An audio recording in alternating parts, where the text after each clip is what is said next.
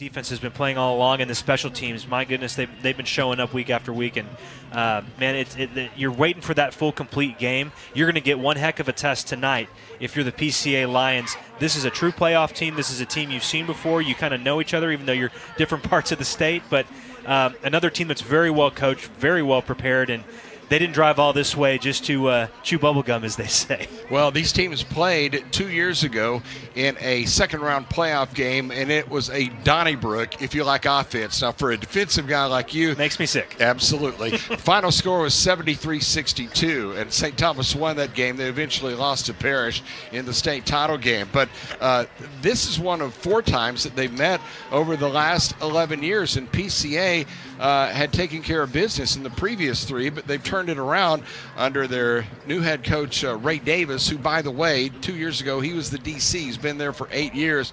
And this team, which is situated right in the middle of Houston, I mean, like, picture an urban school, but it's a private school, but it's just set right in the middle of town.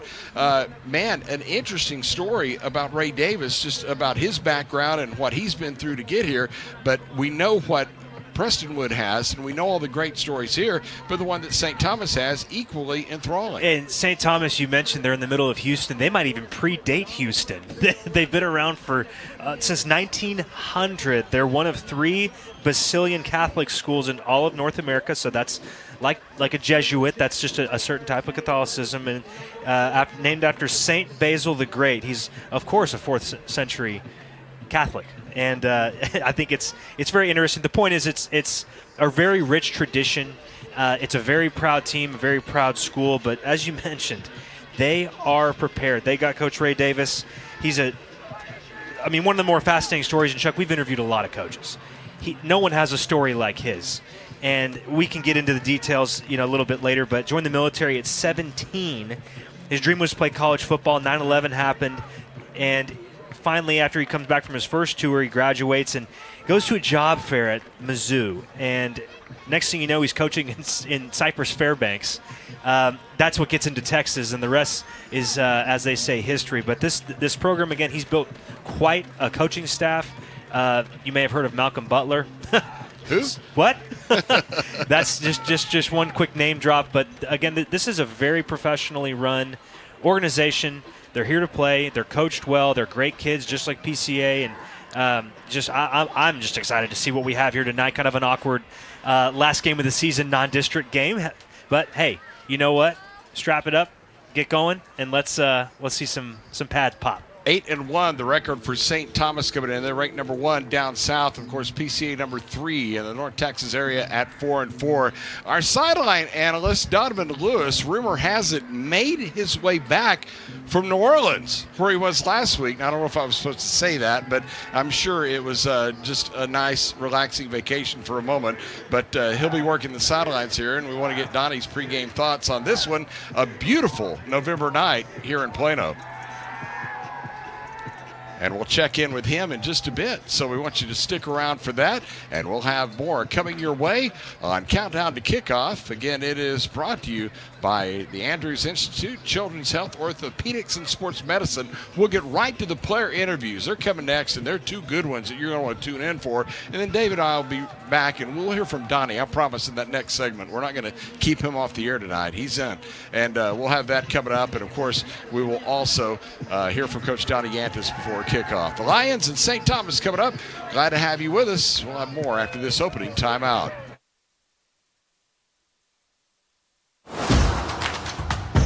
The Children's Health Andrews Institute is helping me get back into the swing of things. They're getting me back to reaching new heights. Back to sticking the landing. Back to setting goals and scoring them. Back to more than a game. As experts in everything from orthopedics to performance training, we specialize in getting DFW athletes back to doing what they love. Make your dream outdoor space a reality with Aquaterra Outdoors. From full-service design to construction for landscaping, pools, and outdoor structures, we offer everything you need for your ideal outdoor environment. With years of experience and a commitment to excellence, Aquaterra Outdoors. elevating outdoor living to the next level. Contact us today at 214-387-8333 or visit our website aquaterraoutdoors.com and start your journey to the ultimate outdoor experience. It's not about fixing air conditioners. It's not about the thousands of hours spent training. It's about homeowners resting easy, knowing they can trust us in their homes. It's about keeping a family cool and comfortable in the dead of summer. At Milestone, it's more than just a job. It is and always will be how we help people.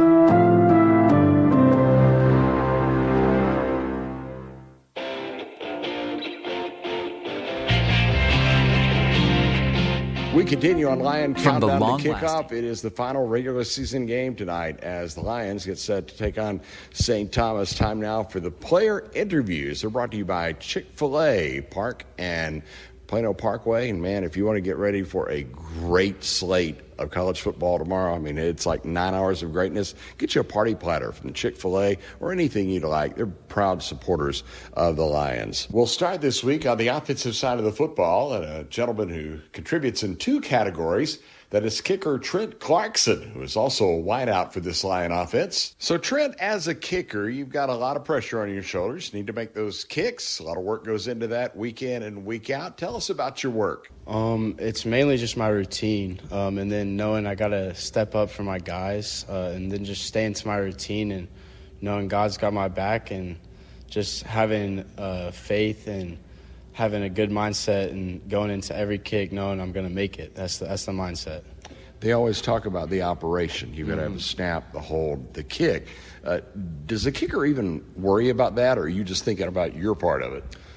Fortunately, I got a great five-star snapper in Trot O'Neill, and then I got a lot of trust in my holder, Luke Glass, as well. So it's really easy for me because it takes it all off my mind and just allow me to just go in and make the kick. I don't got to worry about all that stuff. You don't have the NFL rules on PATs, so it's much closer in high school. Are they like automatic for you?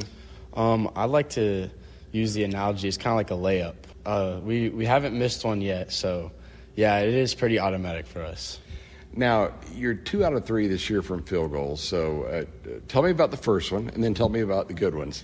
Yeah, so the first one, my first varsity field goal ever, a little nervous, and it was a pretty bad shank, but got to get that out of the way, got to get the nerves out of the way, and we've been 100% from there on. Okay, so in high school, you see something that you wouldn't see in college or pros. You also play, as we talked about, on the offensive side of the football as a receiver. So how do you shift gears mentally and get in there and do all the reps that you need to do to get ready to be a pass catcher? It starts in practice. I go receiver every day in practice, and then it just in games, always being ready. If somebody goes down, somebody gets tired, I'm the next man up, so I just got to be prepared mentally and physically to go do what I need to do for my team. When you get those opportunities, you've got more the last couple of weeks. You've seen quite a bit of playing time. Do you get more in a groove then, feel a little more comfortable, or are you still feeling your way through it? Thankfully, I've gotten a little bit more experience on varsity receiver, so I just kind of get in a groove. I know the playbook pretty well, so that's more of just kind of put my head down, and it's a lot of blocking for Coach Yantis, so just making sure I have the right assignment and I do what I need to do. You've been a 3-sport athlete since 7th grade, played football, basketball, and ran track in middle school. Then you switched from track to golf in 9th and 10th grade, gave up basketball last year, which we'll get to that in a minute. But, you've always had your hand in all these different pies. How much have you enjoyed that, and which ones do you like playing the most? I definitely say football is my favorite. I love sports. I love always having something to do after school, so being a 3-sport athlete has definitely helped with that. But I love soccer and golf as well. And I loved basketball, but I just realized it wasn't the thing for me. So soccer and golf, once football's over, I kind of just get to focus on something else. Obviously still working on kicking, but just get to focus on something else and just enjoy my time here at PCA.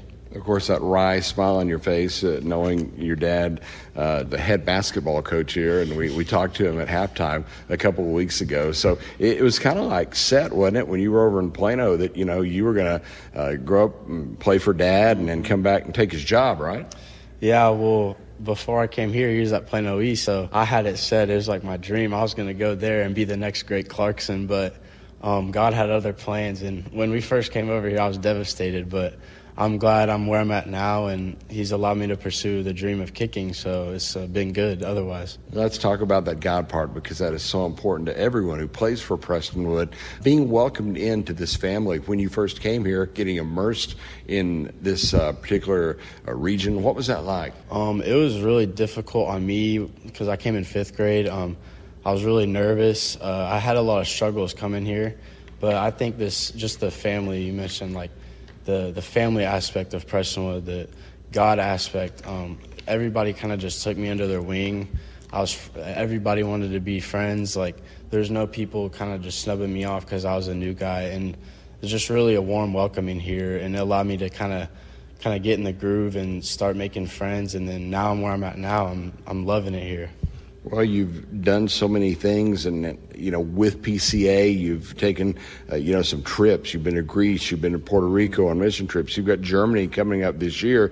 The leaders talk about how you take it all in. You participate however you're needed, and you don't take anything for granted. The opportunities you've been given. So, how special are those things that you've got to do, and what have you tried to do with them?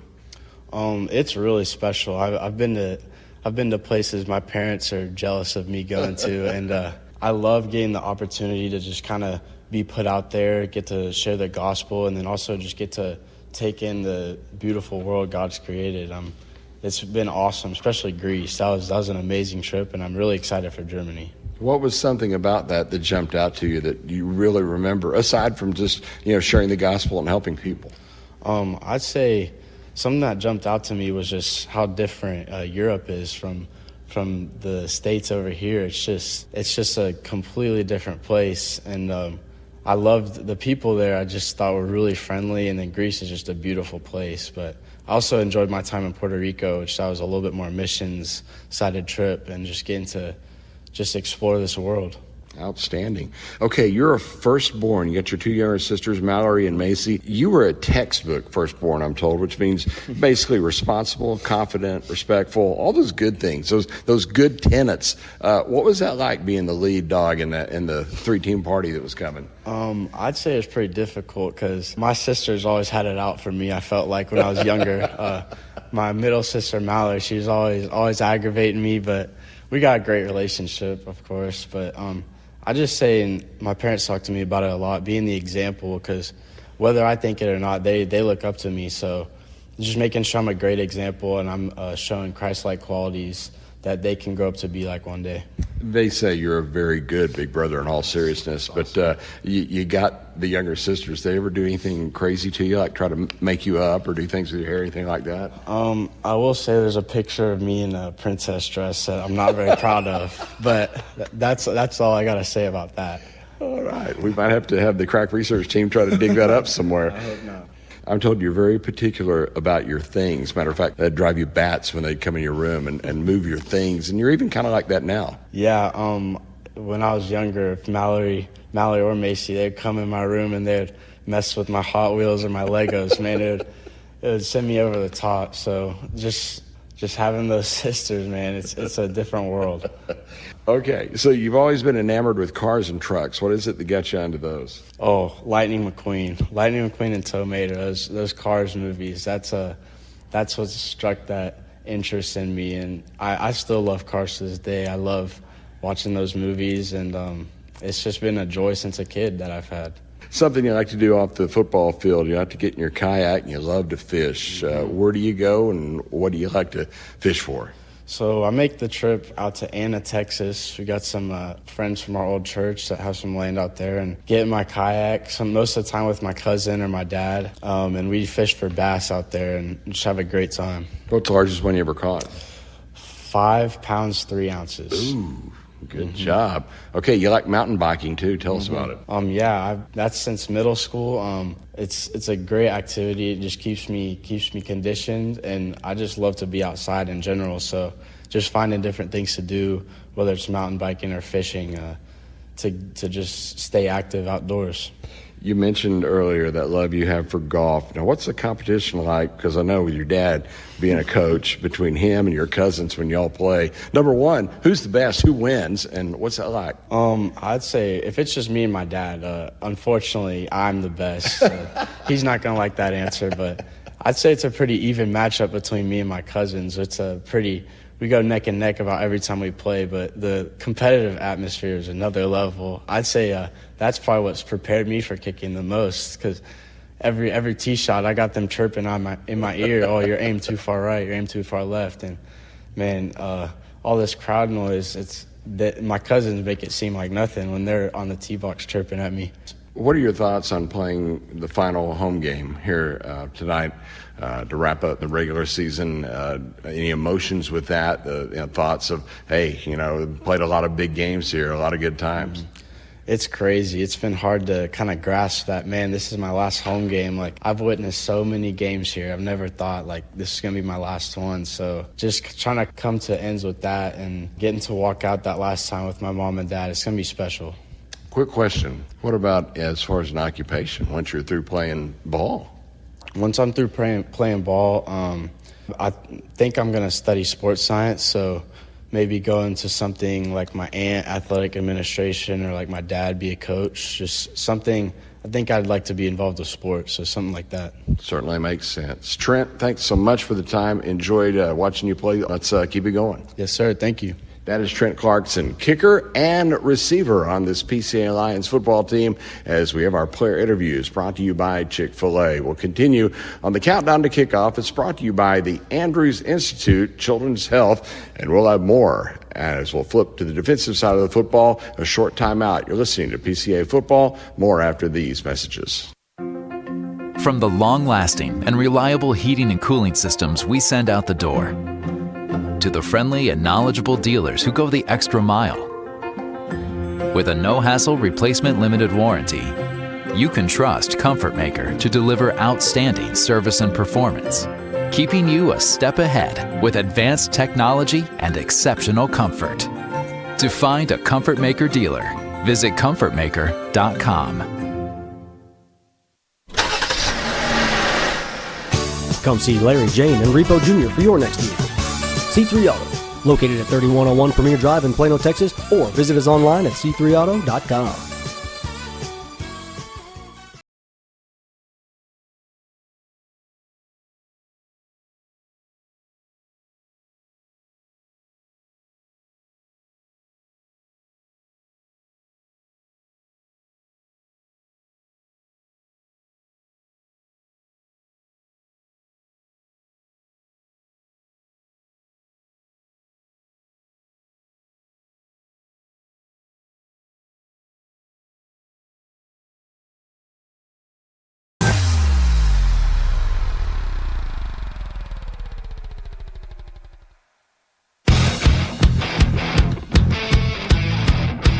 More on Lion Countdown to Kickoff as we continue with PCA Football, brought to you by the Andrews Institute Children's Health, Orthopedics, and Sports Medicine. It's the regular season finale tonight at home against St. Thomas.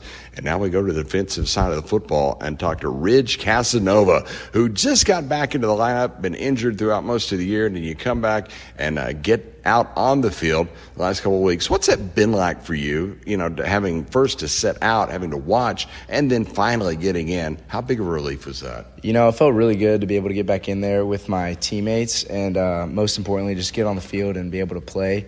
Obviously, those 6-7 weeks that I was out, it really hurt just because I'm a senior and also a captain, so not being able to be there for my team, for my coaches, really hurt. But now that I'm back and being able to play and be out there with them is really a relief for me. So what were your expectations coming in? I know you've got a good part of the season hijacked with that injury, but, coming in as far as expectations where you'd come from in the past and what you're doing here, what was it like? And are you still able to salvage some of that, with the games that you played and the ones we've got upcoming?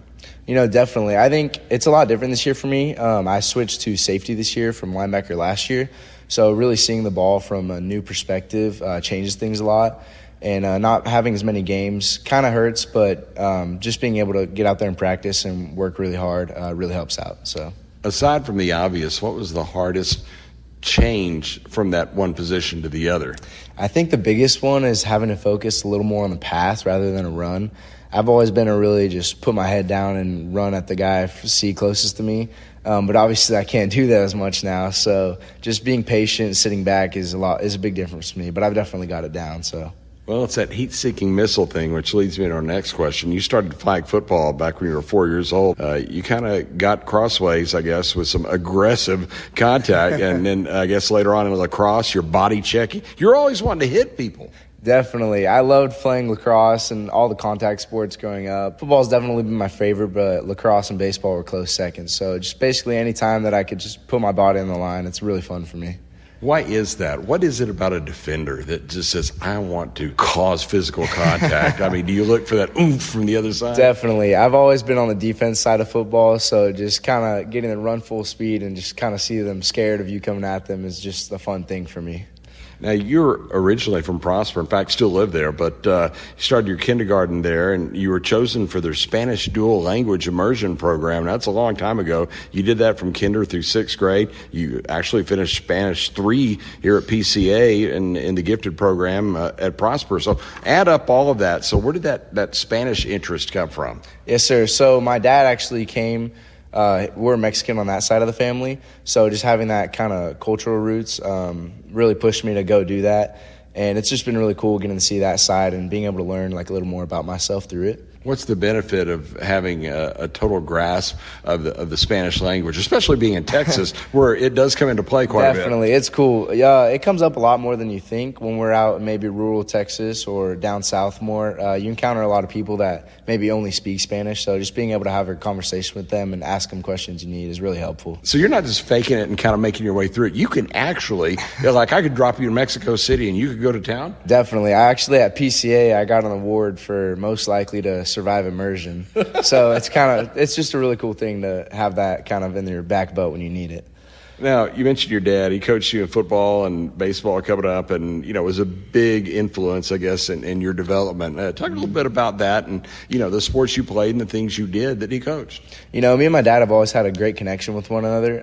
Being my coach growing up, just seeing him from a mentoral aspect, really just helped grow that connection. And then even outside of sports and coaching, we've always been close, playing in the backyard or going hunting together, just anything like that, spending little time together really adds up, and I'm glad that I have him in my life. About that hunting, do you remember your first deer you got when you were 9 years old? I do. We were up at my buddy's place in Oklahoma, and I just remember how excited me and my dad got. So that's one of my favorite memories. Okay, now, deers aside, pretty much you'll kill anything that you can put a gun in your hand. You hunt a lot of things. Tell us about that. Yes, sir. So me and my friends all grew up kind of doing the hunting and fishing side of things. We love just whenever we have free time on the weekends or maybe early mornings, we'll go out all together, whether it be Salina, Oklahoma, wherever we can. We love spending times. We go duck hunting a lot after football season, and then deer hunting and hog hunting whenever we can. Do you eat what you kill ever? We do, all the time. Actually, our freezer is full of deer meat, nice. Duck meat, dove meat. So it's really fun. We love getting to cook it after. It's one of our favorite things to do. As much fun as you have doing that, your happy place is probably on a lake, right?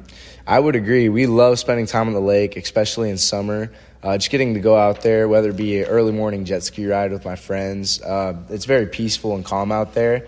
And maybe sometimes when you're jumping waves, it can get a little crazy. But either way, it's just a great time out there. All right, now talking a little bit more about you, I guess, in school or around your friends. I mean, you're always known as a leader. You were the class president, student council back in 7th grade, progressed to president of the Young Men's Service League there in Prosper, that chapter. You've done so much with your mom and helping veterans and local families in need. It's part of that. And here in Prestonwood, even doing things here. So of all those things you're doing, it's so cool and it's so mature that you want to be a part of that. Tell us why and what you've got out of it.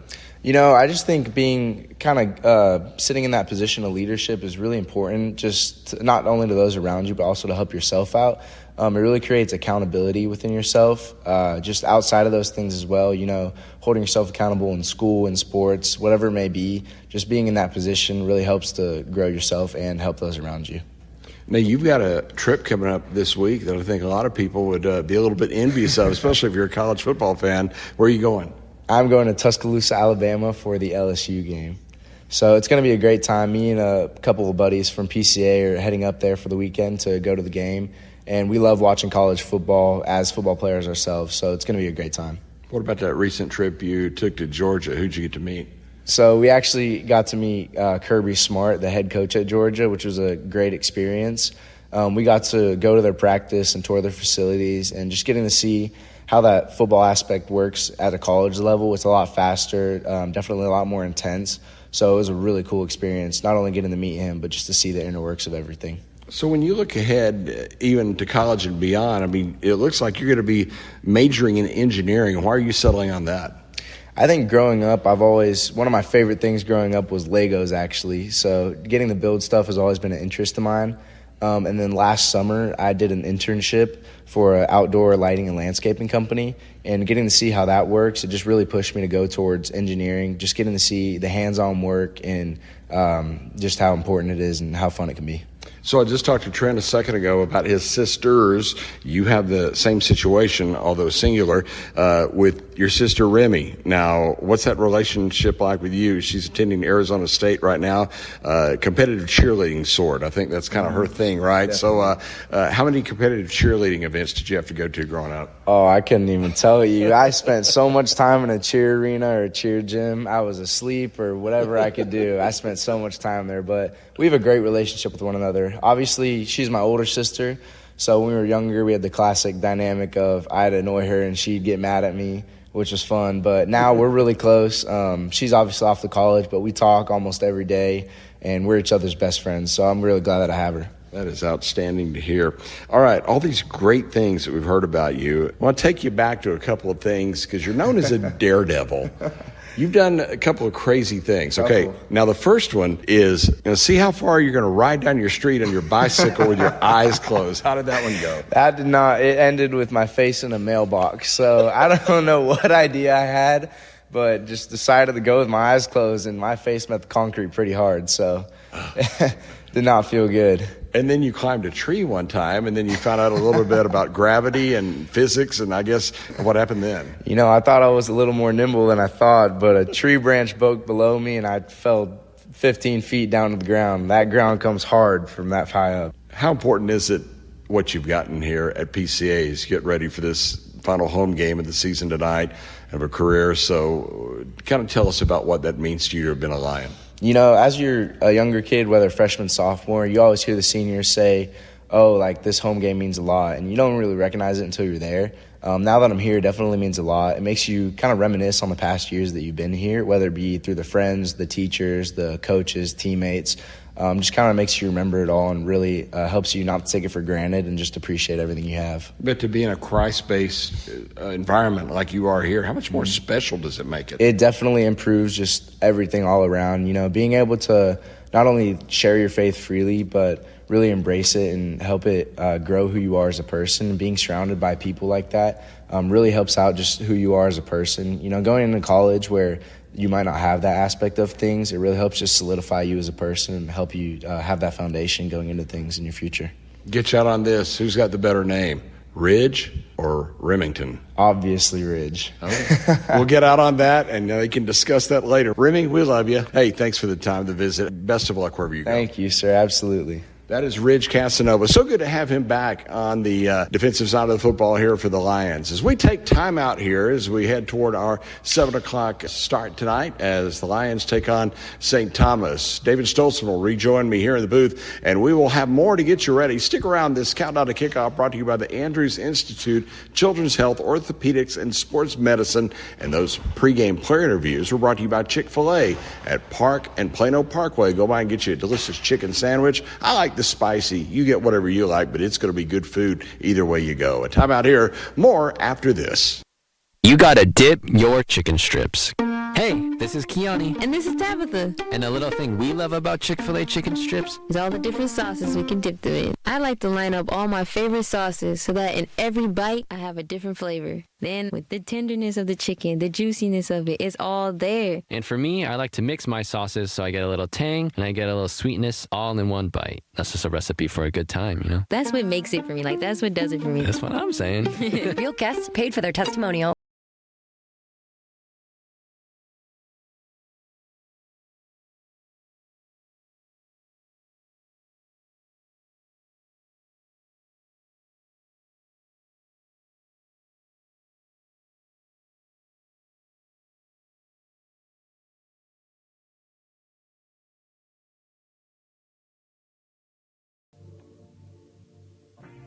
Storm damage? Don't wait until it's too late. At Up to Date Roofing, we bring top quality craftsmanship, honest pricing, and fast service to protect what matters most, your home.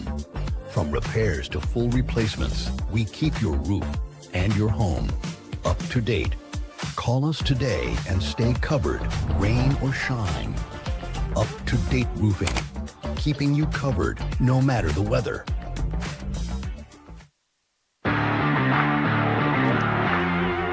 We continue on Lions Countdown to Kickoff. Prestonwood and St. Thomas tonight here on the home finale and the end of the regular season. Chuck Kelly, David Stoltzman here in the booth, and we're going to dive into this game, talk about some of the players that we'll be seeing here over the next couple of minutes. But as promised, Donovan Lewis, who wasn't with us last week, has now surfaced. And I just wonder if he had to have another bite of Cajun gumbo or what it was that he wasn't there for the first appearance. But he's here now. Chuck, I had to wipe the powdered sugar off of my sweat from all the beignets I had in New Orleans. That's what I was doing. It's good to be with you, gentlemen, man. I missed you guys last week. And Chuck, I want to tell you how much I really, truly enjoyed the interviews with both Trent and and Rich, because I have the same sister situation. I have two sisters, but I'm the middle kid. So I have an older sister who was mean as a corner dog when I was growing up, and a younger sister who absolutely cherished the ground that I walked on. So I was caught in the middle of trying to navigate both of those, but I have a tremendous relationship with both of them now, man. But just kind of took me back to my younger days growing up when you were talking to both of those outstanding young men. Well, it's senior night, and the parents are walking out right now with their players. It's a special evening. What's the vibe down on the field? Man, everyone is pretty excited to walk through the helmet as they're going to be introduced on senior night. And I know every single player out there wants to make sure that they walk away their last regular season game as a senior with the win. So you know that's going to intensify. Everyone's really relaxed and pretty chill right now as far as them being introduced one by one and getting the recognition that they deserve. But once that is over and they get into that locker room and strap on the helmets, man, they are going to want to make sure that they get out with a dub. So I'm anticipating a really, really fast start from PCA on senior night. They're going against a really good team, so they're going to have to bring their A game in order to get this win tonight. Donovan Lewis, he'll be on the sidelines this game. Well, David, this contest, we mentioned the 8-1 Eagles and the 4-4 Lions. Again, that 4-4 is a little bit misleading for Prestonwood, one of the top teams here in the North Texas area. But as you look at these two clubs and the way they match up, now we've talked all year long about how the Lions have an incredible running game, and in fact, you look at their total yards as a team, 480 yards per game. Now, that's cranking out some numbers. And William Taylor, who we're going to talk to, Donnie Yantis in just a couple of minutes in the pregame show. I asked him about William Taylor and what he's meant with the 5 100-plus yard games. Another huge game last week. You know, he is really the perfect fit for this ginormous offensive line, and they have really become a force. They truly have. I think they lean on William. I mean, probably even more than they even care to admit. He's such a stalwart back there. But here's the thing, too. Tip it on its head, Chuck. The offensive line loves blocking for him. He's just that type of guy. He's such a I guess he's got this quiet confidence about him. He's a wrestler, of course. You know, I love that. But this running game really is what's been setting up the passing game all year long. And I think that even when William needs to take a blow, it's Bixler that comes in and is right behind him. So I love, if it was up to me, I think you get 22 personnel. You put Bixler and you put William Taylor out there, and you just run split backs all the way home. So I mean, you're going to get me going on talking about wishbones and wing tees, but nevertheless, the offense's running game is critical. It's paramount, and I think especially for a defense like we're going to see tonight for St. Thomas, it's just going to be rinse and repeat. Well, we'll get to them in just a second, but let's talk about the Lions defense, which had taken its lumps the previous 4 games against some pretty good competition before holding TCA Addison last week to only a couple of touchdowns. But now the reinforcements have showed back up. Ridge Casanova, who we just heard a moment ago, is back in the lineup. He is the heart and soul of this defense, and now back from not being a part of the lineup last week. Cam Avery, Landon Hollins, they're both back in. That helps solidify the secondary. Braden Bixler, that sophomore, is going to start tonight. And, of course, Tyler Shaw, who we've seen has been working at safety and at quarterback, he's going to get the start there. So what I'm saying is it seems like all the tools are back in the chest for Donnie Yantis. Hey, look, when you play defense, especially at this level, when there's a lot of guys going both ways relative to other leagues, any kind of depth that you can build, either organically or manufactured, you'll take it. And that's been the blessing that's come out of having guys injured, having to shift guys around, especially in that back end. Now, headed into playoffs, where you're going to see some of the same teams you've already seen this year in the regular season. Now you've got this depth about you on defense. You know, Gabe Elisario, he's had to shift from man to zone, back to man, to bringing heat wherever he can. So the front seven has been, lights out. I put that front seven up against 90% of the 6A teams out there in UIL, but it's the back end who I've seen in the last, just week after week, get better and better and better. Amazing job against Parrish, although score was not what they wanted, but last couple weeks, it's been fantastic to watch, and I'm really enjoying what I'm seeing, especially from Shaw. For St. Thomas, the 6-0 district mark this year, they took care of their business down. Of course, the reason you're saying, why are these teams playing in Week 10? Well, both had an off week, technically Week 11, and they're saying, okay, well, we have a game, you want to play? Yeah, sure, we'll play. And so it's a bit of a friendly, but not friendly on the field. But last year, they made it 3 rounds and got absolutely torched by Liberty Christian, 63-0 in that particular round. The year before, they made it to the state championship after beating Prestonwood. They lost to Parrish in the state title game 40-29. So this is a team that is expecting success, and as quarterback Pierce Jacobson, the junior, comes out, who's thrown for 1,445 yards this year, 14 touchdowns, only 1 interception. This is a team that can move the ball as well. They don't have the gaudy numbers that Prestonwood does, averaging 341 yards a game, but they do get about 7 yards every time they snap the football. They are a dangerous opponent. And just a really efficient offense, Chuck. They were a little young last year. I think they really tried to build their depth. Pierce Jacobson had to come in last year as a sophomore towards the end of the season.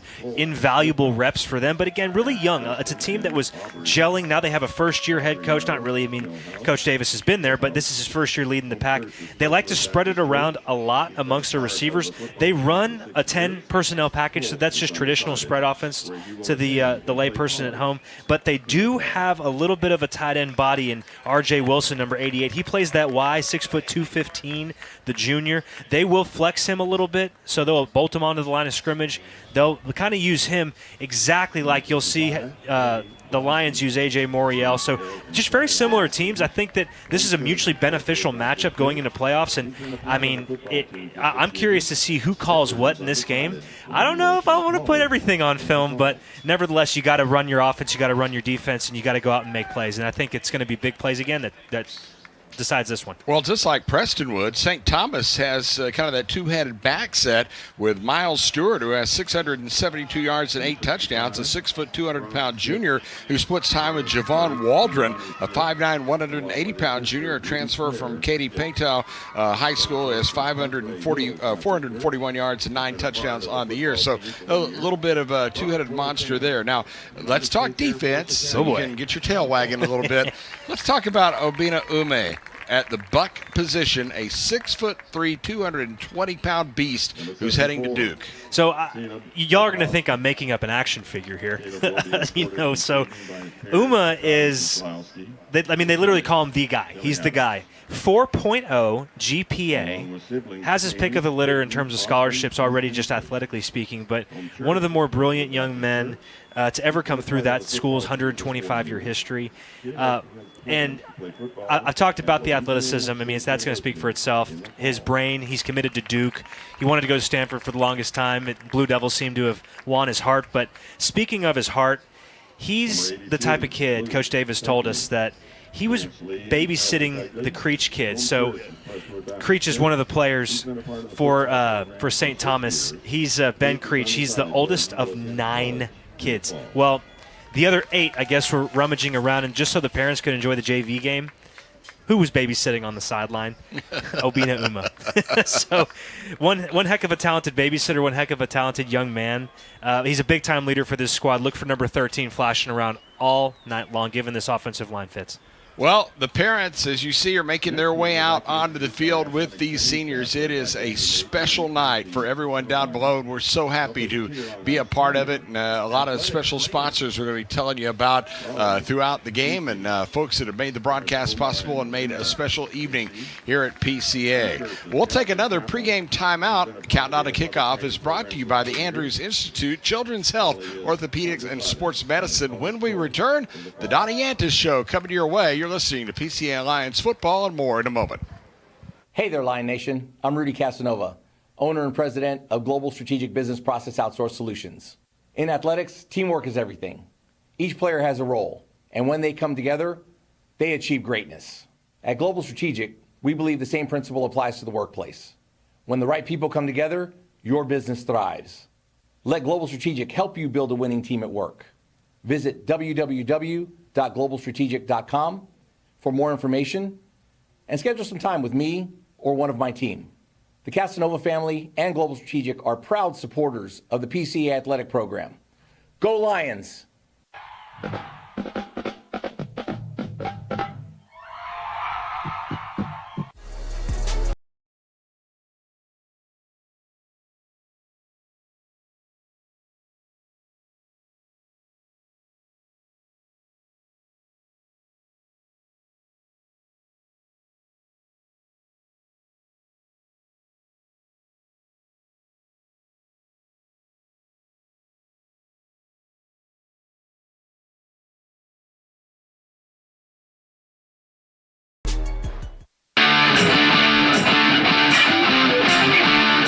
More on Lion Countdown to Kickoff before the final regular season game tonight against St. Thomas coming up. It's time now for the Donnie Yantis Show. It's brought to you by Paris Baguette. We've been telling you over the last few weeks, a brand new partner here on Lion Football right across from the school. Go in and say Prestonwood, get 10% off your order. It's that simple, all at Paris Baguette.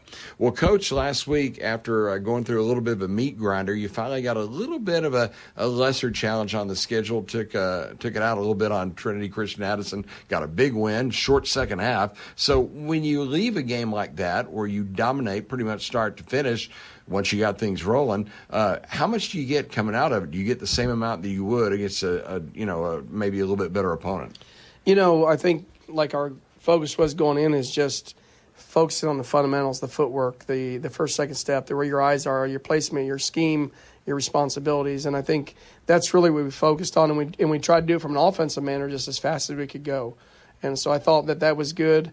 Defensively, after the first couple series, settled down and got after him, which I thought was good. Special teams, we still got to get better on our kickoff. But I was really pleased with our PATs and our punting. We had a punt down inside the 2-yard line, which was good. So obviously when you're playing a full game, it's a little bit more rewarding because you're playing a full game and those kids, and it's competitive. So those games sometimes can be difficult when you got a running clock. But it was also good to get to see the young pups get in there and move the ball and play defense and get some reps that are valuable for them down the road. How about the morale boost when those guys who've been putting in their work get on the field and play? Our starters really enjoy that silver group because they get to play against them every day on a scout emphasis. And for them to get to see those guys excel, they get excited on the sideline. So, and it's good for those young kids to see those seniors and the guys that are playing every down that are happy for them and getting to show off their skills for those older guys. So I think that was really cool. And that's good for team. It's been a while since you've had a full deck. How good was it to see Ridge Casanova back in? So happy that he's back. He's like one of the heart and soul of our team, one of our team captains, and holds guys accountable, but the kids love him. He's one of those guys, a solid-the-earth kid, comes from a great family who just lives and breathes PCA football and Jesus. And I think that's rewarding to get him back on the field, and his leadership is critical to our success on the back end.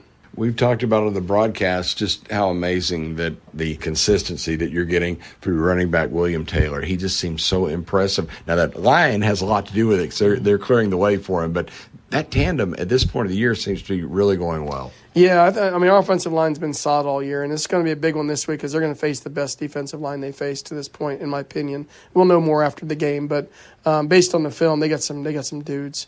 And so it'll be nice. But, yeah, I'm really happy with what William's done and also what Braden Bixler's done. They're both – it's like thunder and lightning. So both of them run extremely hard. They secure the football. They block. They catch the ball in the backfield. So it's nice when you know that you have confidence in the running backs that, run behind those offensive line. You can give them the ball, and they're going to get everything they can with the ability and their effort.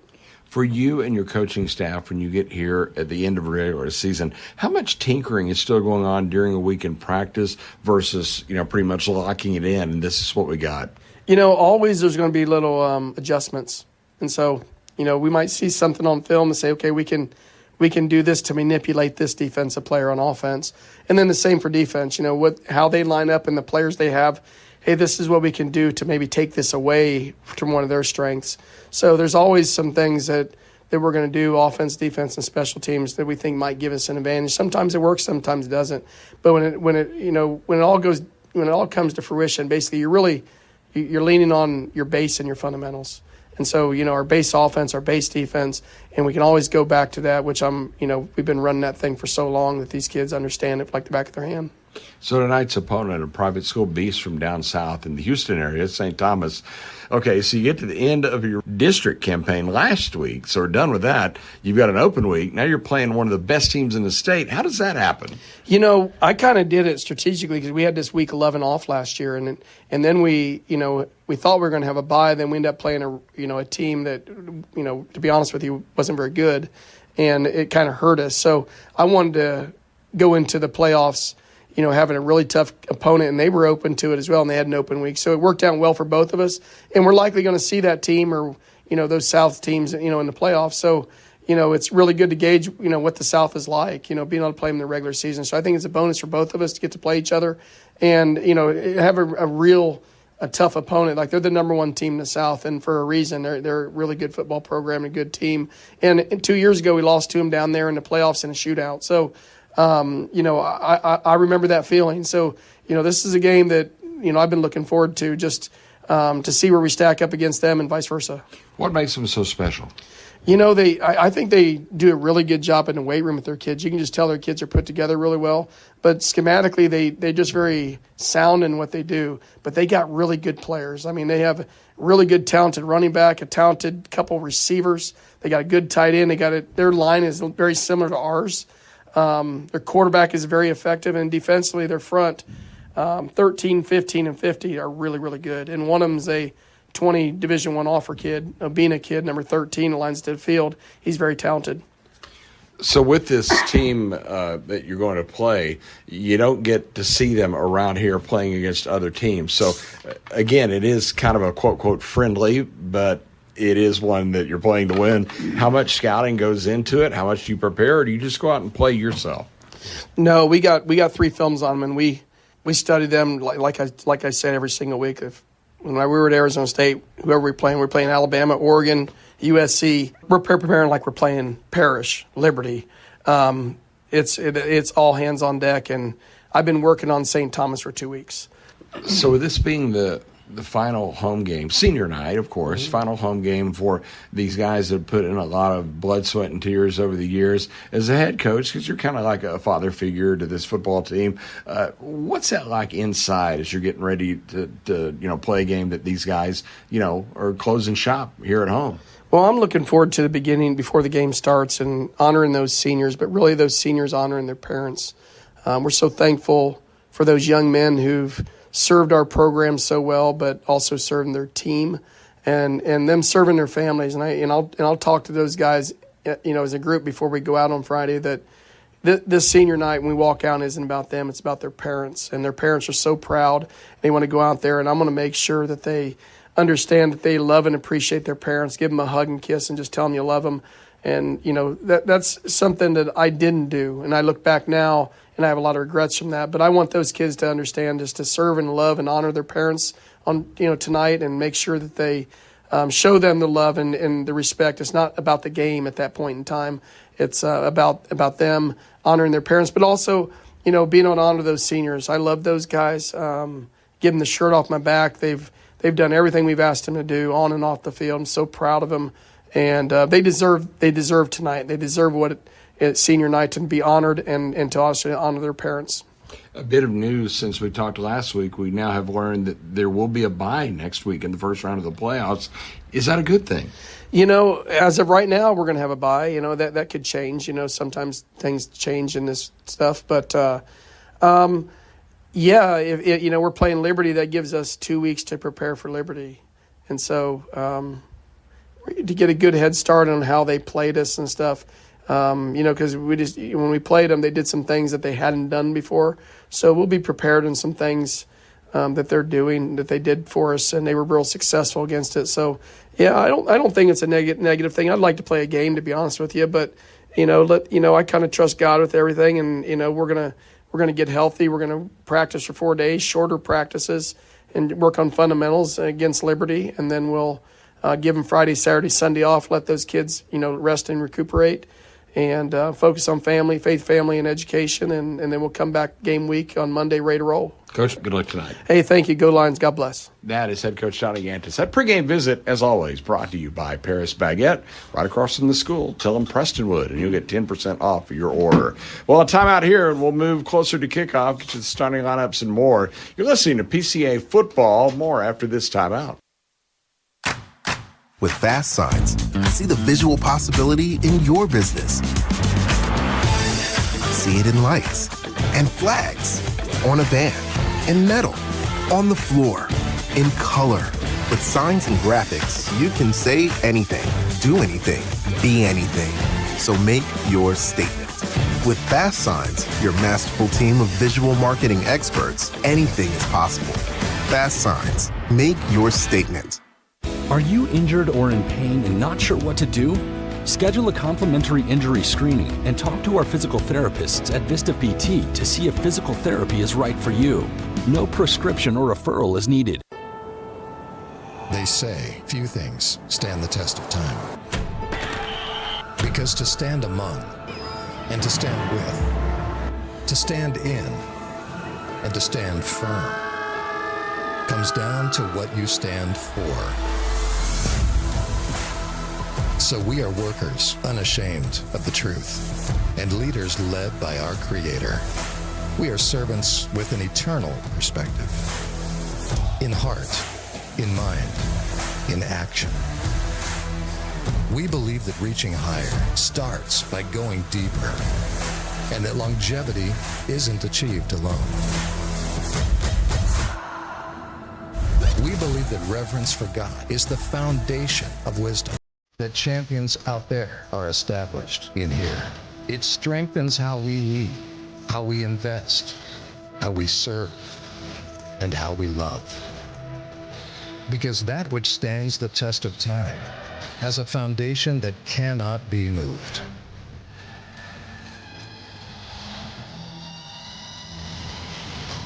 Prestonwood Christian Academy, established for life.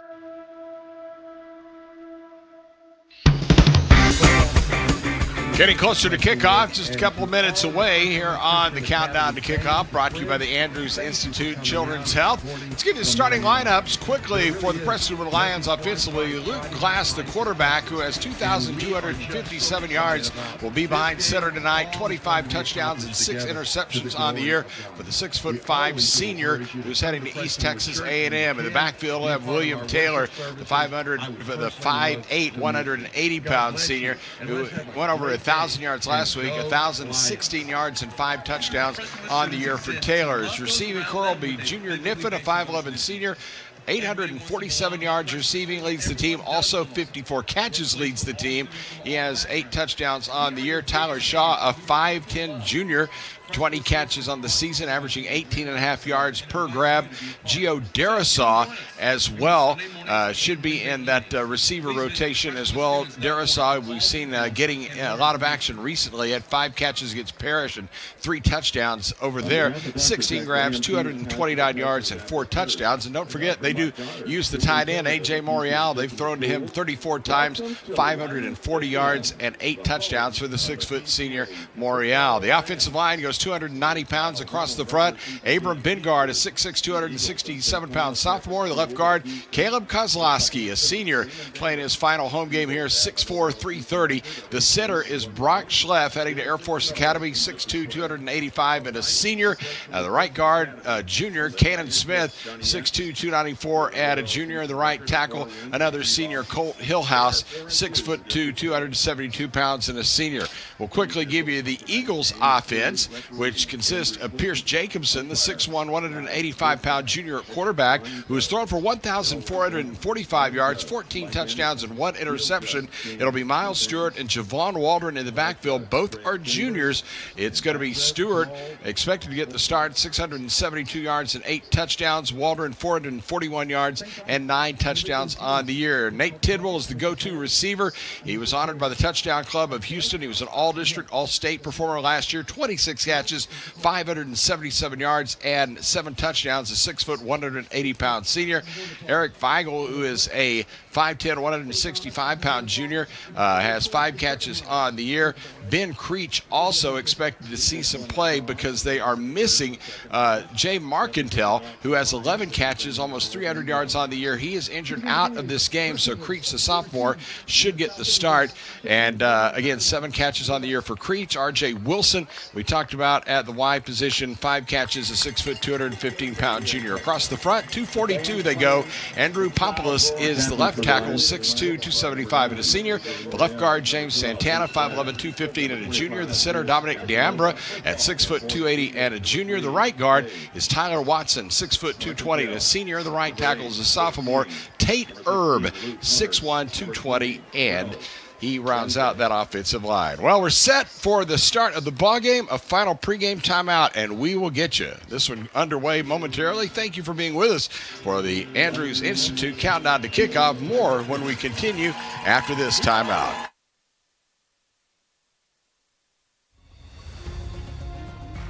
At Prestonwood, we believe in the power of promise and the hope of new beginnings. When you're looking for a brand new start, we'll connect you back into life again. Join us. Let's move out of the past and into a bright future together.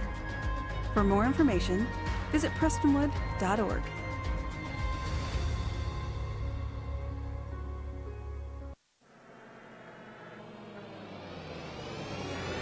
The following is an exclusive sports presentation of Metro Sports Communications.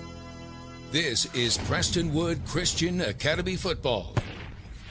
Lions football is brought to you by Andrews Institute at Children's Health Orthopedics and Sports Medicine, Aquaterra Outdoors, Chick-fil-A at Park Boulevard and Plano Parkway, Global Strategic, Cowboys Fit, Fast Signs Carrollton, C3auto.com, Comfort Maker Air Conditioning and Heating, Incentive Brands, Levi's Locker, Milestone Electric, Sky Ranch, and Vista Physical Therapy. Now, it's time for kickoff on PCA Lions football. Which will be given by Nathan King, Prestonwood Baptist Church Guys Associate, followed by the singing of our national anthem, led by PCA Senior Aiden Wharton. Please bow your head with me. Lord Jesus, thank you for this day. Thank you for the competition tonight between St. Thomas Catholic and PCA. Jesus, we're grateful for the gift of football and the chance to play with purpose. Jesus, please keep every player safe tonight. Help us compete with integrity and remind us that our true victory is found in you. Be glorified in every play, every cheer, and every heart here tonight. In your name we pray, Jesus. Amen.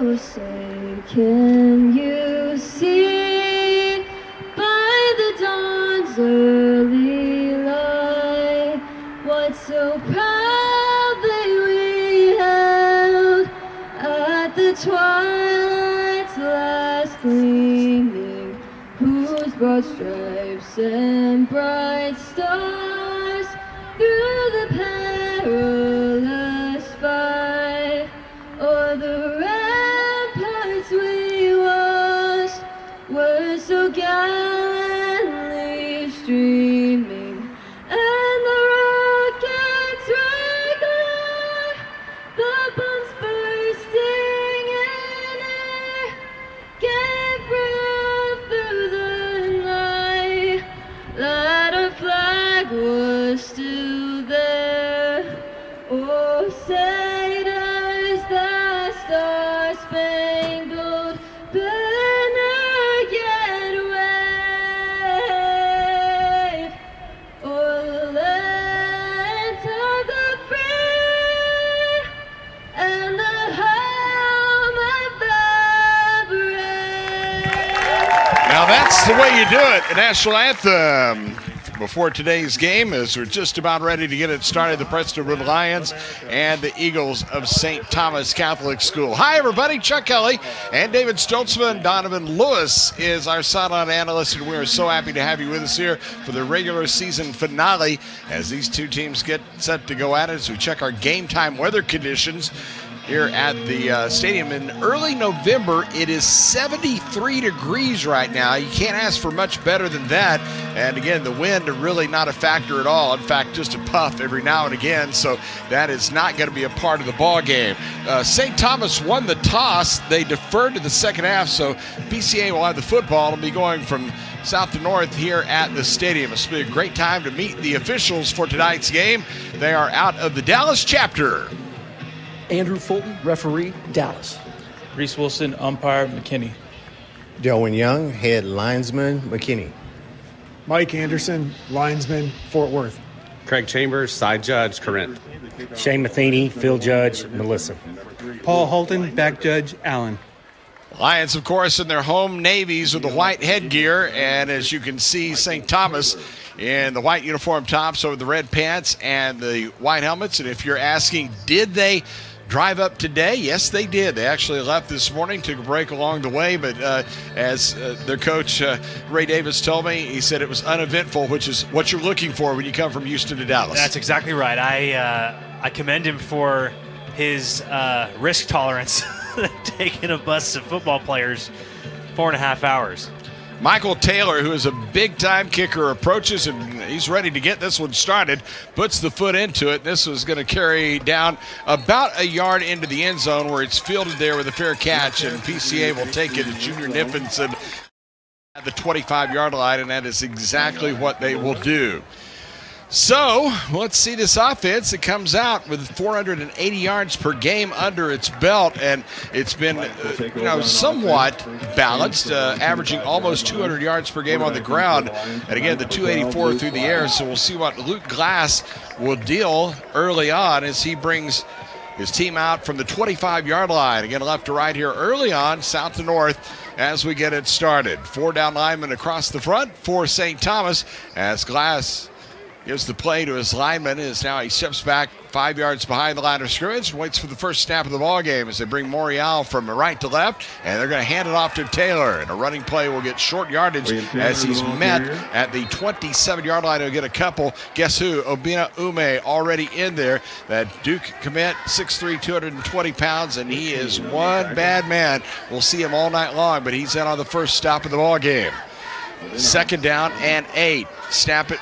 And Glass will dump it, short pass over to Junior Niffin at the 30-yard line, and he'll twist forward to the 32 as Price Cravens, the junior rover, came up to make the stop for St. Thomas. And, of course, they stay in that hurry-up offense. It's going to be a 3rd down at about 3. As free play. The snap, the quarterback, Glass, going to get a free play with a flag down as he throws deep, and it's just overthrown down around the 30-yard line as Trent Clark was the intended, Tyler Shaw was the intended receiver, and Cohen Alexander was the quarterback on the coverage. But I do believe that we're offside. Number 50, defense. 5-yard penalty results in a first down. We're going to hear just that. That's what I was about to say. We're going to hear that. Kyron McQueen, he's got that nose tackle body, but his older brother is also a player on the team. So from the 37-yard line, first down and 10. Snap to Glass, handed off Taylor. He'll get a gain of 1 to the 38-yard line. They quickly collapsed him along that defensive front. Jackson Saunders actually came in. He plays kind of a combination between a nose and a nickel. Now, that's interesting. I'll let you explain that later when we have time. Second down and 8. Just come to my TED Talk. And that'll do it. Out of the pistol, the snap to Glass. It'll hand it off Taylor, and he will gash across the left tackle spot, get out to the 43, but that's only a gain of a couple, and it'll bring up third down and long. Kyron McQueen is the nose tackle. Ume and Rylan Kempson are the ends. The tackles, Max Moore, or the linebackers, I should say, Max Moore, Liam McCarthy, and Dayton Dix. And we'll get to the back end when we have time, but they're going to let Glass on third down and long, under pressure, roll to his right, throw upfield. Pass is caught across the 50-yard line, pulled in by A.J. Morial, 35th catch of the year, as it was McCarthy on the coverage, but a first down for the Lions. Great job by Morial. Great job by Morial. He made his quarterback right, just found the soft spot, worked away from his defender. Here he goes First again. down and 10 for the 40. Pass over the middle, caught by Morial, and he's inside the 25, down to the 22 as Hudson Lloyd, the free safety, on the tackle. That might have saved a touchdown right there, and his offense is on the move. 100%. I think that was a really good job by Morial. Back-to-back plays. He's the X factor here, going up against a 3-man front that's in a 4-down. On first and 10, handoff goes to Taylor. Straight ahead for a little bit of tough yardage as he gets to inside the 18 down to around the 17-yard line. It's be a gain of about 5.5 yards. Cravens from the rover spot. Price Cravens and Hudson Lloyd are the safeties. Cohen Alexander and Logan DeBose are the quarterbacks, and it is going to be Taylor bouncing out right side to the 5, touchdown.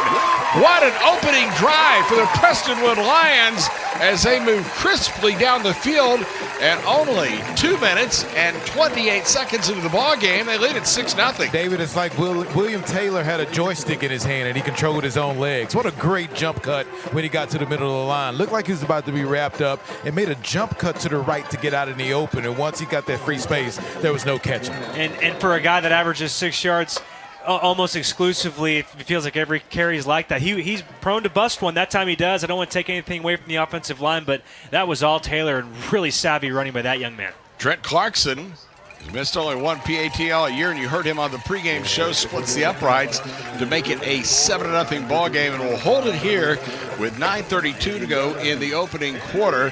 We want to thank a couple of the partners for tonight's game, including our friends who made the donor tailgate work. Man, it's a special thank you in order with sponsors 12 Cuts Brazilian Steakhouse, Fast Signs, and Nicole Piccolo with Modern Traditions Realty.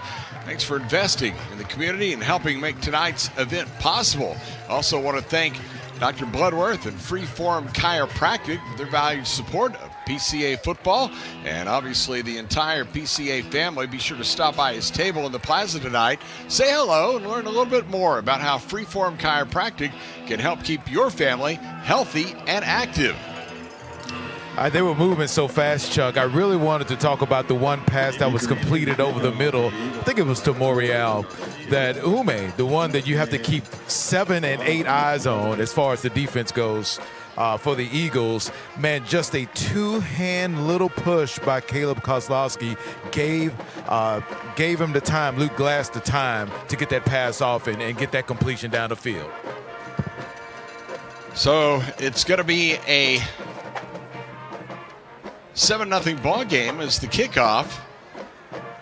And this offense for St. Thomas about to get its hands on the ball for the first time. And we wonder, especially after that score of that last game, David, between these two, if we're up for another track meet. I guess we'll find out after this opening possession. If you're a Lion fan, you hope not. But 3-pointers in that game. Yeah, exactly. Here comes Clarkson, and he's going to punch this one down to around the 20-yard line. It's going to be fielded there. Back up the numbers, 30, 35, shaking a tackle across the 40, and all the way out near midfield is Wills Granger, and he will get it in a great field position is Joe Palmer. Who else made the tackle? We talk about him on every single broadcast, how good he is. And he's on that stop, but not until St. Thomas gets out to the 49-yard line. Good response by the Eagles to just settle in. I know you had to drive up today to play a football game in enemy territory, but really nice job special teams to take it to midfield. Now you got the whole playbook at your disposal. Good challenge for this Lions defense.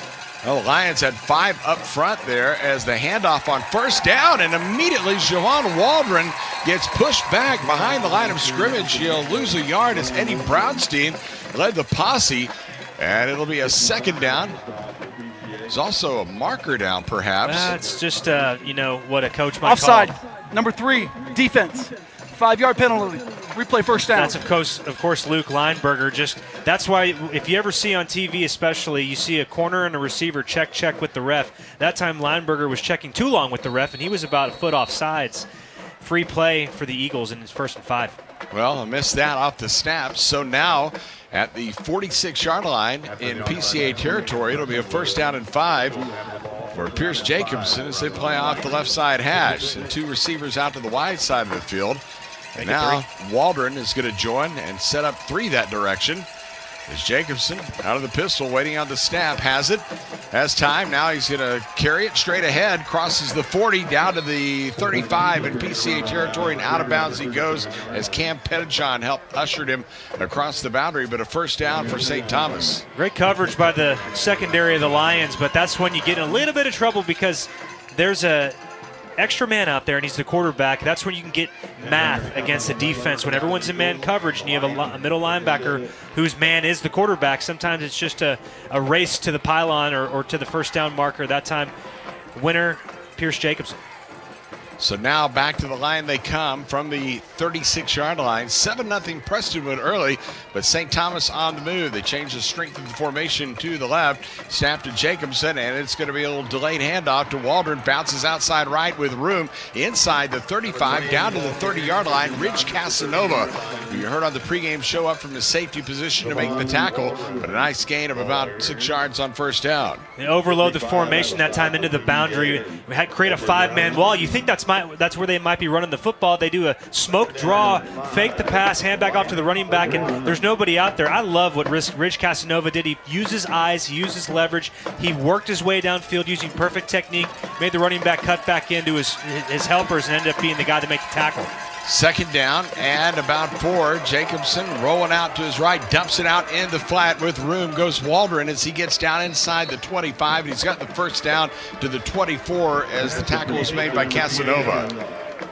Same thing, different tune. That time it's Ridge Casanova yet again. Man, are they happy to have him back in that starting lineup. He's playing like such a pro. I know you have to kind of play your way back into football shape. It seems like he's already there, gentlemen. So down to the 24-yard line.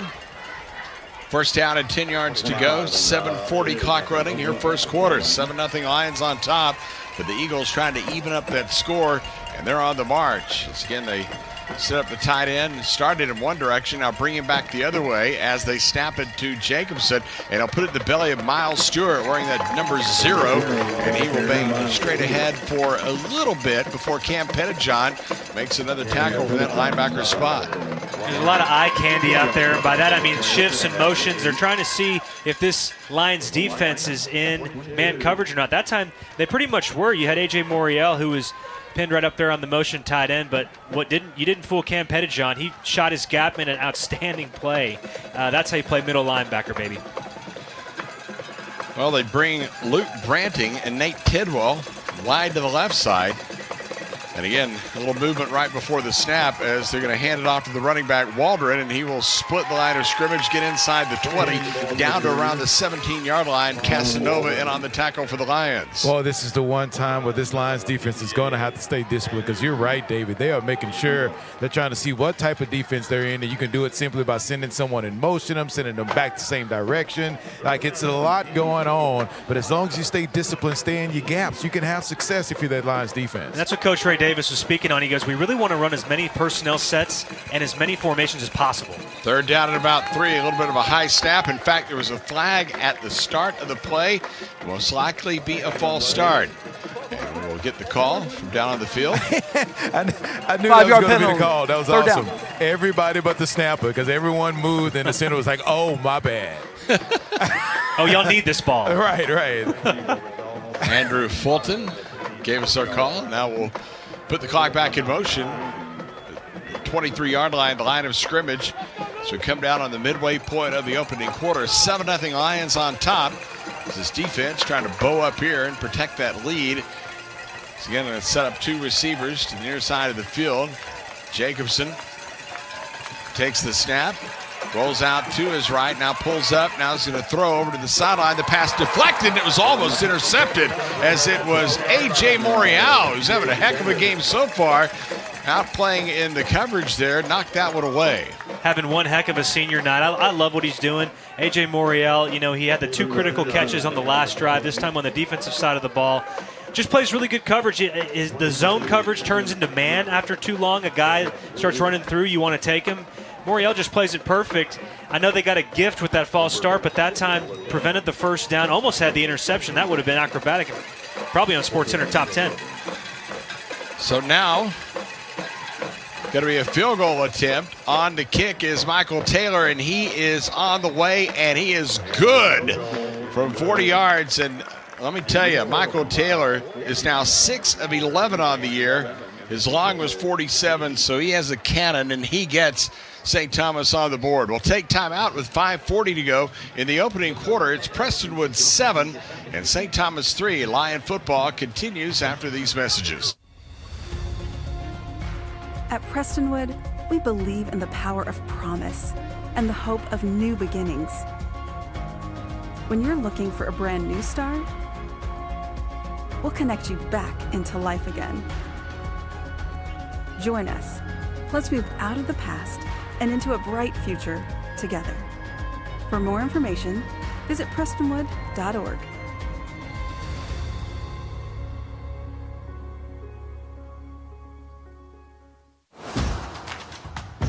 The Children's Health Andrews Institute is helping me get back into the swing of things. They're getting me back to reaching new heights. Back to sticking the landing. Back to setting goals and scoring them. Back to more than a game. As experts in everything from orthopedics to performance training, we specialize in getting DFW athletes back to doing what they love. 9 plays, 32 yards, the scoring drive for St. Thomas. They settle for the 40-yard field goal from Michael Taylor. And this is a fellow who can probably side wherever he wants to go, but he has put them on the scoreboard. Now we'll see this Lion offense, which was very good its first time out. The ball for the second time in the game as Taylor's approached. Let's see if he puts it in the end zone as he did the first time, and it's going to be another fair catch called by Junior Niffen. It was almost the same thing, same place, and the Lions will take over at their 25. I think it's very interesting. I think for Niffen, who's been very serviceable returner to say the absolute least, but 2 fair catches in a row. I'm not sure about that. I want to see maybe at least one on that. Oh, you want to see him carry it? Yeah, I do. Niffen's been great so far in the return game the last few weeks. I think he's liable to break one. That definitely had to have been the strategy as far as going into the game with Coach Yantis. Saying, look, let's just get the ball at the 25. We feel our offense can be effective, and the first drive kind of proved him correct on that. Let's see if they can march it back down the field again. 100%. Back out here, 11 personnel, attaching Morial. First down and 10 for the 25-yard line. Glass with the snap. He'll ride it through, hand it to Taylor. He has 5, he has 10, he has 14 yards out to the 39-yard line as it was Cohen Alexander who made the tackle. Nifty gain on first down for Taylor. Right up between big number 65, Brock Schleff, and 58, Kanan Smith. Fake handoff. It's going to be the other running back, Luke Glass, who we've seen from time to time get on his horse. That time he'll get about 4 yards out to the 43 as Nathan Dix on the tackle. He's been running real smart lately in the last few games, actually running that RPO very effectively. Here's a handoff. Taylor will try the left side, and he will get a couple of yards to the 43 out to the 45-yard line as Vontrell Benton, fellow who had 51 tackles coming into the game, 4 behind the line of scrimmage on that tackle, a junior in the Mike linebacker spot. He's that next great Mike. Yep, he is. Lions stay right on the gas, and they hand it off. Taylor across the 50. We'll get to the 45-yard line, and another first down. 11-yard burst up the middle. Again, Benton on the tackle. This offensive line is doing a fantastic job of opening up holes for Taylor. From the 45-yard line, snap it to Glass, hand it off. Taylor trying to find running room right side, eludes a couple of tacklers, and will manage 5 yards. He should have been stopped by the line of scrimmage. Cravens finally with the tackle. And I have to say that, Donnie, back to your comment about the offensive line, they just moved that defensive line of the Eagles 4 yards off the ball, every one of them. Here is Bixler now in the ball game. Gets the handoff. He has a quick burst across the 35, down to the 30-yard line. Cravens again on the tackle. If you're Coach Yantis, don't overthink this. Keep running the ball. It's working fantastic. There's no need to reinvent the wheel. Keep giving it to Bixler. You got fresh legs in there. Offensive line's feeling it. I see a couple of them pulling on that train horn. Lions 7-3 on top, but they are on the move. It's another handoff to Bixler, and he will bang down for 4 yards before Max Moore, the senior will linebacker, on the tackle for the Eagles. And it has such a big effect on the rest of the game because you'll see those safeties start to creep towards the line of scrimmage to stop the run, and then boom, you can go over the top. Exactly right. Here's the snap to Glass. Fake the handoff, throw over the middle, pass caught in stride. Darisaw inside the 10 to the 5, and he is tackled at the 2-yard line. 27 yards on that pass. Logan DeBose on the tackle, and the Lions get right back to the line of scrimmage. Savvy route, skinny post by Darisaw. He was running that like he stole something from the bank. First down and goal inside the 2. Handoff. They tried Taylor, and he is going to be met just short of the goal line. He'll get a yard and a half. Now wait, a late touchdown signal across the way, and the Lions take a 13-3 lead. Well, that was a late The ruling call. in the field is that the runner was in prior to going down. Touchdown. Heck yeah. Well, there's the explanation. And there's no red challenge flags in high school football, so that's going to be a touchdown.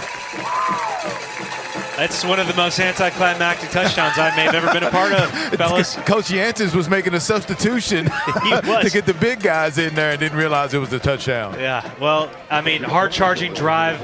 Maybe saw a couple passes there, and that's all you really need. If you're running the ball just as effectively as those Lions are against a really stout defensive team like this St. Thomas team is, you could have a lot to be proud of and a lot to put on film that you're going to be excited about. I thought the post route, the throw from Lou Glass is one of his best ones I've seen. Terrific. Extra point is up and on good. For the point after, Trent Clarkson, as he tacks on another point for PCA. And man, the Lions are on fire. We take time out with 3:15 to go here in the first half. Our new score, PCA 14 and St. Thomas 3. Lion football continues after these messages. Make your dream outdoor space a reality with Aquaterra Outdoors. From full-service design to construction for landscaping, pools, and outdoor structures, we offer everything you need for your ideal outdoor environment. With years of experience and a commitment to excellence, Aquaterra Outdoors, elevating outdoor living to the next level. Contact us today at 214-387-8333 or visit our website aquaterraoutdoors.com and start your journey to the ultimate outdoor experience. It's not about fixing air conditioners. It's not about the thousands of hours spent training.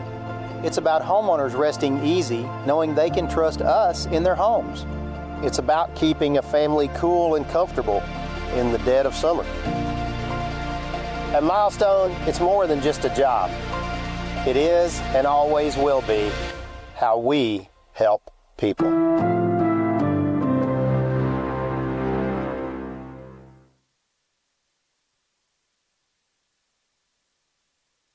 Make your dream out.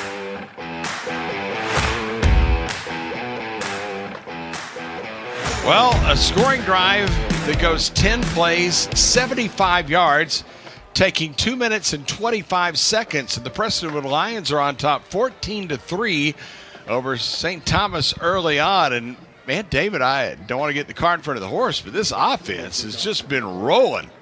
A little ironic, isn't it? You know, with how the game ended last week against TCA versus how it started in this game. I feel like when PCA plays like this, there's not a team in this league in TAPS that can touch them.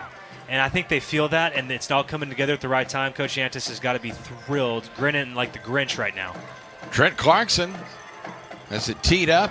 It is Javon Walton and Luke Garcia back to get it. Ball popped free. Let's see if they get on it. And finally, at the 13-yard line, a big hit with a flag down as Everin Roach went down and put the lick on Garcia, but there is a flag down. I don't buy that for a second. I've got 2010 vision. I saw there was not even close to a face mask. Personal foul, face mask, number 37, defense, 15-yard penalty, first down. You're right, David. It just looked like it was because the hit had him turn in his head. It was high, but it wasn't a face mask. It was high, a little bit of a clothesline, but clotheslines are legal. Yeah, In this game, and I mean, it was actually probably better that it was, because when that Eagle was going for that football, and Roach was, he was grabbing another gear to come yard sale the return man. So really nice job, great coverage. I don't want to take away anything from that. I know they called a penalty, but that was great effort by Roach. I loved it. First down and 10 from the 30-yard line. See if St. Thomas get the offense going, as now they have the two men in motion at the same time, Waldron and Branting. Now Branting goes into orbit motion as they snap to the quarterback Jacobson, and the handoff goes to Stewart, and he's met immediately by Josh Bingard from the Will linebacker spot, and Bingard stops him right at the line of scrimmage. David's loving it here in the booth. Yeah, literally got to tip my hat on that one. Yeah. I mean, it's what you dream about. It was just an Oklahoma drill. You and a running back, I mean, it's almost poetic. You meet in the hole, and, guy who lives in the squat rack's going to win that one. That time, Josh Bingard. Yeah, I don't see how that wasn't a false start on the offense, and I don't like David bragging on his 2010 vision. Second down and 10. They marked him at the line of scrimmage. There's a little dump-off pass, and Stewart is going to get about 5 yards out to the 35 before Bingard over to make the tackle again. Great job by Stewart. The back goes right through the line of scrimmage. Really tough for Pettijohn to cover that. He ends up making the tackle. Nice job. That's a very, very tough coverage on that route. Geometrically, it's really nice route, really nice call at that point by the Eagles. So third down and 5. The Lion defense with a chance to get off the field here. So they send the three receivers wide to the right, and they're going to throw the little toss to Stewart and try to set up blocking. He'll get the first down as he crosses the 40 out to the 41-yard line. Ty Gilday after a gain of 6 yards on the play on the tackle for the Lions. Gilday along with Kyler Pettijohn, Cam Pettijohn, and Josh Bingard. The linebackers, Gabe Tyree, Jaden Morris, and Eddie Brownstein. Up front, Luke Lineberger and Tyler Shaw. The quarterbacks, Ridge Casanova and Braden Bixler. The starting safeties for this Lions team. Of course, you see plenty of substitutions at this level. As a first down and 10, fresh set of downs for St. Thomas from the 41-yard line. Here is the quarterback. Jacobson going to fake the handoff and keep it around the right side, and he gets to the boundary where he's bumped out about the 46. Tackle was made by Landon Hollins. It almost looked like he was attempting to slide and then tried to give the fake a little bit. If the Kenny Pickett. Yeah, exactly. He made the Kenny Pickett play. But that third down play, I don't care how good your defense is, that is a really tough ask of your defense with that route. I feel like that's almost 4, 5, 6 yards automatically. That's tough to stop. Sometimes the offense just has a better play call, and that's okay. We got to live with it. Second down and 5, man in motion. Here is Jacobson. A little slip handoff. Puts it in the belly of Stewart, and he will be stopped in the line of scrimmage. Nothing doing, as it was Bingard and Cam Pettijohn leading the posse. And there's also a marker down in the crux of that play. So let's see what the call is from our referee, Andrew Fulton, as they sort this out. Personal foul, illegal hands to the face, number 55, defense, 15-yard penalty, first down. Eddie Brownstein. Steady Eddie. Yep. Okay. Well, can't have that, but sometimes you just get an errant hand that's up in there when you're defensive linemen. Those offensive linemen, believe you me, they sweat. Sometimes you get something slip. Listen to this, Dottie. Listen to the defensive guy. I know. Yeah, you know how it is. I'm apologizing for him. I know. 3 penalties against Prestonwood so far in the ballgame for 35 yards. They'll take it down to the 39-yard line late in the first quarter. We've got a minute and now under to go as Pierce Jacobson brings the man in motion. That's Feigl. And here is the quarterback, Jacobson, hit and drop at the 43-yard line. Brownstein atones a moment ago for what he caused with the penalty, as he's going to get the sack there, but there's another flag They're down. going to get a holding.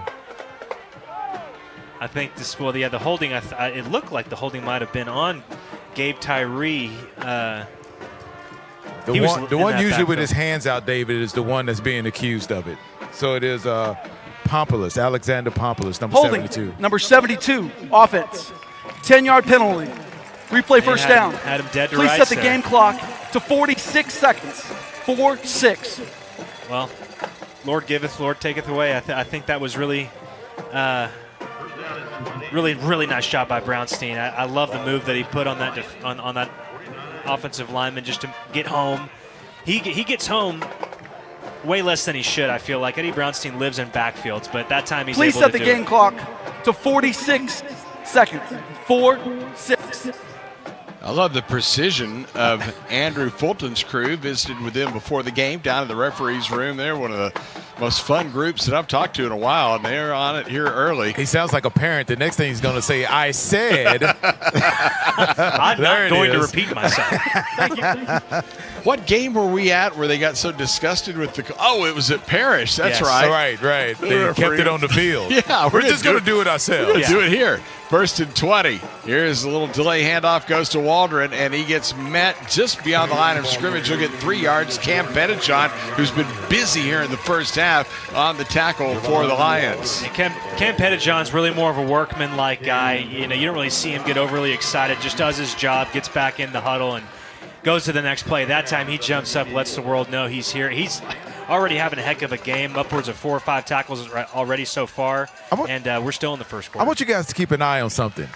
The snaps from the center, about 75% of them have been really high, and the quarterbacks had to jump every single time, Pierce Jacobson, to grab the snap. That may come into play later on in the game. We'll keep an eye on it. We're at the end of one quarter here in Plano, and it has been a good start for the North as PCA leads St. Thomas after one, 14-3.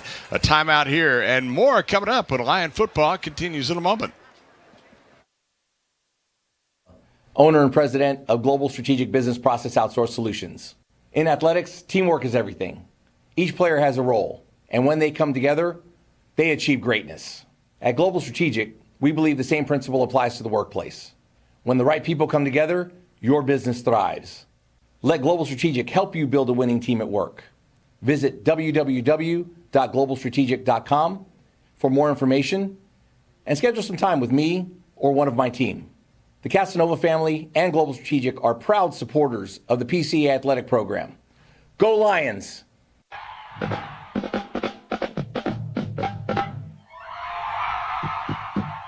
Are you injured or in pain and not sure what to do? Schedule a complimentary injury screening and talk to our physical therapists at Vista PT to see if physical therapy is right for you. No prescription or referral is needed.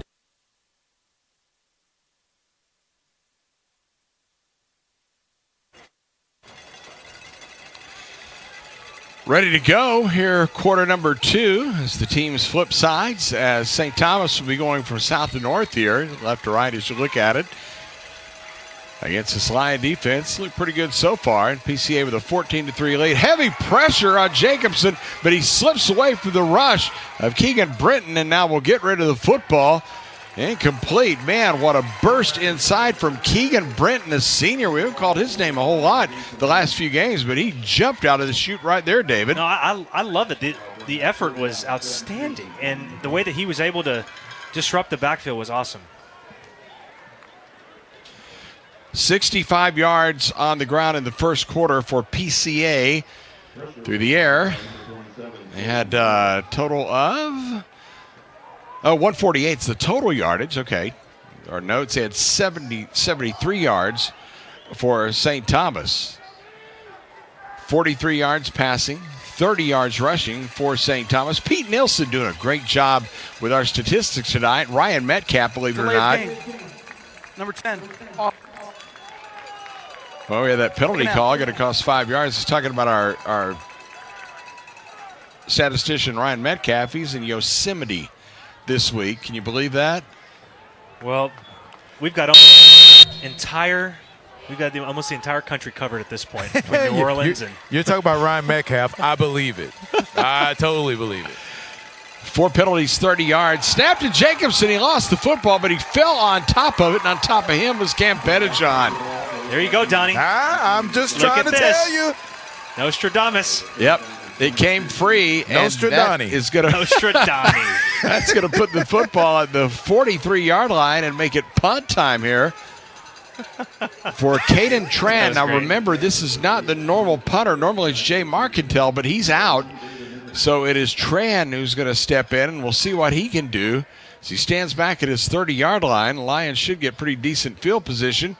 Puts the right foot into it. That's a nice carry. Will come down to the 21-yard line. Bringing it back, Niffen cuts to the left, trying to get to the boundary at the 30, running out of room, and will get out of bounds at the 29-yard line.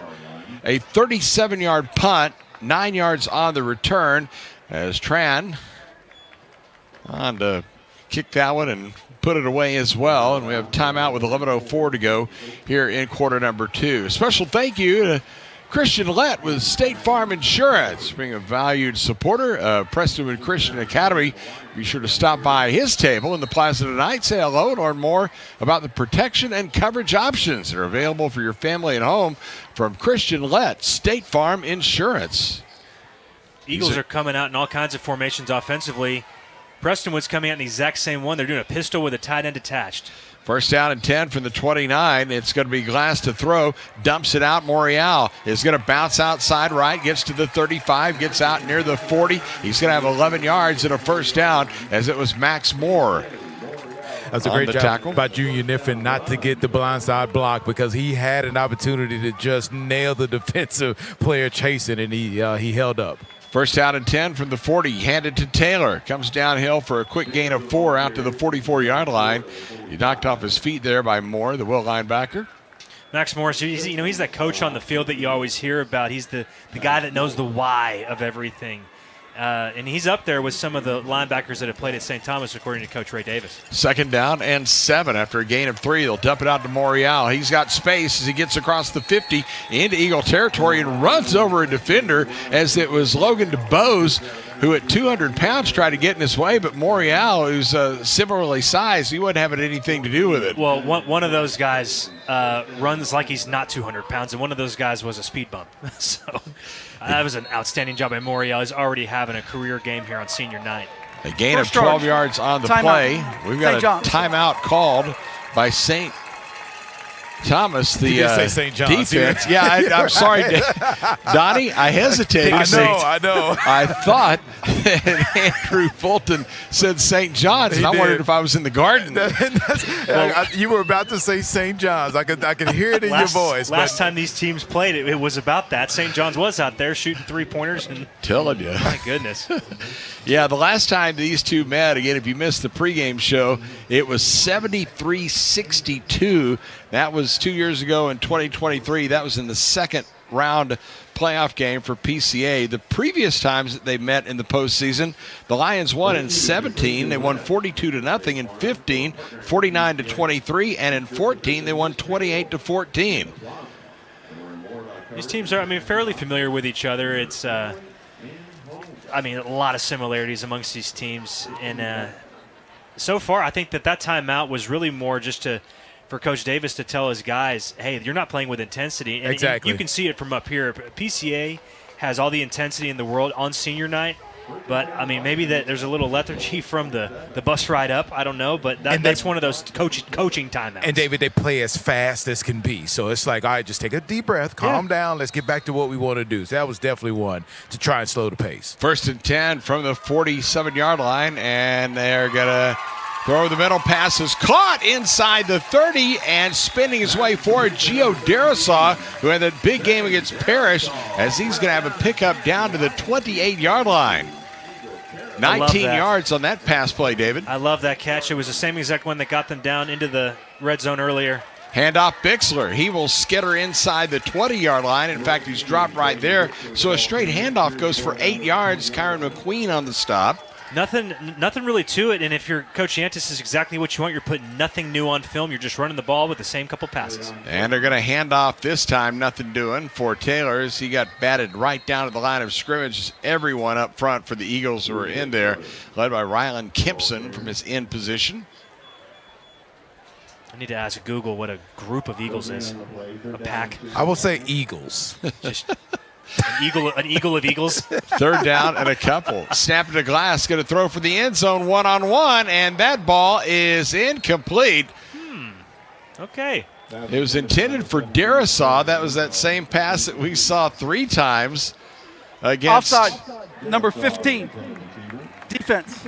5-yard penalty. Results in a first down. You know what? I did not see the marker, and I was about to say that's one of those plays that feels like you have a free play because Darisaw was covered, but you just go in and just see if you can know you don't have any bad consequences. So you put it up, and there's the marker. I feel like 8 out of 9 out of 10 times Darisaw's coming down with that. It was great coverage. He by couldn't Luke get his Hubbard. other arm up. I think if he were able to get both arms up, I think he probably would have caught Savvy corner play. From the 15-yard line, handoff goes to Bixler, and he will get inside the 15-yard line. He'll get down near the 10 to the 8. Finally tackled there by Dayton Dix.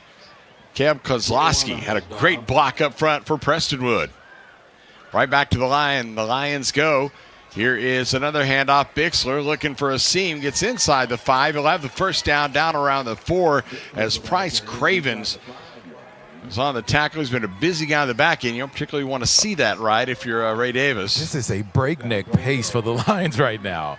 First down and goal to go just inside the 4. Snap it to Glass. Going to dump it out. Wide open Morial, and he will walk into the end zone. Touchdown, Prestonwood Lions. And it is now 20-3. You just lull him to sleep with that simple dive play that, stretch zone. And that's been the play off of these running plays. I mean, seriously, gentlemen, since this game started, there's been the skinny post to Darisaw, and then there's been the result of the play is a end. touchdown. Personal foul. Illegal hands to the face. Number 15. Defense. That 15-yard penalty will be assessed on the kickoff. So just to finish the thought, it's just been that tight end slip out to Morial that just gets not really covered. I mean, he's getting like 9, 10, 12 yards a pop on it. That time it's a touchdown. It can be a simple game sometimes, David. If you run the football effectively, play action is going to be there. And that's what you're seeing. They may not be putting anything on film new, but they're putting touchdowns on the board, and that's all that matters. It's execution. PAT here for Trent Clarkson. Out of the hold of Luke Glass, and for the 3rd time tonight, he is good. That will take us to break with 8:50 to go in the first half, and our new score becomes Prestonwood 21 and St. Thomas 3. Lion football continues after this timeout. The Children's Health Andrews Institute is helping me get back into the swing of things. They're getting me back to reaching new heights. Back to sticking the landing. Back to setting goals and scoring them. Back to more than a game. As experts in everything from orthopedics to performance training, we specialize in getting DFW athletes back to doing what they love. With friendly and knowledgeable dealers who install long-lasting and reliable systems, you can trust Comfort Maker to keep you a step ahead with advanced technology and exceptional comfort. Storm damage? Don't wait until it's too late. At Up to Date Roofing, we bring top quality craftsmanship, honest pricing, and fast service to protect what matters most, your home. From repairs to full replacements, we keep your roof and your home up to date. Call us today and stay covered, rain or shine. Up to Date Roofing, keeping you covered no matter the weather.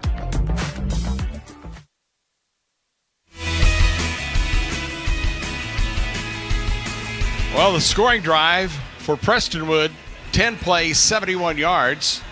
Took 3 minutes and 14 seconds, and now they get the short kickoff field. That's the second TD pass of the ballgame, by the way. Or beg your pardon, the first for Luke Glass, who still has not thrown an incompletion in the ballgame. He had that one on the penalty that got wiped off. And they will kick off from the 45-yard line. And let's see what Mr. Clarkson does. He'll just try to punch it down to Dallas, and that's what he's going to do. Oh, and he hit the post. It's just a simple pleasure of life. Man, that would have been 3 points added to the score. Would have tacked it on. Well, we want to invite you to stick around for the halftime report brought to you by Aquaterra. Remember, Aquaterra had the generous renovation of Lions Stadium Plaza. Folks coming in tonight got to see all the new plants and the lighting that help make the space even more beautiful than it already was. Man, this is a great place for high school football, and PCA appreciates the partnership and support of Aquaterra. And we've got a special guest interview coming up. You know, I don't tip my hand, but I'm just telling you, you want to stick around. It's a new face around PCA, and who could that be?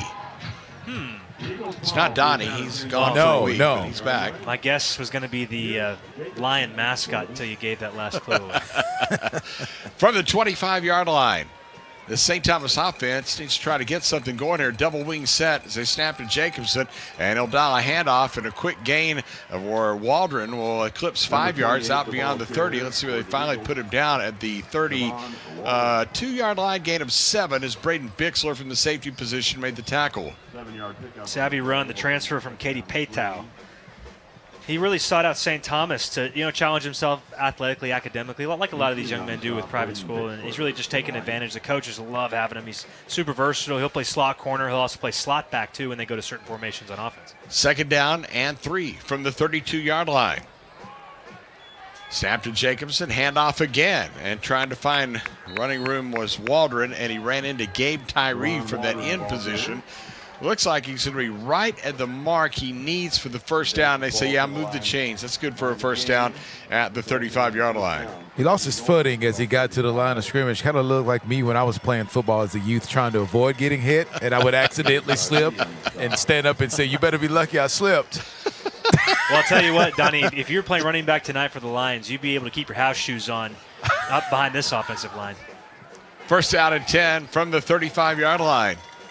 Here's the snap. Jacobson has time. Here comes the blitz. He throws it deep downfield, and it is going to be caught at the 40-yard line.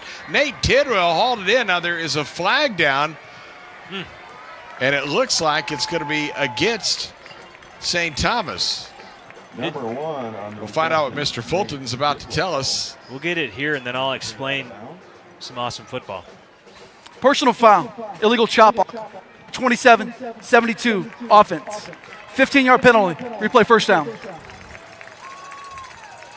6 penalties, 65 yards so far in the ballgame against St. Thomas. Well, and it's just shooting themselves in the foot. They're executing their plays. That was a beautiful max protection two-man route where the receivers crossed at like 30 yards downfield. I mean, it's a beautiful route. Well thrown ball. It takes a long time to develop. That's why you need the max 100%. Protection, but then you can double team all you want, but one can't go high and one can't go low. If you do, that's a chop block, and that is highly illegal. Well, it's going to be a 1st and 25. As Jacobson with the snap's going to throw upfield, and it's caught at the 30. Nice move out across the 35. Goes the receiver Ben Creech, the sophomore, as Tyler Shaw made the tackle, but that's going to be a gain of about 17 yards, looks like, maybe 18, out to the 38-yard line. So they get all of that penalty yardage back and then some. A little bit of a miscommunication as far as the back end's concerned. Just a couple guys just playing out of position, out of zone. It was just good execution by the Eagles offense and poor execution by the Lions defense. Second down and 7. Start the man in motion. That's Branting. Here is Jacobson throwing over the middle. It's caught in Lion territory to first down to the 45-yard line as was hauled in by R.J. Wilson, his 6th reception of the year. Tackled at that 45 and a fresh set of downs for St. Thomas. It is all about eye candy for St. Thomas. With the crossers down the field, that also was a crossing route to get a little confusion, especially if the Lions are playing zone, to see if they have to communicate to make sure they know who they're going to be covering. 17 yards on that play for the first down as they will fake the handoff, and Jacobson rolling out to the boundary. He's just going to dump it away and get rid of it. Couldn't find a receiver, and it'll stop the clock with 6:54 to go until halftime. By the way, one of our famous, I don't know about famous, but one of our loyal listeners chimed in. You're looking at what a group of Eagles is called. You should know this, David. Well, no, you did go to TCU. It's a convocation. It's a convocation. It's what a shot. That's all right. I'm already loading up. Whatever that says about my education from East Texas when I said Eagles. So we're just going to keep that to ourselves. Donnie, you're just sweet. Second down and 10 from the 45-yard line. Handoff, nothing doing. A loss of about 2.5 or 3 yards. The ball popped free. Let's see if it's going to be gathered up. It is, and it's going to be Kyler Pettijohn. The guy ripped it and came up with it, and it's going to be a first down for the PCA Lions. A huge turnover there. Hey, David, you want to talk about a little football karma? The Lions were very upset on that last play because they thought the quarterback was past the line of scrimmage when he threw it, really arguing with the referees. So the very next play, they get the fumble, they get the recovery. How about that Lions defense, though? Anytime that you feel like you need them, they're going to show up. They've delivered time and time again. This time, giving their offense a shot at the plus 28-yard line. What a way to start. And it's going to be, the same old story, fellas. Pistol formation, A.J. Moriel attached. We're going to run some inside-outside zone and head on into the end zones, if I'm going to guess. I'll do some house cleaning on that fumble recovery after this handoff to Taylor, who shakes the line of scrimmage, breaks a tackle inside the 20, gets down near the 19-yard line before Cravens made the tackle. It was actually Cam Pettijohn who yanked that ball away, and Kyler was the one that came up with it. So same surname, but yeah, we got to give proper credit where it is due, as they're going to hand it off, and it's going to be Taylor who will sashay his way down inside the 15-yard line, down to the 12. There's a marker down as Saunders on the stop for the Eagles. I think this one's going to be coming back, guys. Holding, number 54, offense, 10-yard penalty, replay second down. I think the referee threw the flag like a skinny post on that one. They showed off his arm on that one. Four penalties, 45 yards, or PCA. Jackson Saunders. So you alluded to it earlier, Chuck. He's kind of this. He's a low safety, what I would call, but he's not a traditional low safety body. He's almost got like a middle linebacker body, but he will kind of come down into that box in running positions. Second down and 11. Here's Glass. Can't find a receiver. He'll tuck it down, started to run, kind of picks his way down around the 26-yard line. Going to be a gain of about 4 or 5 on the play. Vontrell Benton on the stop. I want to get all of Luke Glass's running plays at the end of the year and put them back to back to back and just try to pick the proper adjective of what we're watching. Here's the snap to Glass. He's going to throw for the end zone. Pass leap, and it is incomplete. In the end zone, looking for Darisaw one-on-one with Alexander, but Darisaw unable to bring that one down. I think that's a fantastic throw from Luke Glass. He put it right where his receiver's going to have a chance to go fight for the ball, and it was really good coverage on the play, but also a really good chance to get that complete and get a touchdown. I know that, again, they've been working on that deep ball. I think Luke Glass has finally found his touch with that. The receivers know exactly what he's looking for. Hey, give props where props are due. Cohen Alexander, great job playing corner there. The transfer from Lutheran South, He wants to be in the Ivy League or the Patriot League, so kudos to that young man. Well, on 4th down and long, we're going to go for it. First we're going to get a timeout called. Prestonwood.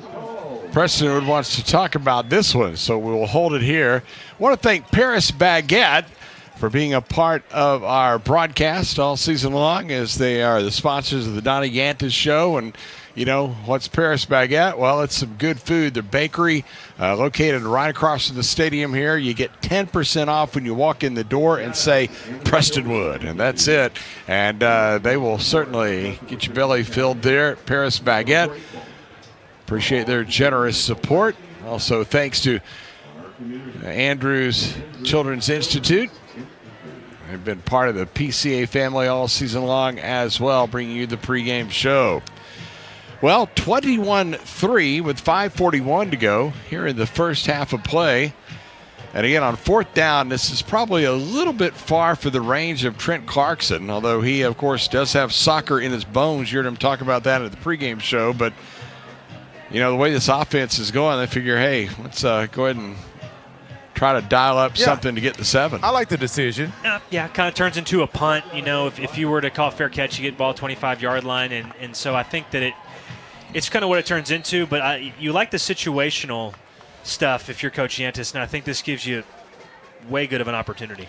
So 4th and 7 from the 25-yard line. Snap it to Glass. Looks over the middle, throws toward the post, and that ball is caught inside the 5-yard line by Tyler Shaw, right in front of the defender, Logan DeBose. 1st and goal to go, Lions. That is sacrificing your body to make a catch. But throw was a little bit behind him, but he was not going to be denied, Tyler Shaw. Here's the snap to the quarterback, Glass, and he is going to dump it out in the flat. That's Morial. He will dive. He is going to be out of bounds at the 1. Oh, and it might even be the 1-inch line. I thought that he might have got that ball over that pylon, but hang on with the last touchdown. We still may get a touchdown call. Yeah, you just never know. We'll get a call halfway through 2 plays from now. It was a little bit delayed a moment ago, but right now they're just going to go 2nd down and about a foot. That huge offensive line is going to lean forward, and Luke Glass is going to walk into the end zone. Touchdown, Prestonwood. And there's a marker down on the play as well, so let's hang on. Oh, boy. We'll see what Mr. Fulton says. Holding, number 40, offense. 10-yard penalty, 2nd out. Oh, that hurts. Ouch. Well, Josh Bengard, who has been so good on the defensive side of the football, brought in that heavy package. Got a little bit of the laundry there on one of the Eagles, and that'll keep the 7 off the board for now.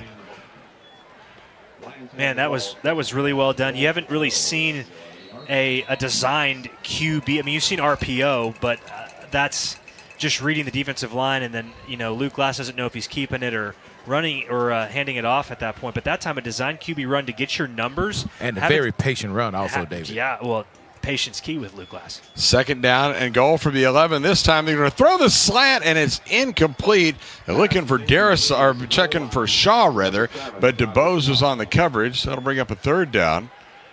Again, really good situational football here for Coach Yantis, just to get an idea of how his team's going to respond in certain situations. I like the ball placement by Luke Glass. He is doing everything right. He's pitching a perfect game until a few passes ago, but now I just like the timing is finally caught up to everybody on that receiver room. With Luke Glass, it's outstanding.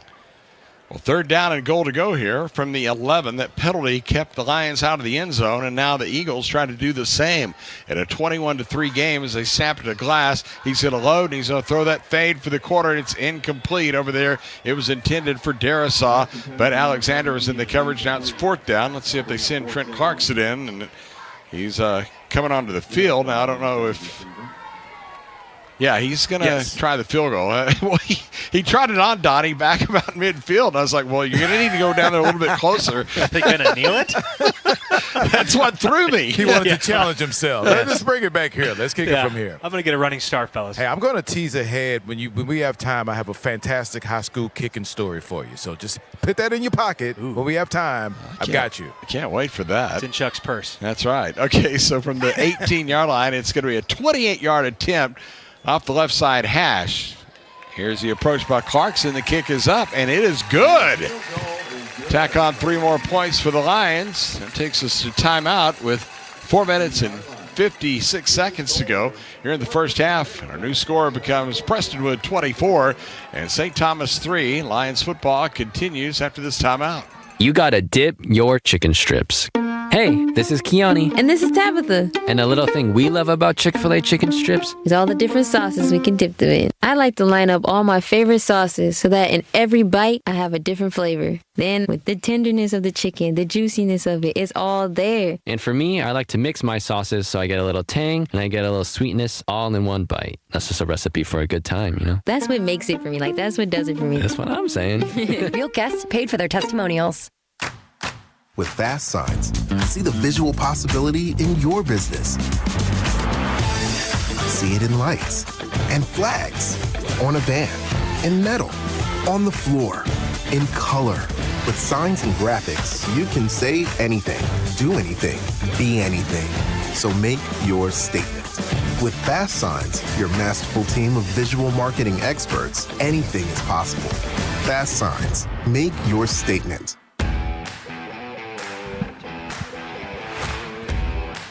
Well, the Lions scoring drive goes 8 plays, 24 yards. It takes 1 minute and 43 seconds. Field goal by Trent Clarkson. It's the Lions on the board for the 4th time in the ball game, and it extends the lead back out to 3 touchdowns at 24-3. again, this is the regular season finale senior night here at Prestonwood, and all the seniors and their parents honored before the ball game. And so far, they're putting on a show for the crowd here on the near side. Now, next week is round 1 of the playoffs, but again, it is going to be a bye for Prestonwood, and we'll explain the logistics on that a little bit later. The opponent from West Texas, I think, is going to step aside, and that'll allow Prestonwood to move on into round 2, where it could be Liberty Christian. We'll see how that all turns out, but anyway, it's going to be the real show once this one's done. By the way, these two teams could meet again on down the line as well, so keep your thought on that one. Kickoff into the end zone. They'll take it from the 25-yard line. Okay, I've been dying through this break just to hear the story from Donnie, so the floor is yours, sir. Okay, so my nephew, Joshua Matthews, is a sophomore at Grand Prairie High School, and he was kicking for Varsity for the first time Thursday night. So, of course, Uncle Donnie has to go to the game. He kicks off at the beginning of the game. They don't score a point until the fourth quarter for him to go out to attempt an extra point or a field goal. And when they scored the touchdown to attempt the extra point, the holder dropped it. Put it down hamburger style, or just totally dropped it? He just totally dropped it, ran it in for 2, and I booed the whole time. 1st and 10. Handoff up the middle. Big running room. Miss Miles Stewart gets across the 40 out to the 45-yard line. A 20-yard burst before Cam Avery makes the tackle from the safety position. That was an angry run right there by Stewart. You're kind of wondering when Stewart was going to, get going. He's got a Division I college body, 6 foot, 200 pounds, playing running back. He came from a Catholic school that didn't have football, and he's a baseball kid, plays outfield. He's getting bigger and stronger every day. Big, strong run there. Here's a handoff again to Stewart, and he'll get another 4 yards out to the 49 before Cam Pettijohn makes the tackle with help from Gabe Tyree. Oh, seeing him attack the line of scrimmage, you're wondering what took him so long to give him the ball. Sometimes you just come in with a game plan, and in this case may have, a little bit less intensity than they had planned on St. Thomas, I should say, but now they kind of are settling in a little bit, getting back to what works for them. Oh, 2nd and 4, had a jump before the play.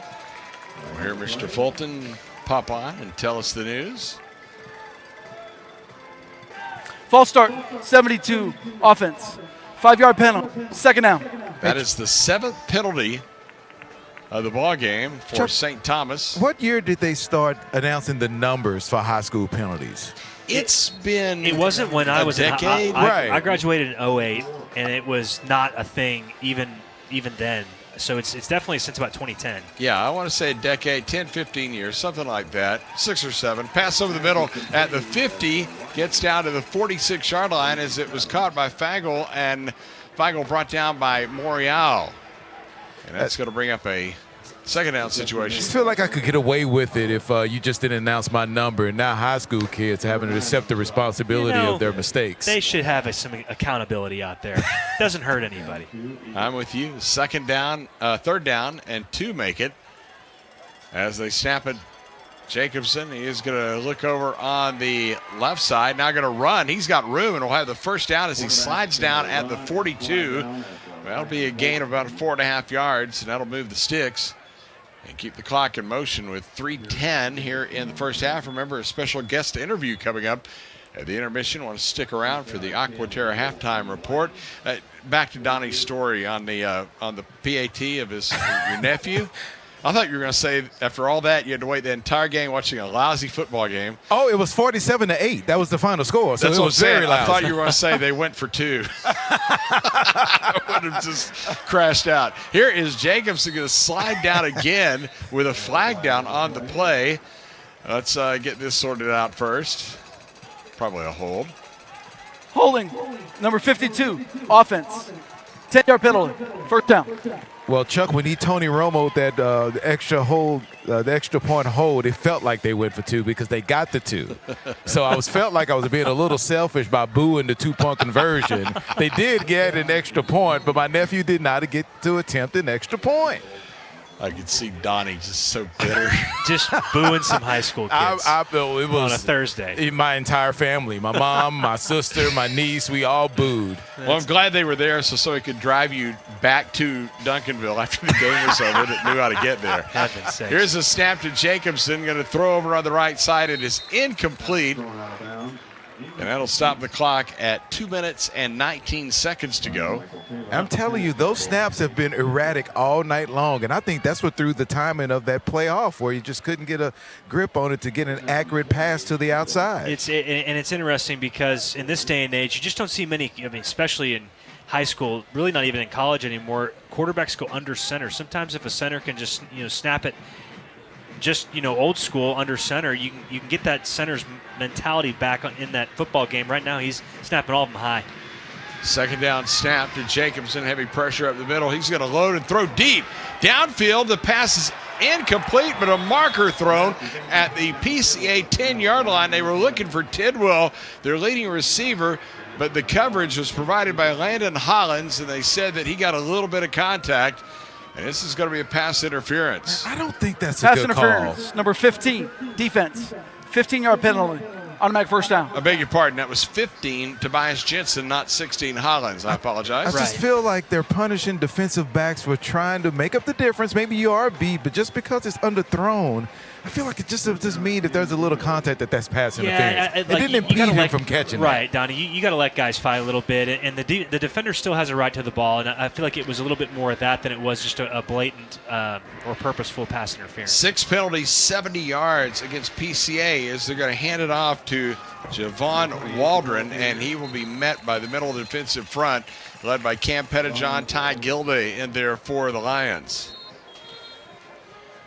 And we get that's a 2-minute timeout. Timeout, and we will hold it right here. Thank you for being with us tonight for PCA Lions football. Chuck Kelly, along with David Stoltzman, Donovan Lewis, our sideline analyst, the balance of our crew, Kalen Kelly, our spotter. Of course, we've got the great Pete Nielsen doing the statistics tonight. And up top, we've got the rest of the working staff with Barry Walters, our all-world engineer, and Michael Clark running the audio as well. Preston Clark, also a special assistant, and Brooke and Seth, our two fellas running the cameras. Without them, you wouldn't get the good pictures you're seeing now. Sounds like a team that could take over a real small country. Boy, Pierce Jacobson. Very tiny country. Small GDP. 7 of 11, Jacobson so far in the ball game. Waldron has 6 carries for 30 yards, so they've kept that running game pretty much in check. They averaged 175 yards a game coming in on the ground. And sometimes I feel like St. Thomas is just kind of outsmarting themselves. Yeah, you want to mess with the defense's head and their alignment and assignment, but in this case, they're doing too many formations. I feel like, and it's causing some penalties. It's causing guys to be out of position. Right now, they're going to split back gun. Haven't seen that except for the last play. So it's a lot for an offense to get in a groove if they can't just line up and play. 2nd down and 6. Jacobson on the snap, throws downfield, has Tidwell caught, touchdown. Well, you saw that one develop, and Tidwell got behind the coverage over on the near side and scampered into the end zone as Jacobson put it right on the money, and it's 24-9. That was well done. That was a good use of a timeout, 2-minute timeout to go and discuss a play that you feel is going to be successful. Again, with the eye candy, a formation you haven't seen, so maybe a little confusion in the defense of the Lions, and a very accurate ball thrown by Jacobson. Really nice job. Pierce Jacobson, he doesn't really throw interceptions. He's only thrown 1 all season, but when he throws it and he's in stride, he's just as good as anybody in this league. Michael Taylor, perfect on the year on PATs, puts this one through the uprights, and we'll take timeout with 1:53 to go until halftime. Our new score becomes PCA 24 and St. Thomas 10. Lion football continues after this timeout. At Prestonwood, we believe in the power of promise and the hope of new beginnings. When you're looking for a brand new start, we'll connect you back into life again. Join us. Let's move out of the past and into a bright future together. For more information, visit prestonwood.org.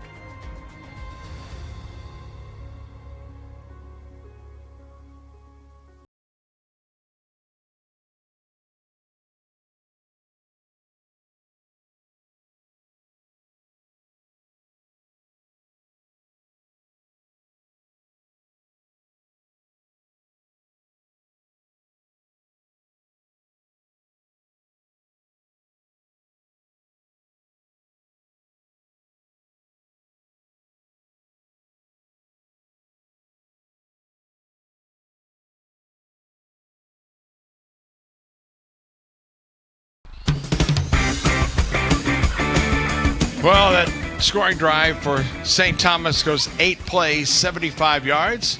Takes 3 minutes and 23 seconds. That perfect strike from Pierce Jacobson to returning All-State receiver Nate Tidwell, who had 26 catches coming into the ball game and 7 touchdowns, and he hauls that one in right there, and it's 24-10. Tidwell didn't even play football until he got to St. Thomas, and you have me fooled. Kick down to the 2-yard line, taken by Niffen, brings it back with room across the 25 to the 30, still churning to the 35-yard line. There's a marker down, though, as he gets out to the 37-yard line, and that'll be where the Lions would have it as the tackle made by Jacob McKinney. I beg your pardon, Jacob Dickinson. I'm just making up names. Jacob Dickinson on that tackle. And let's see. Yeah, could be There's no foul on the play. Oh. The block was from the side, not from the back. First down, Prestonwood. They listened to me, David. Yeah, and nobody would have seen it, but I waved it off just with my hand in disgust, and then they came back, and now I feel a whole lot better. You made him see it with your 2010 vision. It's right. He goes, that guy up there, the X-Men, you know, Donnie, was waving off our flag. You know, Donnie, Ted Williams and David Stoltzman, I think of them pretty much. When I think vision, I think of both of those. Those two. I usually am mentioned in the same sentence with Ted Williams. So somewhat short field now. Now don't dispel the possibility with 1:44 remaining in the first half of the Lions to try to put some points on the board. Perfect opportunity for the Lions to just really work their 2-minute offense. And so far, I mean, they've just been kind of routes on air and offense on air. They've just been super sound. Let's see if they can keep it up. Well, we had a whistle right before the play. They had to reset something. Now we're ready to go from the 37-yard line. Going to be that little toss to Niffen, and he gets tripped up after a gain of only a yard. They tried to bring him in motion, and it was Saunders who came up and made the tackle. I felt like he was anticipating Niffen going to get hit and just kind of dove to try and get as many yards as he could. Here's a snap on second down. Got to hand it off. That's Bixler, who will get to the 40-yard line and nothing more. So it'll be 3rd down and 7. Saunders and McQueen on the tackle. I don't know if you saw it right before as they hurried back to the line a moment ago. Kanan Smith crushed one of the officials coming back to the line of scrimmage. You don't want to get run over by 300-pound junior. No thanks. Yep. Here is Glass, going to throw over on the right side, and it's caught at the 45-yard line by Junior Niffen, but he's 2 yards short of the first down. What do you do, David? Line up and just go get it. I think you can. Minute left. Defense, that drive aside, big play before. They've been playing fantastic. Just go get it. 4th down and 2 from the 45-yard line. They look to the sideline for the play call, and they don't have to hurry because that play went out of bounds. So 1 minute exactly to go here in quarter number 2. Here is the snap and the handoff. Coming near side with room. That is Bixler, who is inside the 45 down to the 40. He's got the first down all the way down to the 37 as it was Logan DeBose and Price Cravens on the tackle. A 28-yard run right there. 28 for Braden Bixler. Nice job, and that is a backbreaker for any defense to give up a 4th down. From the 37-yard line, handed off Bixler again. He will be stopped after a gain of 1. Vontrell Benton was in there. Also, Kyron McQueen from that tackle position. McQueen's older brother actually plays college football for Mary Hardin Baylor. Love that. Nice program. So from the 35, don't waste any time. Hand it off to Bixler, and he will bang inside the 30 down to the 27-yard line as it is the free safety Hudson Lloyd on the tackle. Second charge. Timeout. Prestonwood. Timeout call by Prestonwood. We'll keep it here with 28 seconds to go until halftime. Again, the Aquaterra halftime report coming your way. We'll have a special guest interview. David and I will recap the first half, look back at what has been a very impressive first 2 quarters for this Lion team. I mean, to say the least, I think this has been a game against a formidable opponent, likely a playoff opponent, that St. Thomas came out a little flat. They woke up a little bit on their last offensive drive, but credit to the Lions and Coach Yantis getting prepared for this team, and everyone's clicking on all cylinders. Very minimal mistakes, but you got to love. It's kind of what you've been waiting for, right? You've seen this at different times in the season, the offense play phenomenal. Defense keeps them in it, and then special teams does something, or vice versa. But finally, you're seeing all three phases not only complement each other, but excel together. A lot of leadership on this team, senior night especially. I think that they're just gelling at the right time. And record aside, I think that you start 0-0 when playoffs kick off. Can I give you guys a quick scoring update? Absolutely. The Mavericks are playing tonight. They're having their issues on offense, but they scored 51 at the half against Memphis. The problem, they've given up 74. Oh, good night. Didn't know we still had a basketball team. Thought it went to there LA. you go. 3rd down and 1. As Glass is going to turn, and he's going to throw, and it's caught at the 10, and strolling in for the touchdown is Braden Bixler. This superb sophomore wheels out of the backfield and holds that one in, and just like that, the Lions, with 20 seconds to go to halftime, increase their lead to 30-10. David, I know you said that you really don't want to show a ton on tape tonight in this game because it's a friendly, but put that play in your back pocket because you will see that again in the playoffs. What a well-designed play to get Bixler out all alone on the left side with no one around him. Well done. And if you're a linebacker, you got swing deep of the back. I mean, if the back goes weak in a passing situation, you got to go with him. Gets lost behind the mountain range and just appears on the plus 30-yard line. Nice job by Bixler. Better ball by Luke Glass. Trent Clarkson, PAT is up and good. And again, 20 seconds to go until halftime, and it is 31-10. Prestonwood on top as we keep it here as we head toward the Aquaterra halftime report. Thank you for being a part of Prestonwood Christian Academy football. Of course, the mission of PCA is to assist Christian parents by helping equip students and embrace biblical truth, strive for academic excellence, and model Christ-like leadership to influence their homes, children, and communities for Christ. PCA established for life, and we are so happy to be a part of it. I love those helmets, by the way. We talked about it earlier in the year. Of course, you've got the Lion logo on one side. They've got the American 250 on the other. As this season, they're proud to honor America's 250th birthday with that logo on their helmets. The players' helmets displaying the special commemorative American flag stickers, a tribute to the nation's history and the freedoms that we enjoy. So all of Lion Nation, celebrate the milestone year coming up with the red, white, and blue, both on and off the field. 7 plays, 64 yards, took just 1 minute, 52 seconds. And Prestonwood Christian with a 21-point lead.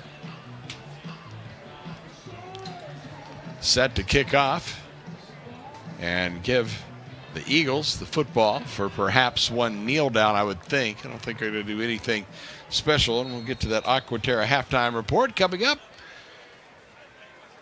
as Clarkson approaches. 2-step pooch. Gonna pop this one down, and out of bounds it goes. So the flag down, and they'll mark it out to the.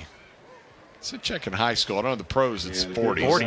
I believe it's 40. I thought it's 35 in high school. Yeah, I was going to say 35, but isn't that funny that David goes to the NFL line, a 40 Kick out of guy? bounds. 5-yard penalty. Re-kick. Oh, they're going to make him kick it again. Re-kick it. Okay. My point being, David watches NFL about once every millennium, and there he is. There's Put it no on the 40. reason to watch the NFL. 13 total penalties between the two teams in the first half. So, yeah, the Cowboys have ruined it for me, I believe. But golly, it took you that long? Hey, this is how bad it was. This is how bad it was. I actually turned on the ticket after the game because I love listening to disgusted Donnie. I mean, there is nothing better. And he didn't even get as much as I wanted. Yeah. I mean, I was like, come on, Donnie. Yeah, but he still sounds like he's changing a diaper. He's I'm numb. I was numb after a Monday night's game. I mean, seriously, it's like I needed to stoke the fire. I needed some more wood on the flames. It's like, come on, Donnie. That was awful. I don't know what you say. NFL, though, it's I just prefer the college game a little more. I'll be preferring it tomorrow. Boy, what a game out in Lubbock. Now, I'm of course, that'll be fun. I'm removed now from Big 12. I've moved on to bigger and better things. But that game tomorrow, oh, my. I think it's going to be a fun one. You're going to see and establish a little power in the Big 12 with that game. That'll be good football, fellas. Yeah. The word is it's defense. Under is the word of the day. So defense in Lubbock. That's the prediction. You've got A&M oxymoron going to yeah, that's right, exactly. Going to Missouri. A&M going to Columbia to play Miz, which by the way, head coach Ray Davis. Look out for that game. By the way, if A&M doesn't A&M themselves. Ray Delay of Davis. game, kicking team, 5-yard penalty, free kick. A delay on the kickoff. How is that even possible? They'll move it back to the 30. I don't think I've ever seen that. I don't think I've seen that either. Anyway, what I was saying, Ray Davis, who grew up not far from Columbia, which is not exactly one of the garden spots in America, but he grew up in Fayette, Mo, and I asked him in our conference call this week, I said, are you a Tiger fan? And he said, M-I-Z. Yeah, he blew our earpieces out. Yeah. I said, well, there you go. But anyway, they play, and then pretty big game tomorrow night, too, is LSU and Alabama get set to go at it. That's always fun. That's a great game. One of those can't-miss games. Here's the approach from the 30-yard line, and the kick is going to be fumbled at the 10, picked up by Waldron. He'll bring it back to the 20, comes right 30, out to the 35, and he's out to the 37-yard line before he's brought down there. A 27-yard return by Waldron as Lineberger on the tackle with help from the Pettijohn boys. As we're down to 11 seconds to go until halftime, 31-10. Again, the Aquaterra halftime report coming up. Stick around for that. After the game, we'll bring you the Global Strategic Postgame Show with interviews from down on the field. Hear from head coach Donnie Yantis and our players of the game. David will have all the highlights of the first half. You know it. Give you the stats from Pete Nielsen's board and take you to the finish line. We're still a half away from that. A little disappointed you didn't mention the East Texas A&M game in Commerce on Saturday. Oh, that big game down in Commerce. Who are they playing? Parker Chiropractic? I was going to say, Saul Ross. Here is the snap to Jacobson. Rolls out to his left. Now tucks it down, and he will get to the sideline just trying to get rid of it. It's Jaden Morris, the nose guard, is chasing him down. And Jacobson was like, don't you understand there's only like 2 seconds to go till halftime? Just let me end this. Let's go get some orange slices and Capri Sun. Yeah, I mean, I guess you pipe one in the end zone if you feel like it. You're getting the ball at the half, so it doesn't hurt just to kneel it out and go. Well, we'll see what they do here. We shall see. Yep. Ball marked at the 38. Lions up by 21 points. Oh. And they'll kneel it down. That is what we thought they'd do the first time, but they did it there. So what a half for the Prestonwood Lions. This is our 5th game that we broadcasted this year, and by far the most complete and dominant half for Prestonwood that we have seen, as they are firing on all cylinders and have a 3-touchdown lead as we go into intermission. The Aquaterra halftime report coming your way. We'll have a first half recap, a special halftime guest, and much more. So be sure you stick around. You are tuned in to Prestonwood Christian Academy football. More after this timeout. They say few things stand the test of time. Because to stand among, and to stand with, to stand in, and to stand firm, comes down to what you stand for. So we are workers unashamed of the truth, and leaders led by our Creator. We are servants with an eternal perspective. In heart, in mind, in action. We believe that reaching higher starts by going deeper, and that longevity isn't achieved alone. We believe that reverence for God is the foundation of wisdom, that champions out there are established in here. It strengthens how we lead, how we invest, how we serve, and how we love. Because that which stands the test of time has a foundation that cannot be moved.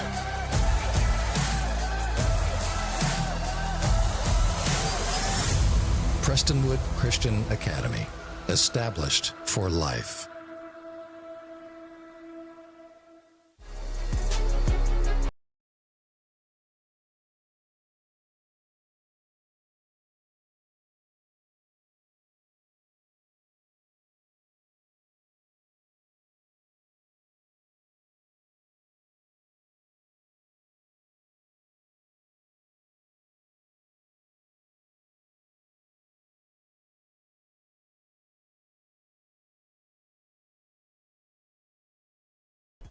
It's not about fixing air conditioners. It's not about the thousands of hours spent training. It's about homeowners resting easy, knowing they can trust us in their homes. It's about keeping a family cool and comfortable in the dead of summer. At Milestone, it's more than just a job. It is and always will be how we help people.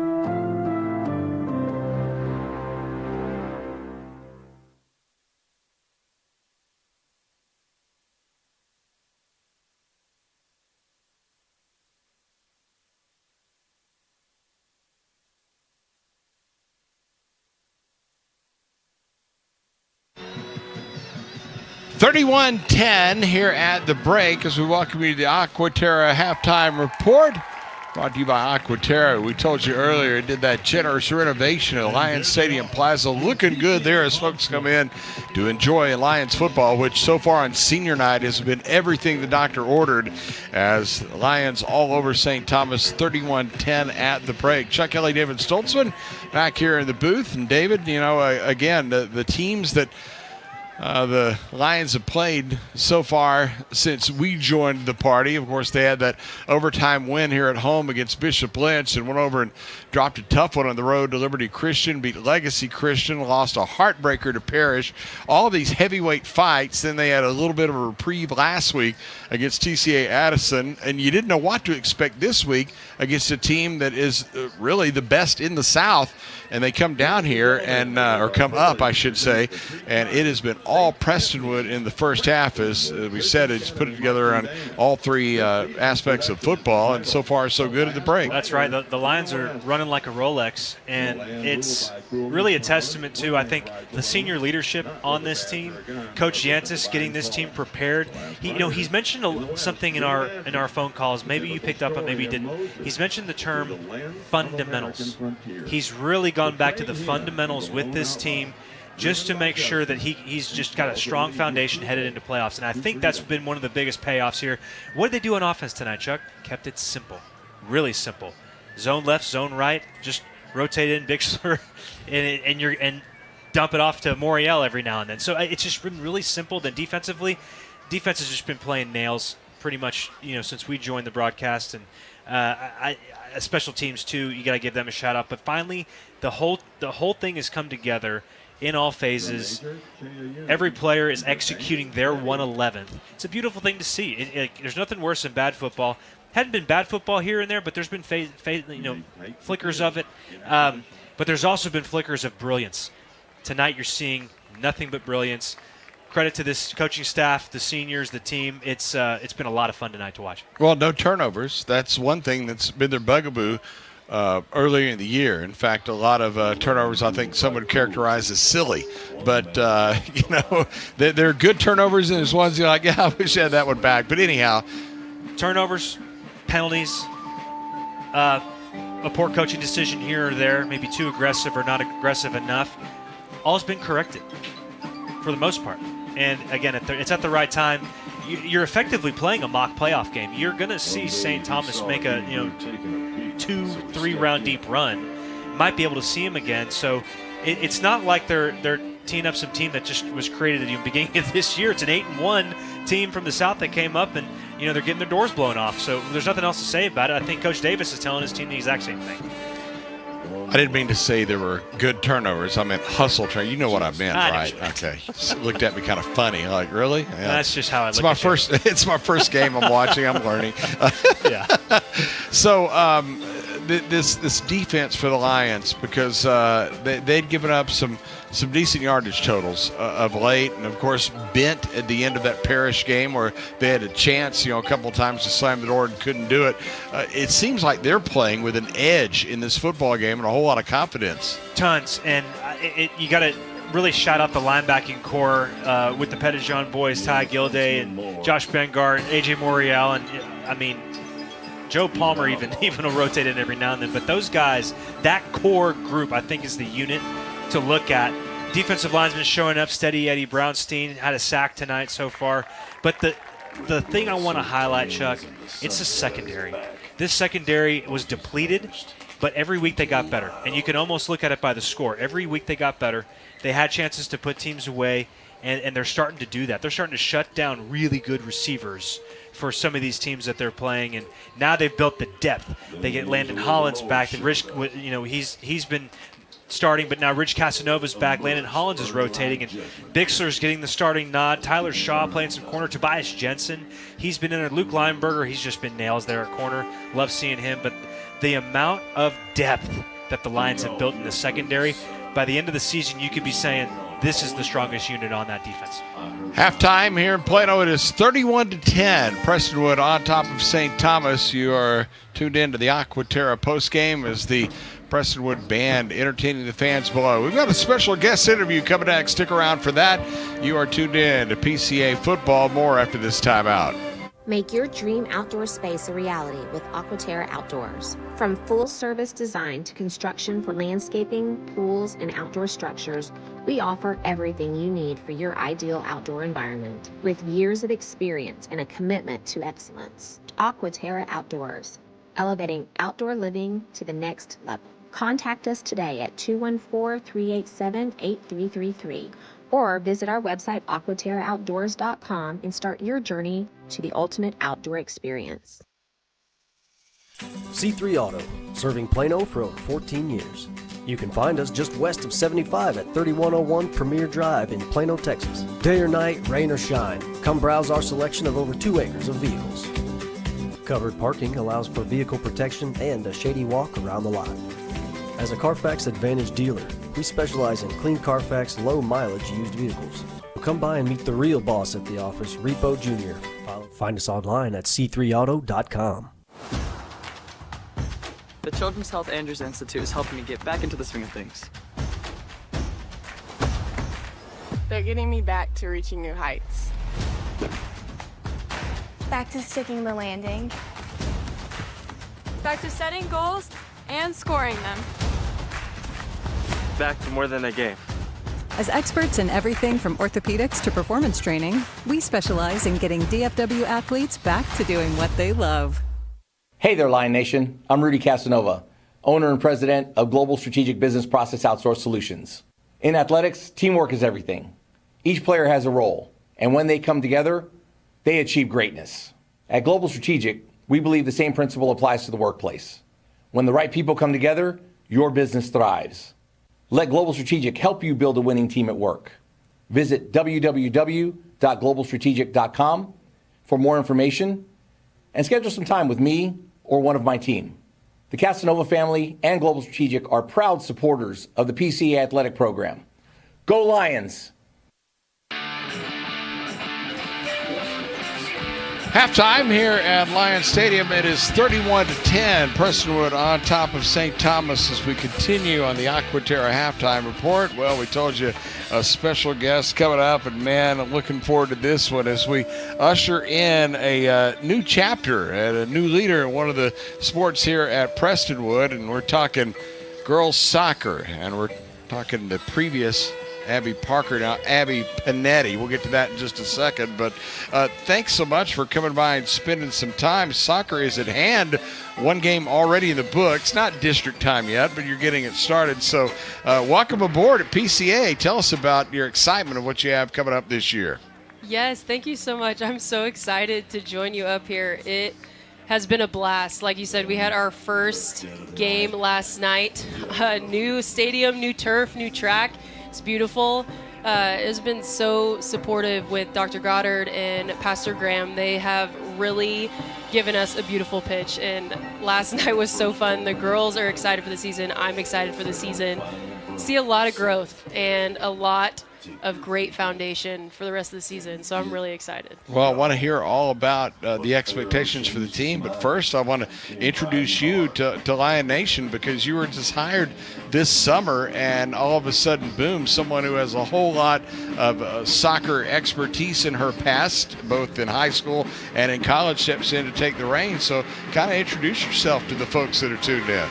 Yeah, so I grew up in the Dallas area, Lake Highlands High School, where I'm from.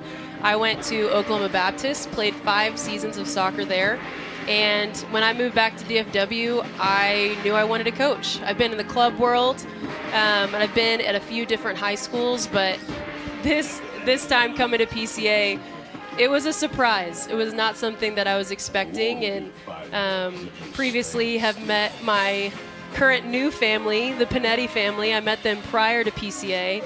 Was not even a thought, and the Lord just handed it to me, and the position was open, and it was made clear that I could be somewhere long term, and that was the difference for me, being somewhere long term and investing in a soccer program that I was excited to start building. And start building is the key word, because taking the reins of a thoroughbred and just keeping everything going the same direction, that's one thing. I think that's some coach's dream, although there are challenges to that too. But for you, you're going to kind of build from the ground up. You have an opportunity to get your fingerprints on it and mold everything the way you want. So what did you find, and what are you going to do heading forward? Yes, I think the one thing that excited me about PCA was, one, their kingdom culture that they strive for and the community that they desire to build with the staff and the students, especially in their athletics. I know it may not be the most attractive thing to come into a program that may not be as successful in the past, but I see a lot of bright futures with my athletes, and I am excited to start where we're at and to see where we can be in a few years, in 5 years. I'm excited to see what the program can be like and the growth, the numbers that we can have. It's been really, really sweet, and it's all about the relationships that I get to have with my athletes, them as students, them outside of being at school, them being athletes, but also outside of being athletes. I desire those relationships and getting to invest in them. And I want them to be successful on the field, but I also want them to be successful in life. And being at PCA gives me that opportunity. Being a Christ-centered school, I get to connect with them on a different level that I haven't been able to before. Visiting with the new head soccer coach on the girls' side here at Prestonwood, Abby Panetti. And again, we got used to that name. It was Abby Parker. And well, I guess let's go ahead and mention that you've been married for a long, long time, right? So long, a solid 2-3 weeks. 3 weeks. Holy cow! Do you even know his name? I mean, yes, you've got to know. Yes. Funny story, it folks. It is a little confusing. Yeah. She came in a moment ago, and she introduced me to her husband, and I said, and I just wanted to remember what he said. It said Parker. And I was like, wait, your last name's Parker. His name's Parker. And he's like, wait, I'm confused. My last name's now Panetti. Oh, okay, we got that. I'm getting used to it. I'm not used to You're the blushing name change here. yet. That's a funny He's standing story. right behind me. It's like, wow, okay. And now my head's all turned around. But no, we get to the soccer. But I mean, how did this all happen? Just the perfect timing. You get a new job, new husband. I mean, that's jumping in, isn't it? Yes, there was a lot of change. There has been a lot of movement and change in the last 6 months. One, getting married right in the start of soccer season was not what I had planned. Clearly was the Lord's plan. But it has been fast-paced. But I would say recently it has really slowed down and gotten settled. And everything that the Lord has just been pushing the last 6 to 8 months has really been unfolding. And it has been so clear to me that PCA is where I need to be, and the joy of being able to work with my now in-laws and my family has been an even greater joy and not something that I expected, and it has been the biggest blessing. It really has.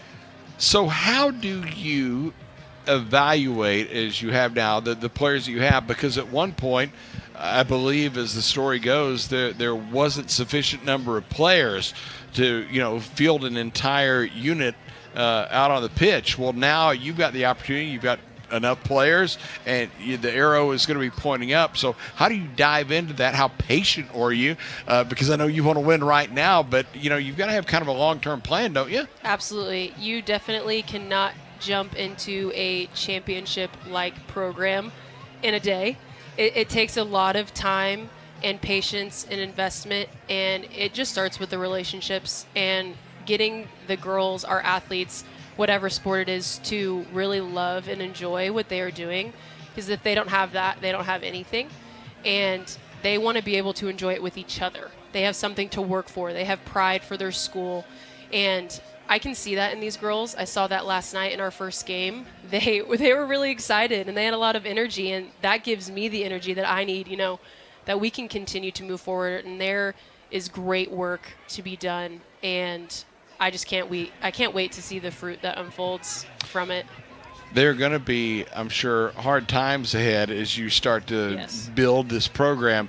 And I just talking to you now and feeling the enthusiasm, the excitement, and everything that you're so amped up about. I mean, I think that's going to be such a positive for this team. And I'm sure the girls can feed off that. Yes, absolutely. And there is going to be a lot of hard. There's going to be losses. We have a very hard district. We have a lot of hard teams that we're going to be going up against, but we take every game and we learn from it and we adjust and we continue on. And at the end of the day, if the girls are continuing to love what they're doing and they have pride for their school and that they know that they can continue to work hard and be disciplined and show up the next day and how they respond, that's everything, right? You go in a game and it's not what you expected, or it just was terrible, right? You have no idea what's going to happen, and they come in the next day and they want to work. And I saw that today. We had a practice today. We played a game yesterday, and they showed up and they wanted to gather together and be together, and that's what I care about. Outstanding. Well, all those years of playing at Lake Highlands and then the 5 years at Oklahoma Baptist, what's your highlight moment as a player? Oh, man. My college years, they were great. I had a tight-knit group and great friends, and we were just so successful as a team. I was very lucky coming in as a freshman, and it was the start of a program as well. It was still building a little bit, and we just came in on fire. And the following years were just so much fun, winning trophies and rings and just having a blast, and winning games was fun, but it really was the experiences that I got to have with the close girls. So tell us when the district campaign starts. If fans want to start coming out and watching you, what opportunities are you going to have? What are the dates? Yes, absolutely. So we have an off week next week, but we have a few home games in early December. And then our district play starts early January. So we are rocking and rolling after Thanksgiving break, and we will have plenty of home games for our fans to come out. We had a great student section last night, made the energy high, and awesome. I'm hopeful that that continues throughout the season. That is great. Well, again, you're glowing the excitement that you have, and I'm sure it's going to be contagious, and the fans and the players and everybody. But again, what a blessing for Prestonwood, a blessing for you, I know, to be a part of it. The excitement just off the charts. Yes, absolutely. I'm excited. I'm excited to be here. Well, we appreciate the time that you've spent here in the booth. I'm going to be paying attention now. I'm going to watch Prestonwood girls soccer because I want to see what Abby, Parker, Panetti. Yes. We're going to get those names straightened out, and and I'm certainly looking forward to it. But man, what a pleasure! So have a great rest of the year. Next time we talk, I want to hear you moving toward great things and tell me how great everything's come together. Yeah, I hope so too. Thank you so much for having me. That is Abby Panetti. She is the head girls soccer coach here at Prestonwood. We'll take a timeout with the score 31-10. The Lions on top. Back with more and get you ready for the second half when PCA football continues in a moment. From the long-lasting and reliable heating and cooling systems we send out the door, to the friendly and knowledgeable dealers who go the extra mile. With a no-hassle replacement limited warranty, you can trust Comfort Maker to deliver outstanding service and performance, keeping you a step ahead with advanced technology and exceptional comfort. To find a Comfort Maker dealer, visit comfortmaker.com.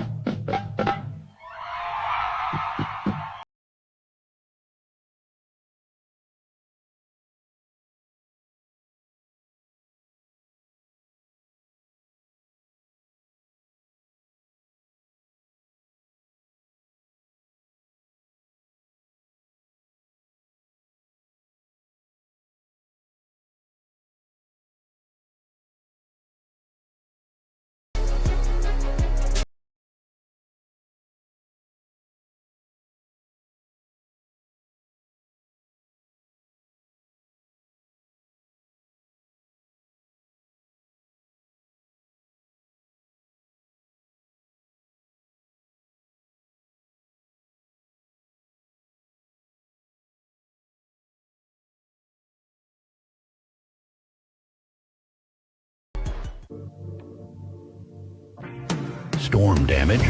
Don't wait until it's too late. At Up to Date Roofing, we bring top quality craftsmanship, honest pricing, and fast service to protect what matters most, your home. From repairs to full replacements, we keep your roof and your home up to date. Call us today and stay covered, rain or shine. Up to Date Roofing, keeping you covered no matter the weather.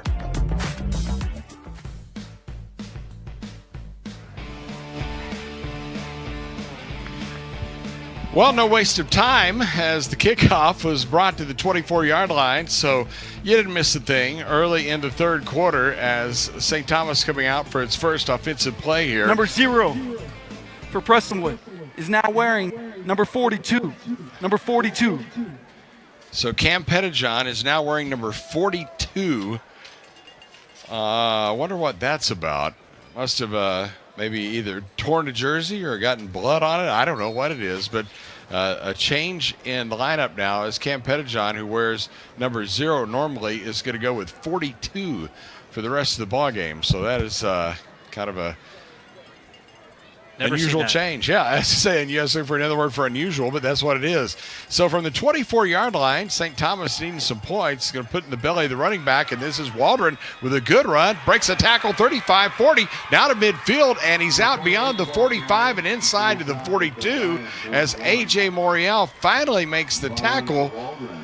But a hefty gain on the play of about 32 yards, so it'll be a first down for St. Thomas. Nothing really to it, just a simple, strong run by Waldron, and ends up breaking into the second and third level pretty quickly. And if it wasn't for A.J. Morial to save that, he might still be running. 34 yards officially, Pete Nilsson tells us, down to the 42-yard line. You got to be first down and 10. Set up the 3 receivers out to the right side, looking to throw this way. Jacobson throws. It's caught at the 40, but immediately thrown down in a hurry was Nate Tidwell by Ty Gilday. Nice job by Gilday. He ends up the Eagles end up getting in a bunch formation trips, and Gilday just slams R.J. Wilson into the other 2 receivers, but it was Tidwell that was able to break free and get back on his route just good enough to get a couple yards on that one. Yeah, that play was out of sorts from the very beginning. Nice job by Gilday. We'll work in some first half statistics in a moment as Jacobson throws over on the left side. It's caught. This is R.J. Wilson, the second grab of the ball game, as he will take it down inside the 30 to the 27. Cam Pettijohn on the tackle for the Lions, but now St. Thomas is on the move. Eagles kind of woke up a little bit. It probably got rid of that bus lag that they were fighting in the first half, and now they look like almost like a brand new team, and they have PCA on their heels. Yeah, it seems like that probably wasn't a very friendly halftime. Well, you know. Well, when your head coach was a 17-year Army vet, he might have some words to tell you. Get your mind a couple back people right. Private, yeah. First down and 10 from the 27-yard line. Here is the snap. Quarterback has to flush. This is Jacobson going to get inside the 20, inside the 10. He's to the 5. He'll score. Touchdown. An amazing 27-yard job for Pierce Jacobson. And David, as good as that Lion defense was in the first half, that was a breakdown. And all of a sudden, St. Thomas back on the board. It's 31-16. I'm not sure that Pettijohn might have lost his superpowers when he lost that 0, but it was his guy that was the quarterback. He was the one guy that had to pretty much spy him almost, and he gets caught just a little bit out of angle, and by then it was Jacobson already off to the races. What a savvy run by that young man. Michael Taylor on for the PAT. Kick is up and good. Well, we'll take time out with 10:01 to go in the third quarter as St. Thomas takes it right down the field. 31-17, Prestonwood on top, and Lion football continues after these messages. The Children's Health Andrews Institute is helping me get back into the swing of things. They're getting me back to reaching new heights. Back to sticking the landing. Back to setting goals and scoring them. Back to more than a game. As experts in everything from orthopedics to performance training, we specialize in getting DFW athletes back to doing what they love. At Prestonwood, we believe in the power of promise and the hope of new beginnings. When you're looking for a brand new start, we'll connect you back into life again. Join us. Let's move out of the past and into a bright future together. For more information, visit prestonwood.org.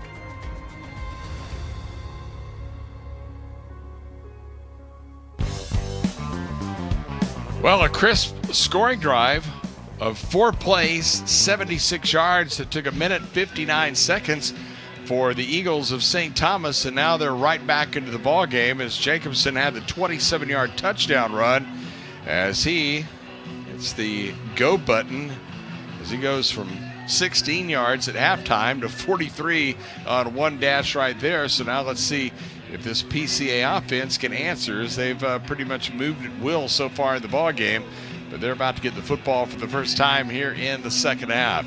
Glad to have you with us on Lion Football. Again, next week we'll be off first round of the playoffs with a bye in round 2. We'll be back to action, I believe, 2 weeks from tonight. We'll get the official word as the other side of the bracket works its way through round 1, as the kick is going to come down and be taken. Fair catch be out to the 25-yard line, and Junior Niffen. To give you some of those first half numbers, here's total yards. Prestonwood 328 yards at the break compared to 192 for St. Thomas. Look at the breakdown on this, David. 163 yards rushing for Prestonwood, 165 passing. Ooh. That is a balanced offense. 16 first downs in the game for the Lions. For St. Thomas, 73 yards on the ground, 119 through the air. They had 11 first downs. We'll get you some of the individual numbers in a moment. From the 25-yard line, they're going to hand it off on first down, shedding a tackler and going straight ahead. It's Taylor who will get out beyond the 30, out to the 33-yard line, and he was tackled by Price Number Cravens. 41's helmet came off during the previous play. He must leave the game for one play. We'll have a defender, Vontrell Benton, for his middle linebacker spot. I'll have to go out for one play. And now, from the 33-yard line, it'll be a second down and 2. They're going to hand it to Taylor, and he'll get the first down as he reaches the 36-yard line, a pickup of 3. The penalties were the big story of the first half. Both teams. Number 54's helmet came off during the previous play. He must leave for one play. Okay, Mr. Fulton. I'm trying to do the stats here. 8 penalties. I was making a good point here. 8 penalties on both teams, 60 yards, both teams. Interesting. How often would you see that? Never. Oh, my gosh. So Luke Glass getting ready to call a first down and 10 here from the 36-yard line, and he's going to fake the handoff and instead float back, try to find a receiver, and instead he's going to be dropped right at the line of scrimmage, so no gain on the play, as it was Obina Ume who's been held somewhat in check in the game and gets credit with that tackle there. Glass in the first half, 11 of 14 for 165 yards and 2 touchdowns. His favorite receiver, A.J. Morial, on those little dump-off passes, 4 catches, 41 yards, and a score. Tyler Shaw has 3 catches for 47 yards. Darashaw 2 for 43 as they're going to hand it off, breaking a tackle. Taylor gets outside the 40. It'll get out to the 43-yard line, a gain of about 8 before Price Cravens made the tackle. Taylor had 77 yards in the first half on 11 carries and a score. Bixler beat him by a yard. He had 78 yards on 11 carries and a yard. For St. Thomas, Pierce Jacobson, 8 of 11, 119 at the half and a touchdown. As back to play comes the Lions, and they are going to hand it to Bixler, and he's going to be brought down behind the line of scrimmage back at the 41-yard line, and oh, there was Ume who came in and said, how you doing, and he drops him for a loss, and that is going to be 4th down now, and the Lions are going to be forced to punt. Well, and now it's going to be back-to-back drives where it seems like the Lions just traded uniforms with the Eagles, and I just a little bit flabbergasted at how they couldn't just piece it together and got behind the sticks a little bit, and some of the play calls just weren't really on par with what they were doing in the first half in terms of execution. Javon Waldron back to return the punt from Clarkson. It's going to sail down inside the 30, hits to the 25, and will take a Prestonwood roll, and it will go down to the 20. It's sort of be killed by Job Palmer. 39 yards on the punt. And it'll be first down and 10 for St. Thomas with 7:34 to go here in quarter number 3. So again, those first half numbers very much in favor of Prestonwood, as they're en route to 650 yards of total offense, but that first drive kind of stuck in the mud right there, and that's something we did not see in the first half, David. Well, as an offense, you really do want to score on your opening drives. It's the first drive in the first half, first drive in the second half. And then PCA just comes out flat. It's uncharacteristic of how they've been playing so far this game. From the 20-yard line, 1st and 10, snap to Jacobson, and he is going to hand it off to Waldron, and he gets stopped right at the line of scrimmage. As a matter of fact, might have lost a yard, as they're going to put him down at the 19. It's Cam Pettijohn. Again, if you're tuned in, he's not wearing his customary 0. He had to switch to 42 at the half. See if we can get Donnie on that and find out what the problem was. I'm just trying to find the one kid out there wearing just shoulder pads who had to give up his 42. It's a little chilly out here for that kid. Well, it's going to be a 2nd down and 11 out of the pistol. Bring the man in motion. And now snap to Jacobson. Has pressure, flushed out. Here comes trouble from behind, but he runs away from it. Now tries to throw against his body. Instead is run out of bounds by the Pettijohn boys as they chased him out across the 20-yard line and into the St. Thomas bench. Timeout. We have play stop, as it looks like Cam Pettijohn is the one that is shaken up across the way. And just when I was going to say fool me once, fool me twice, Cam Pettijohn played that phenomenally. He ended up backing up, playing his linebacker depth about 5.5 yards. The last drive where the quarterback ended up just out-angling him, it wasn't going to happen that time. So what did he do? He just spied the quarterback a little bit, knew that was his man while everybody else covered, and he beat the quarterback to the sidelines with his brother, and now he looks like he might be a little shaken up. I hope he ends up getting up okay. Yeah, David, at halftime, you complimented the secondary of the Lions for how they've been playing. And on that play, they wanted to go deep. So it's one of those kind of long developing plays.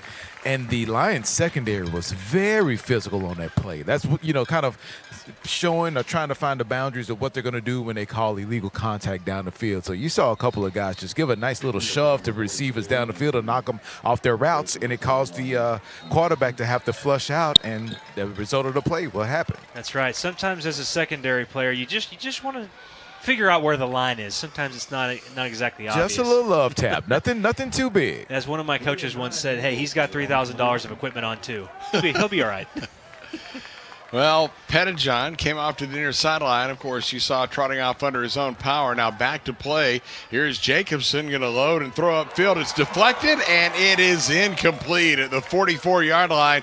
Tyler Shaw and Braden Bixler almost coming up with the interception there, but instead it'll be a 3-and-out. That's a big stop for the defense after what happened on the first drive, and PCA going 3-and-out, but punting on their first drive. That's huge to give the Lions the ball back. I always love the responses that the defenses give, and they're not perfect, but whenever they do have something happen to them negative, they end up responding just like that. These are really good players.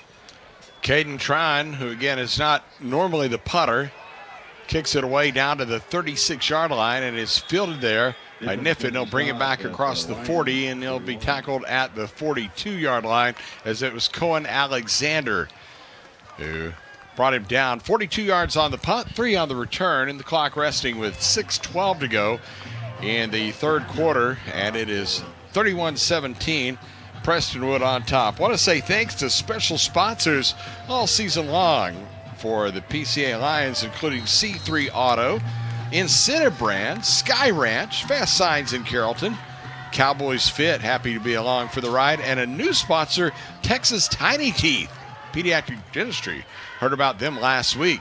That's from the 41-yard line. On first down, they're going to hand it off to Taylor, and he will get a nice gain across the 45 out to the 46.5-yard line as Dayton Dix made the tackle. Converted running back in that linebacker spot, and also a lacrosse player. Kanan Smith locking horns with a Eagle defensive lineman in that play. Back to the ground they go, and this time it will be Taylor who will barrel ahead across the 50 to the 49-yard line, and it looks like it's going to be good for the first down. Indeed, they do move the chains. What a tough run from Taylor. Man, he got popped coming back to the inside, but got just enough for the first down. Guess what? Taylor just went over 100 yards on that carry, 105 on the night. And he'll say, give me some more, as he takes it inside the line of scrimmage, the 49 down to the 47. Give him a couple before Saunders on the stop for the Eagles. Just what do they say at PCA? It's death, taxes, and Taylor over 100 yet again. Yeah, that's it. He has been quite the battering ram in the backfield. Second down and about 7.5. They will give him the ball. This time they didn't get a good block, and the penetration came past, and it is Dix and Ume on the tackle. Colt Hillhouse over there trying to hold back a couple of big rushing defensive men. There's one of him and two of them. The one thing you can get a feel of when you're down on the field is it feels like everyone's responsibility on St. Thomas's side is to let the defense know whether it's a run or a pass. So right when the play happens, you'll hear run, pass every single time. From the 47-yard line, 3rd down and 8. This is Glass with the snap, rolls, throws, pass is caught for a first down inside the 39-yard line, and it was Junior Niffen who came in with a total of 54 catches to the game, hauled that one in. Cravens bumped him out of bounds. Lions right back to the line of scrimmage. Going to be a handoff. It's Bixler who will get inside the 35, get down to the 34-yard line. Kipson and Saunders on the tackle. That would have cut a battleship in half. That ball Luke Glass threw, but his best throw of the night. What an outstanding haul by Junior Niffen. Second down, keep it on the ground. Bixler will get down inside the 32 to the 31-yard line. Saunders on the stop again. He's been busy. Senior came in with 48 tackles, including 7 behind the line of scrimmage on that stop for the Eagle defense. Right back to the line they go. Another handoff. This is Bixler, and he'll get down to the 29, and he will be close for the first down. Let's see if they move it. Tackle was made by Benton, and they move it. Is another first down. Yeah, I think you might end up getting some single coverage up top with Darasaw. I think Luke Glass gave him a little look, and maybe first charge, timeout. St. Thomas. Well, Davis saw it. They had to call it because they had a player running off of the field. It would have been a penalty. Yep, they were about to get that infraction, and instead, nope, not going to happen. So they got that all squared away. We mentioned some of those partners a moment ago. Want to thank also Paris Baguette. We've talked about them. Global Strategic, which will bring you the post-game show. Chick-fil-A. We had Chick-fil-A before the ball game, and I bet that came from Park and Plano Parkway, and of course the Andrews Institute Children's Health. Good night. Just had a mess here in the press box. Are you okay? Well, I'm not sure. Our spotter, Kaylin Kelly, just turned something over here. I know, nobody cares, but let's get back to work. How are you going to respond when something happens? Right, you have to fight through adversity, Chuck. Yeah, I just heard through my ears, clean up on aisle 9. Yeah, that's what we're looking for. I didn't know if I needed to jump in the chair. I thought maybe there's lava down below the way he was carrying on. But anyhow, yeah, first down and 10 from the 29-yard line. 3:42 to go here in the third quarter. Single coverage up top still. Certainly do. As they will bring Morial over to the near side as Glass sees something. Savvy look by Glass. As he takes the snap, and he's just going to give it straight ahead running play. And this is William Taylor, who will get to the 25-yard line, a gain of 4. So what was that all about, David? Well, the Eagles are packing the box. I mean, they have 9 guys in the box. They've rolled their safeties down to 6 to 7 yards. No one's over top helping out on the fade ball. There it is. Yep, here it comes, the pass. Well, a whole lot of grasping going on over there. Sure. And there is the flag call, or the flag thrown, I should say, as they were trying to set up that lob over to the far sideline, and instead the ball came to the turf, and now we have an injured St. Thomas player down. It's Dayton Dix. Well, I don't like to see this, the Sam linebacker who's been pass intended interference, to. number 2. The ball placed the spot foul. Automatic first down. Dayton Dix, he's converted running back. They added him in 2024. He's a lacrosse kid. Loves contact.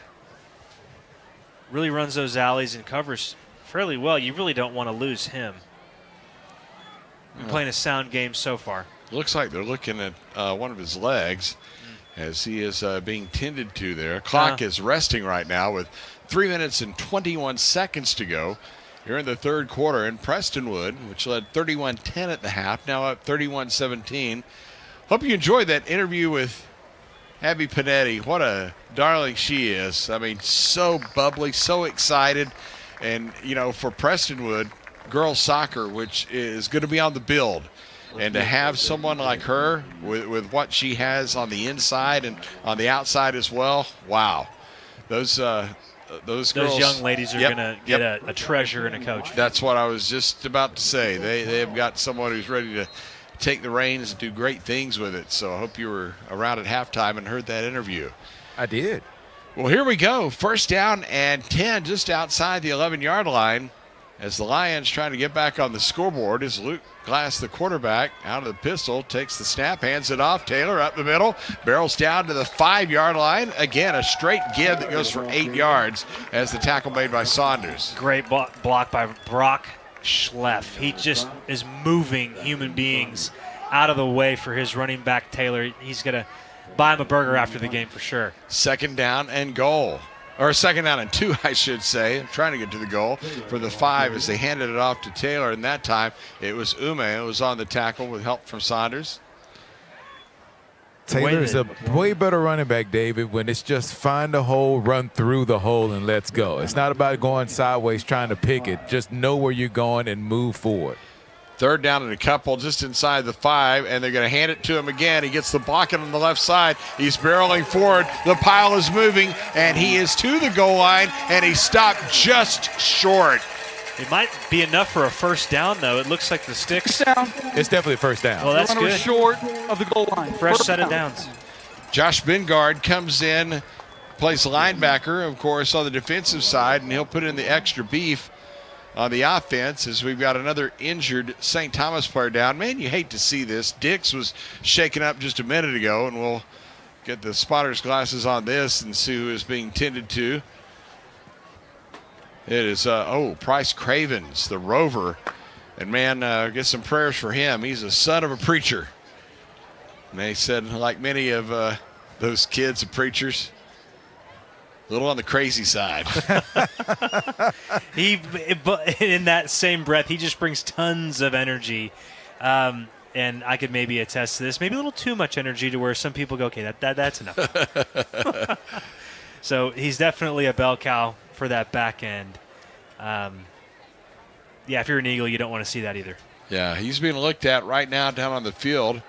And we have a short timeout here with 2:27 to go in the third quarter. We'll keep it here to once again thank some of the special donors who made the tailgate possible before the ball game. 12 Cuts Brazilian Steakhouse, proud to be a part of that endeavor. Also Fast Signs and Nicole Picoja at Modern Traditions Realty.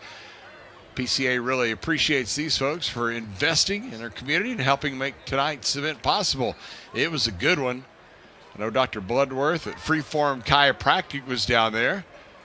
He had a table in the plaza. Hope a lot of folks stopped by and said hello. Also, Christian Lett, State Farm Insurance. Also hanging down in the plaza. You can find out everything you need to know about protection and coverage options available for your family and your home from Christian Lett State Farm. Proud to bring you PCA Athletics. Continuing to look at the player down on the field and whole staff out taking a look at him. This will be the 12th play of the drive when we come back, so it's just been the typical getting after him again and again and again, and they have run that hurry-up offense almost the entire game. And boy, the good news is he is to his feet right now, and he is walking under his own power. It's good to see. Although they do have his helmet away from him, so we'll see if he perhaps comes back into the game. Gives just enough time for PCA to load up on that Buffalo offense. They're about to try to get 4 chances at punching this sucker in. Well, you like the odds of first and goal at the 1-yard line where you've got a 290-pound offensive line. And also some athletic beef. Yeah, you can do that as well. Inserted. Luke Glass is out there at receiver. Yeah, indeed he is. They're going to do the straight snap, and it's going to be a keeper on the Wildcat, Tyler Shaw, and he got jammed up short of the goal line. So they snapped it straight to Shaw, and he winds up getting no gain on the play. I don't hate the play either. If he were to find a seam, I mean, no one's going to catch Shaw, especially to an edge, but that time the Eagles were ready for it. Well, the Buffaloes come out, and the regular offense comes back in. Taylor said, excuse me, let me take care of this. Second down and goal to go for the 1 yard line. No particular hurry, as now Luke Glass brings the play in. Now everybody rushes to the line of scrimmage. Quick snap. They're going to do the push, and he will get to the goal line. Did he get in? No indication just yet. He did not. Short. He did not. He's short by about a foot. Yep, and it really doesn't hurt the Lions here too. If, holding a 2-touchdown lead, you get to flare off some more time and just keep this momentum rolling. Well, they're going to turn around and go right back at it. It is third down and a foot to go. Snap to Glass, handoff Taylor, bangs at the right side, and he is in. Touchdown, Prestonwood. William Taylor took a second to get across the stripe, but he is into the end zone, and Prestonwood extends its lead. It's now 37-17. And, man, I mean, how do you like your 15-play drives, Chuck? And David, I think absolutely correct as far as the time goes. It's not hurting anything. You have 4 shots, 4 cracks at the 1 yard line, but more importantly, they only have about 13 minutes to try to make up the difference right now and score 3 touchdowns, which is pretty difficult. Well done.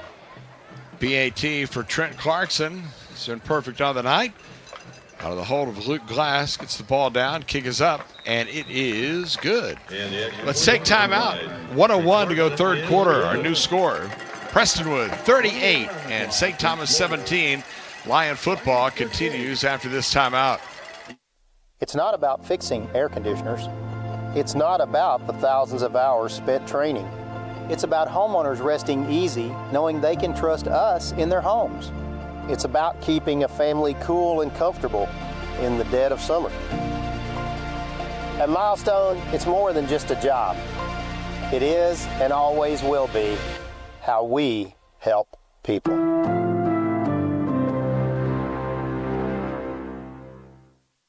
Hey there, Lion Nation. I'm Rudy Casanova, owner and president of Global Strategic Business Process Outsource Solutions. In athletics, teamwork is everything. Each player has a role, and when they come together, they achieve greatness. At Global Strategic, we believe the same principle applies to the workplace.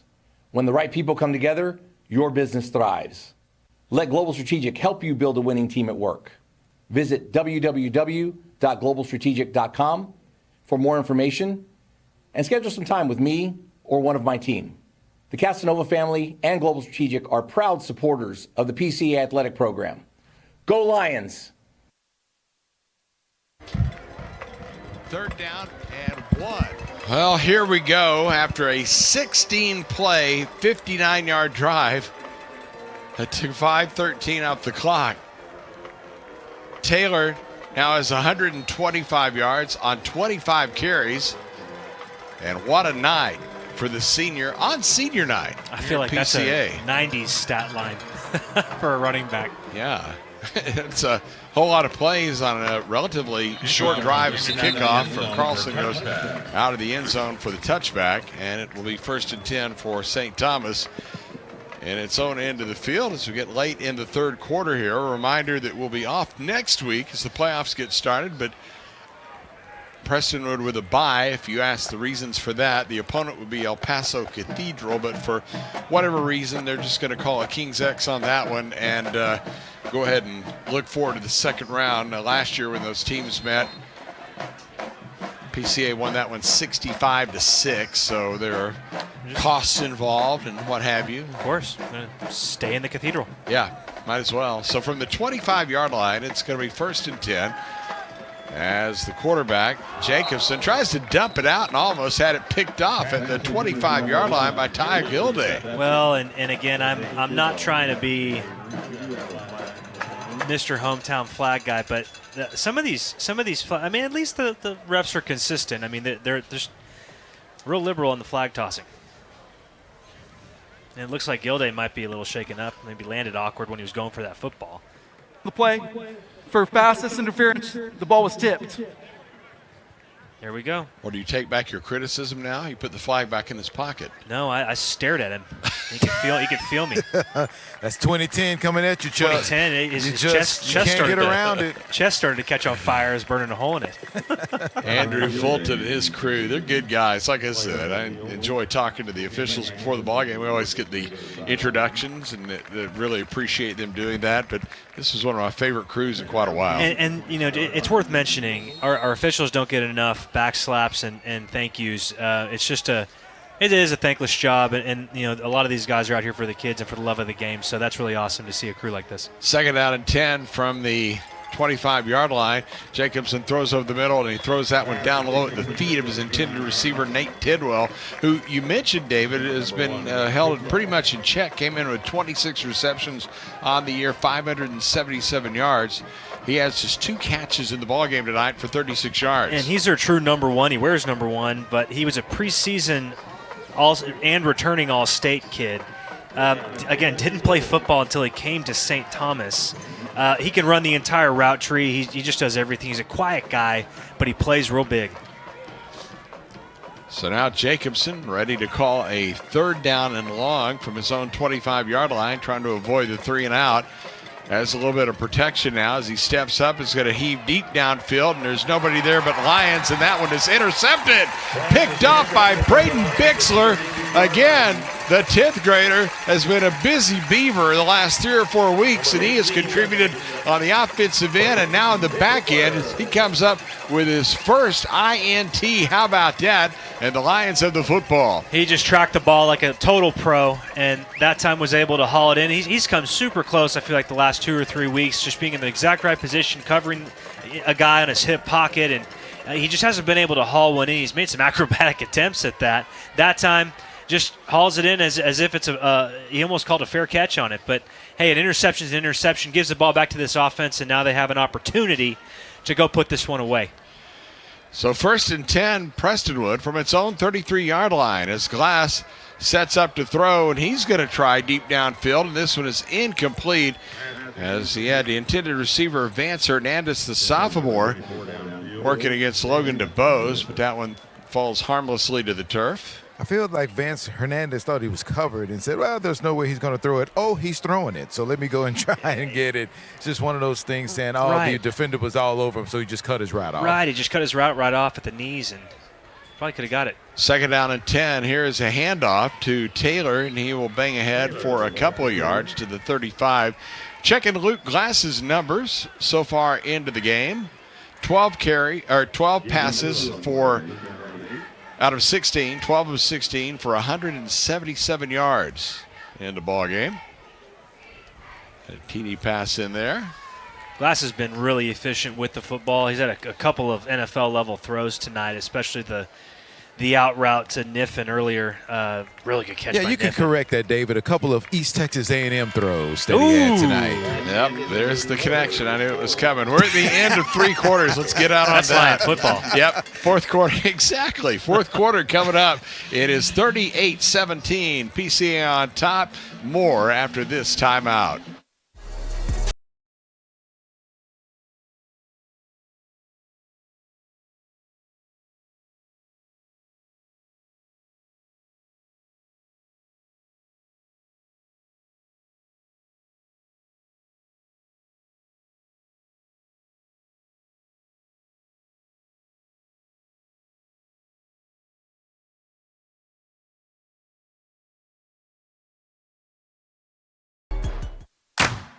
With fast signs, see the visual possibility in your business.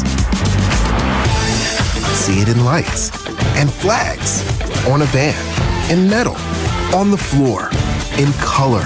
With signs and graphics, you can say anything, do anything, be anything. So make your statement. With Fast Signs, your masterful team of visual marketing experts, anything is possible.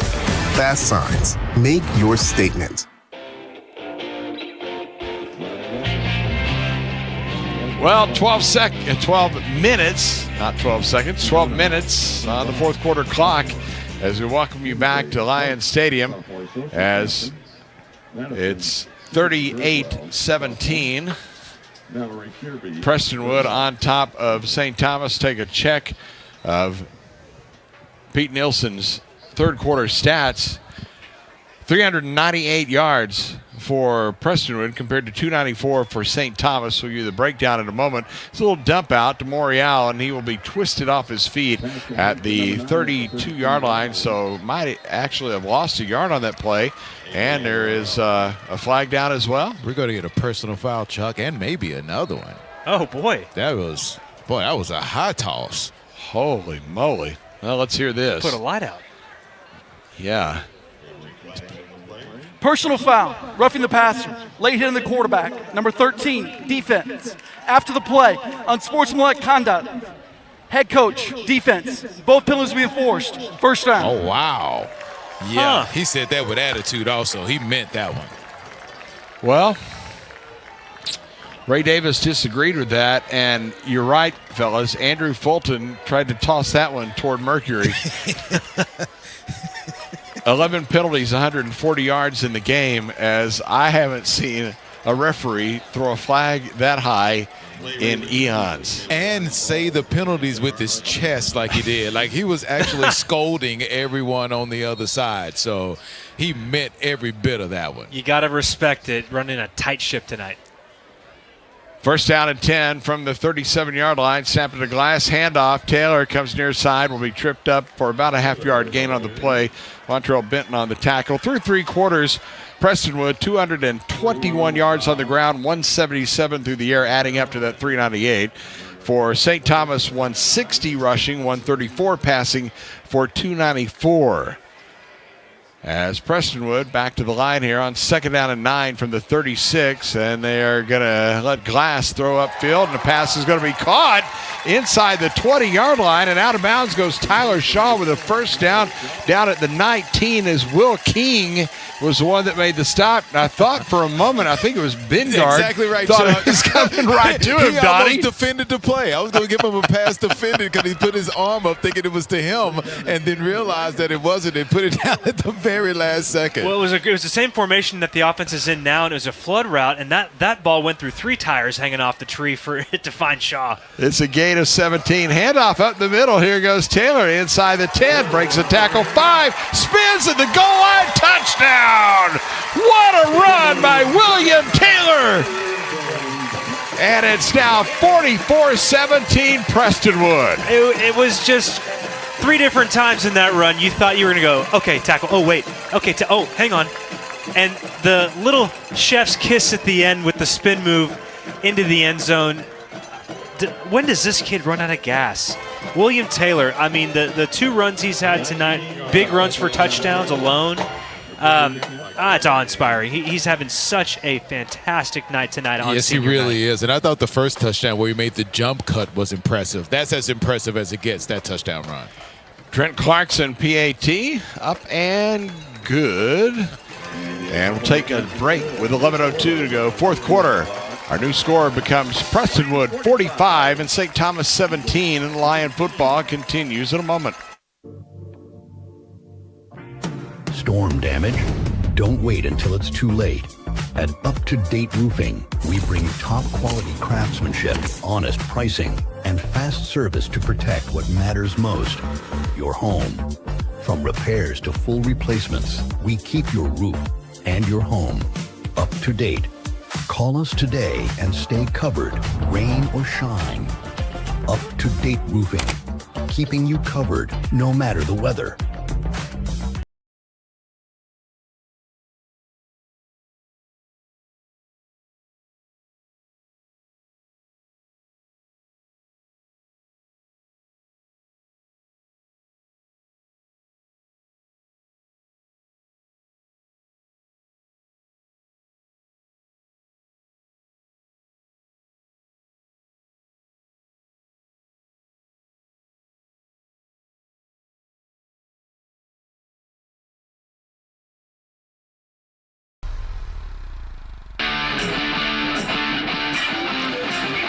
Well, the onslaught continues for Prestonwood, 45-17 6 plays, 67 yards, taking a minute and 44 seconds. Taylor's 3rd rushing touchdown of the ball game, as he is now up to 8 on the season. Again, he broke the 1,000-yard mark last week, as he was 10-16 coming into the ball game. His big output was against Parrish when he had the 199 yards on 29 carries. Had a touchdown. He's up 147 so far in this ball game. So Big Bill doing his job behind that very talented offensive line. So now St. Thomas about to get the football back, and I'm sure this has been a frustrating night for the Eagles. Is that kickoff? Boy, put a little mustard on that one. Did Trent Clarkson, as he bangs it through the back of the end zone. It'll be a touchback, and they'll take it at the 25-yard line. A reminder to stick around after the ball game for the Global Strategic Postgame Show. We will have our player of the game interviews. We'll hear from head coach Donna Yantis. We will also have the highlight shows. David will take you through the scoring plays of the ball game. And we will have after statistics. The play, unsportsmanlike conduct, number 8, kicking team, 15-yard penalty, first down, St. Thomas. Oh, boy. Well, unsportsmanlike against Prestonwood now, as they are going to give 15 yards back the other direction. And so each team has had a... Turn that mic off with that whistle happens. Wow. That's twice that's happened tonight, Donnie. Man, I almost did a couple of up and downs with that one when I heard it. It was so loud. I felt my bones rattle. Wow. 20 total penalties in this football game, gentlemen. For the 40-yard line. Oh, no. First down and 10. Here is the snap. And rolling to throw is Jacobson, and he'll just throw this one away. Had double coverage on his intended receiver over on the far side. I don't know. I can't remember the last time I saw a receiver slip going into motion and couldn't get up, and then the snap was high. I almost would have used a timeout on that play just to get everything back going. I almost heard the cartoon banana peel just I apologize, Chuck. I was just so surprised by the falling down of the motion receiver. Well, there's a similar play in a different sport. I'll see if we get a chance to insert it. Probably can't do it justice describing, but I'll try. Second down and 10. Let's get this play first from the 40-yard line. Quick pass over on the left side, and immediately the receiver is hit at the 45, and that was Webb Lewis who comes up with it. Okay, had to double check on the number. It was 22. Webb Lewis, a junior who makes his first catch, I think, of the season, but he certainly his first catch here on the evening, as it's a 3rd down and 5. Yeah, that was a textbook tackle from Luke Lineberger. Oh, absolutely. Lineberger got him. It's a 3rd down and 5. Quick pass caught again. This is Lewis, who's going to get across the 50, and he'll get into Prestonwood territory to the 48, as it was Lineberger and Bingard combining on the tackle. You guys watching at a hockey game last night. They had the mascot who comes out, I think it was right before the period or what, end of the period, whatever, comes out from the corner and heads straight down the goal line, like, toward the goal. And you think, yeah, he's going to skate around it, right? Bam, right into the goal and right down and out. Here's a handoff. It's going to be Stewart who gets hit for a gain of 1 down to the 47-yard line. Bingard to get on the stop for the Lions. A little comedy relief here on what has not been a comedy night if you're a St. Thomas fan. No, it's not, and the Lions are perfectly fine with this happening with St. Thomas. You want to take your time and rush for a couple of yards at a time and work your way down the field, A-okay, as long as that clock is running. Just fantastic, because it's starting to slip away second by second. Wells Granger is in the game in the backfield. They set up the pistol. Jacobson has it, looks over the middle, throws the pass, and it is caught. And that is Creech, who will get inside the 20. Still running down inside the 15, and he is near the 10. They say he's down at the 11-yard line. Tyler Gilday on the stop, but that is sophomore Ben Creech, who goes for 38 yards. And Creech is, and what a flash of brilliance by St. Thomas. We've seen a few tonight, but just haven't been able to string even a couple good plays back-to-back. But Creech, he was an 11-300 guy as a freshman just last year, but he can stretch the field. He's kind of sneaky fast. We just saw it there, and he never really leaves the field. And like you said, Chuck, he's the oldest of quite the gaggle. Yep, indeed he is. Here's a quick slant on the 1st and 10 from the 11, and it's incomplete, intended for Grayson Dirks. But that was some pretty good coverage there from Braden Bixler. It felt like Jacobson rushed that throw a bit. That play was there. The ball was a little high and a little behind him. He put it right where it needed to be. That could have been a touchdown, in my opinion. Well, Pierce Jacobson's had quiet night, but 13 for 24, 185. Still fairly decent against this PCA defense. It's not okay. False start. It's not an easy defense to go up against, and he's still managing some brilliance. 22 offense, 5-yard penalty, second down. Quarterback faked out his own wide receiver. Happens. He was about to clap, and he said, "Okay, clap, go." Yeah, sometimes the mental errors in football are just a given when you travel 4.5 hours in the same day. And when you're losing 45-17, that happens also. Are you not clicked in? Yeah. Right. From the 16-yard line, Jacobson has started a little speed option over to the right side as they're going to toss it. Granger gets to the corner. He's bumped out of bounds down inside the 10 at about the 9 by Tyler Shaw. Granger, by the way, comes from a pretty famous lineage down there. His grandfather has the stadium there at St. Thomas named after him. Granger is pretty brilliant. He would be the class president. Granger. That's Mr. President if you're walking around campus. Yeah, where I grew up in Weatherford, Donnie, it's called Granger, but he's Granger, and that's okay. You got brains like he does, I'll do it. Here is the pass toward the end zone, and it's caught at the back of the end zone for the touchdown as it was hauled in by Tidwell, but there is a marker down, so let's see. Well, and they're asking Coach Yantis. Why is he asking him to decline it? They scored a touchdown. No, we're accepting that bad boy. I was just going to say, he came over and asked him, Coach, would you like to decline? What? Yeah, Coach Yantis is like, no, I want to accept that. He actually caught it. Well, the methodical nature of these officials tonight.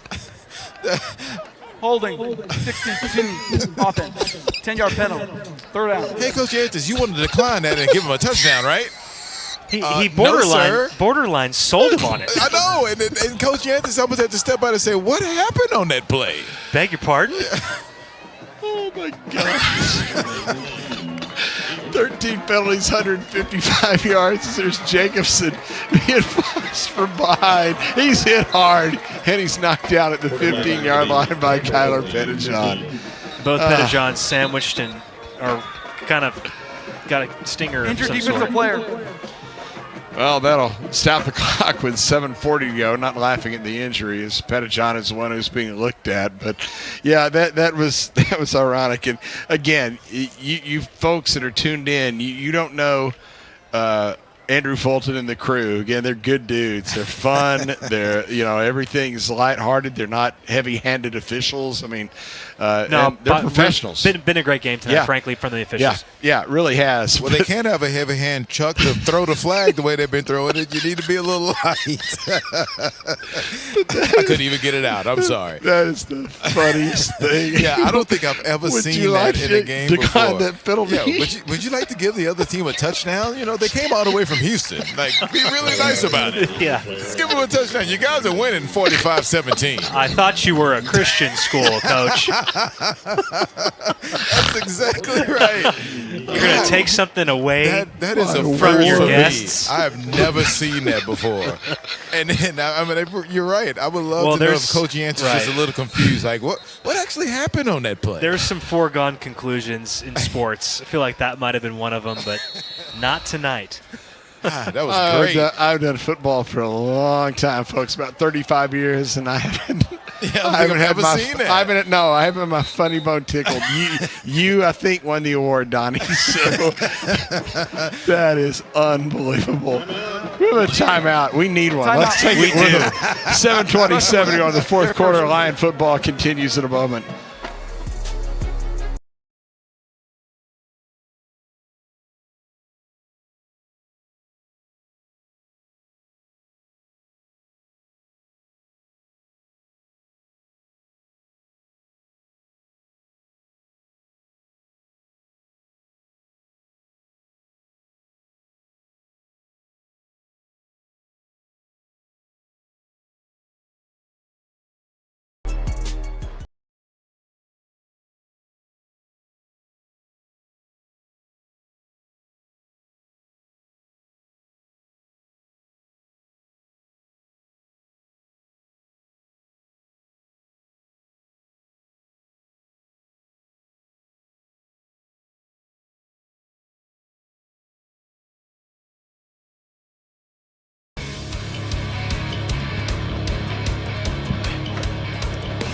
7:27 to go in the fourth quarter.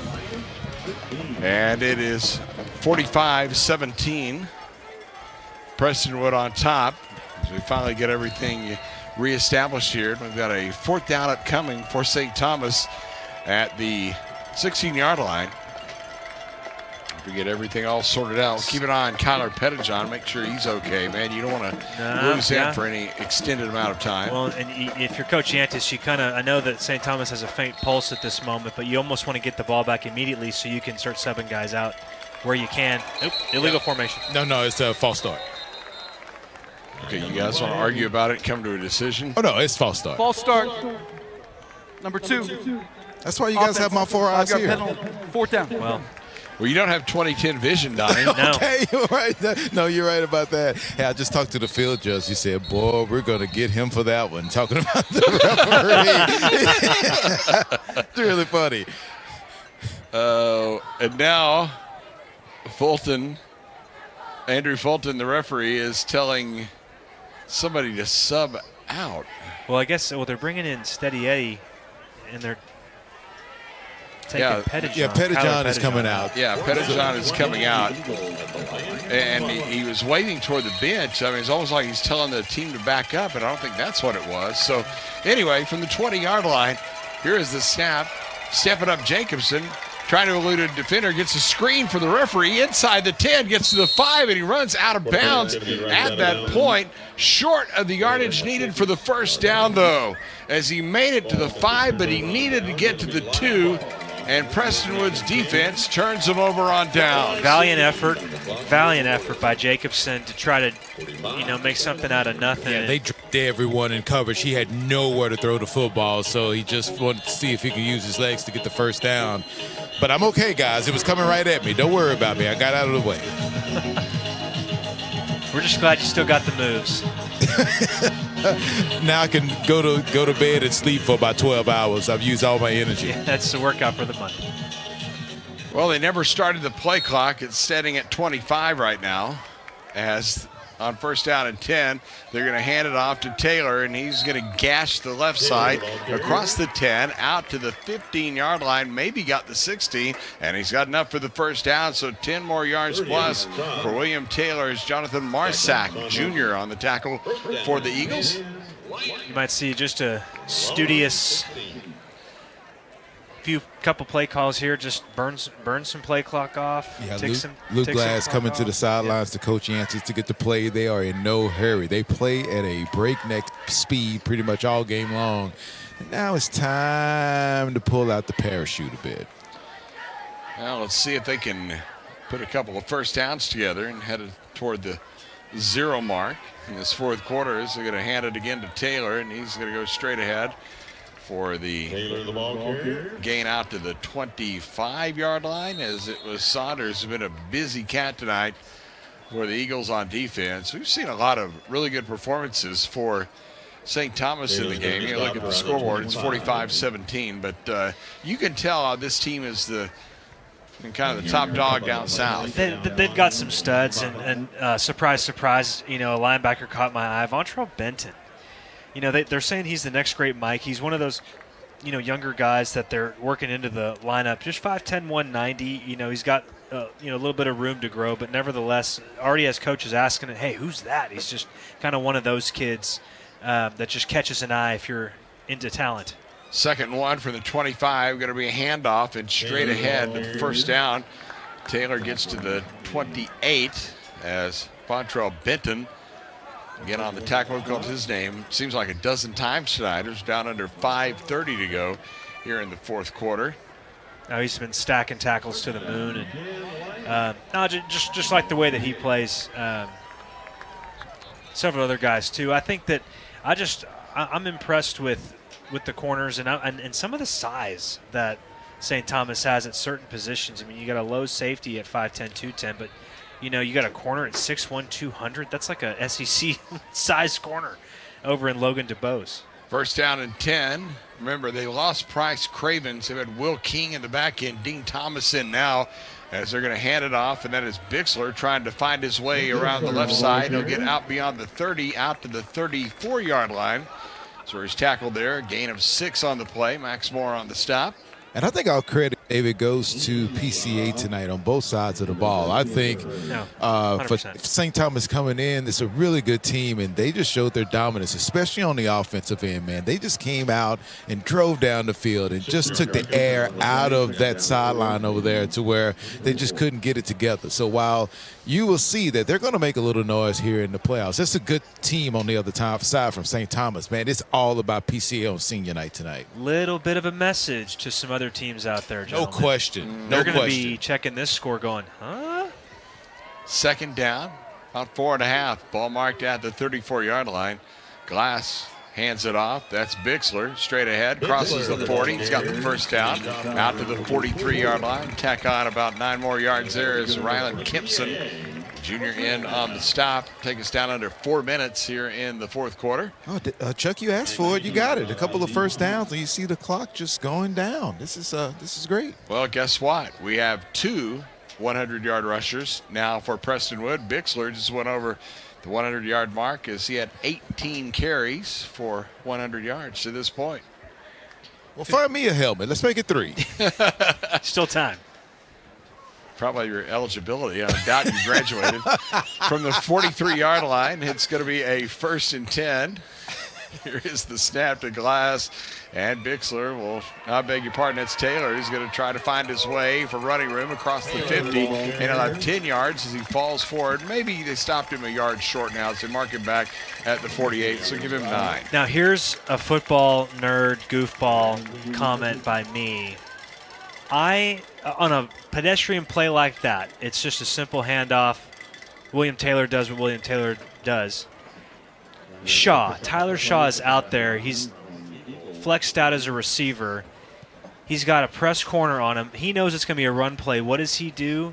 He runs the corner off on that side like he's going for a go route. And just that effort alone, I mean, it ended up taking the corner out of the play who had a chance at the tackle, but I love that selflessness. Here's a handoff. This is Taylor. He'll get to the 45-yard line, still churning to the 44, and he's got the first down. And that clock continuing to run. It'll be stopped now just momentarily to set the chains, put it back in motion more on that last tackle. What a weapon. Yeah, this is a big boy drive right here. Seriously, you know exactly what the Lions are going to do on offense, and yet and still the Eagles defense can't stop it at all. That's when you know that your team is playing at the highest of levels. And 32 carries, over 180 yards now for William Taylor. What a beast. 2-minute timeout. We'll break with them. 2 to go in the game. 45-17 Lions. More in a moment. Make your dream outdoor space a reality with Aquaterra Outdoors. From full-service design to construction for landscaping, pools, and outdoor structures, we offer everything you need for your ideal outdoor environment. With years of experience and a commitment to excellence, Aquaterra Outdoors, elevating outdoor living to the next level. Contact us today at 214-387-8333. Or visit our website, aquaterraoutdoors.com, and start your journey to the ultimate outdoor experience. C3 Auto, serving Plano for over 14 years. You can find us just west of 75 at 3101 Premier Drive in Plano, Texas. Day or night, rain or shine, come browse our selection of over 2 acres of vehicles. Covered parking allows for vehicle protection and a shady walk around the lot. As a Carfax Advantage dealer, we specialize in clean Carfax, low-mileage used vehicles. Come by and meet the real boss at the office, Repo Jr. Find us online at c3auto.com. 2 minutes left. Lions en route to their 5th victory of the year, 45-17. As they'll scrimmage from the 44-yard line. Luke Glass comes back behind center. Waiting on the shotgun snap, and he'll hand it off to Taylor. We'll try to hot foot around the left side, and he'll get down inside the 40, get down to the 37-yard line. Dean Thomas on the tackle. You know, one thing about these 6A games and TAPS as opposed to the 6A and the UIL is you don't have the number of reserves, so you get late in the game. It's like, well, why is the starting quarterback in it? Well, you don't have just a whole lot of people. You just don't.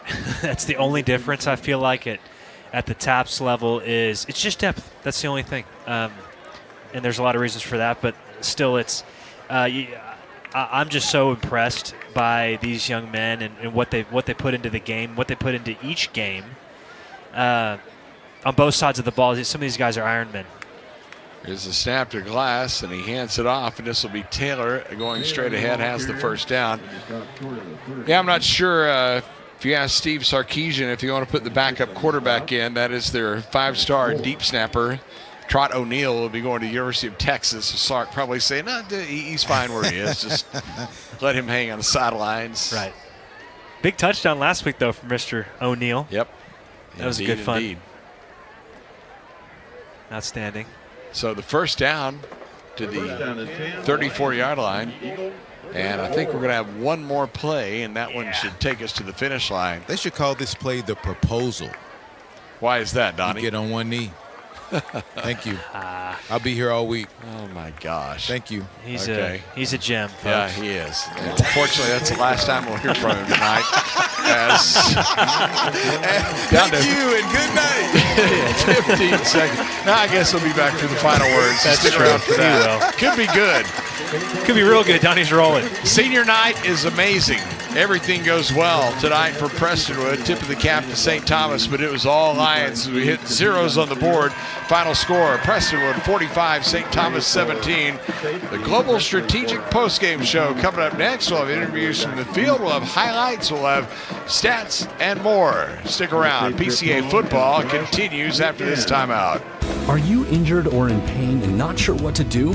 Schedule a complimentary injury screening and talk to our physical therapists at Vista PT to see if physical therapy is right for you. No prescription or referral is needed. The Children's Health Andrews Institute is helping me get back into the swing of things. Back to sticking the landing. Back to more than a game. We specialize in getting DFW athletes back to doing what they love. From the long-lasting and reliable heating and cooling systems we send out the door, to the friendly and knowledgeable dealers who go the extra mile. With a no-hassle replacement limited warranty, you can trust Comfort Maker to deliver outstanding service and performance, keeping you a step ahead with advanced technology and exceptional comfort. To find a Comfort Maker dealer, visit comfortmaker.com. Are you injured or in pain and not sure what to do? Schedule a complimentary injury screening and talk to our physical therapists at Vista PT to see if physical therapy is right for you. No prescription or referral is needed. From the long-lasting and reliable heating and cooling systems we send out the door, to the friendly and knowledgeable dealers who go the extra mile. With a no-hassle replacement limited warranty, you can trust Comfort Maker to deliver outstanding service and performance, keeping you a step ahead with advanced technology and exceptional comfort. To find a Comfort Maker dealer, visit comfortmaker.com. This is a PCA Lions postgame show with interviews from the field, highlights, and a complete recap of the game. The Lions postgame show is brought to you by Global Strategic Business Process Outsource Solutions. Visit online at globalstrategic.com. Now, back to the stadium for the Global Strategic Lions postgame show. Well, the postgame prayer just concluded momentarily. There's a lot of sportsmanship between these two great teams down below as Prestonwood wins it tonight by a final score of 45-17 as we welcome you to the Global Strategic Postgame Show. Chuck Kelly, David Stoltzman here in the booth as we'll hear from head coach Donnie Yantis here in just a couple of minutes after he addresses the team. But, man, David, we've seen a lot of football so far in the last month and a half or so, and I think this was putting all the pieces together for this Prestonwood team, and they get the win tonight. Easily the best that they've played and looked, and I think that they would say the same. I'm curious to see what Coach Yantis says. He may pick a couple things apart, but a lot to hang your hat on right now if you're a PCA Lion and a PCA Lions fan and supporter, because that right there looked like a state championship team, no doubt about it.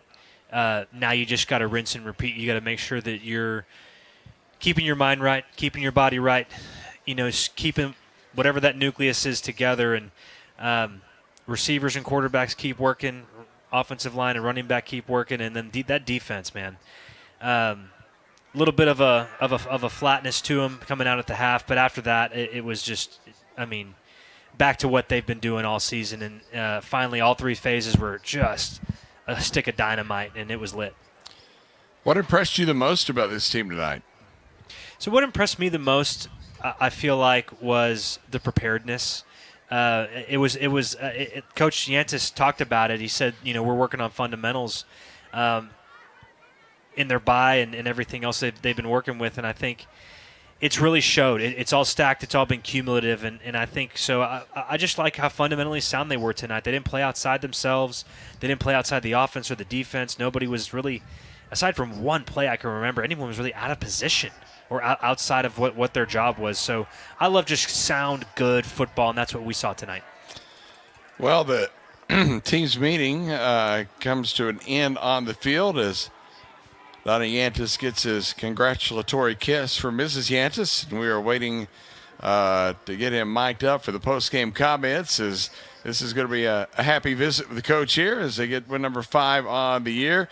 And he will join us here in 2 seconds, get him all set. Got that play card that looks like it weighs about 10 pounds. It just fell to the turf below. But anyhow, ready to go. I think we've got Coach with us.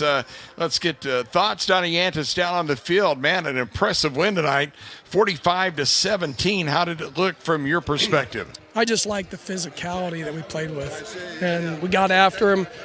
Defense did some great things, and so we're getting better. That was a really good football team, and for our guys to step up at home on senior night and honor those seniors with that type of play. We didn't turn over the ball. That was critical, and we played well defensively, made some big-time stops, so proud of our guys.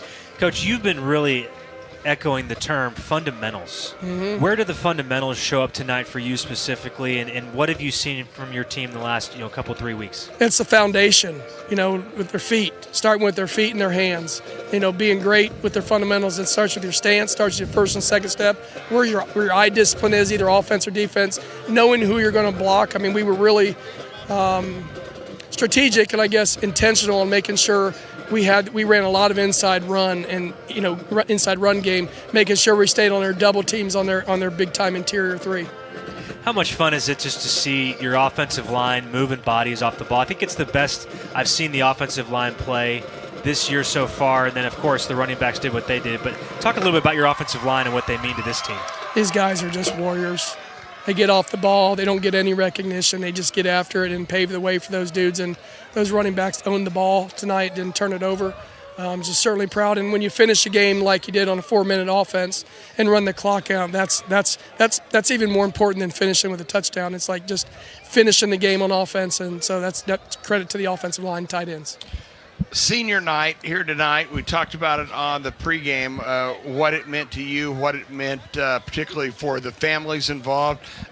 What was your takeaway from how your team performed on what could have been a distraction, for some? They got to focus on that, but it looked like they were on it from the get-go. Yeah, number one, I love those 20 to 21 seniors. They give everything to our program, and we've got a lot of guys that's been here for a long time.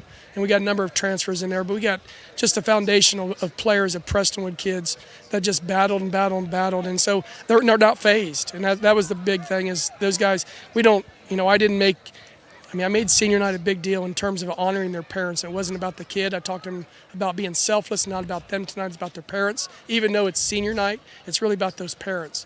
And so we did that, and those kids, they didn't bat an eye. Like they were laser focused all week long, and it turned out well tonight for us. Now, Coach, let us in a little bit and tell us about that extremely difficult situation down there by the goal line where you declined that holding penalty.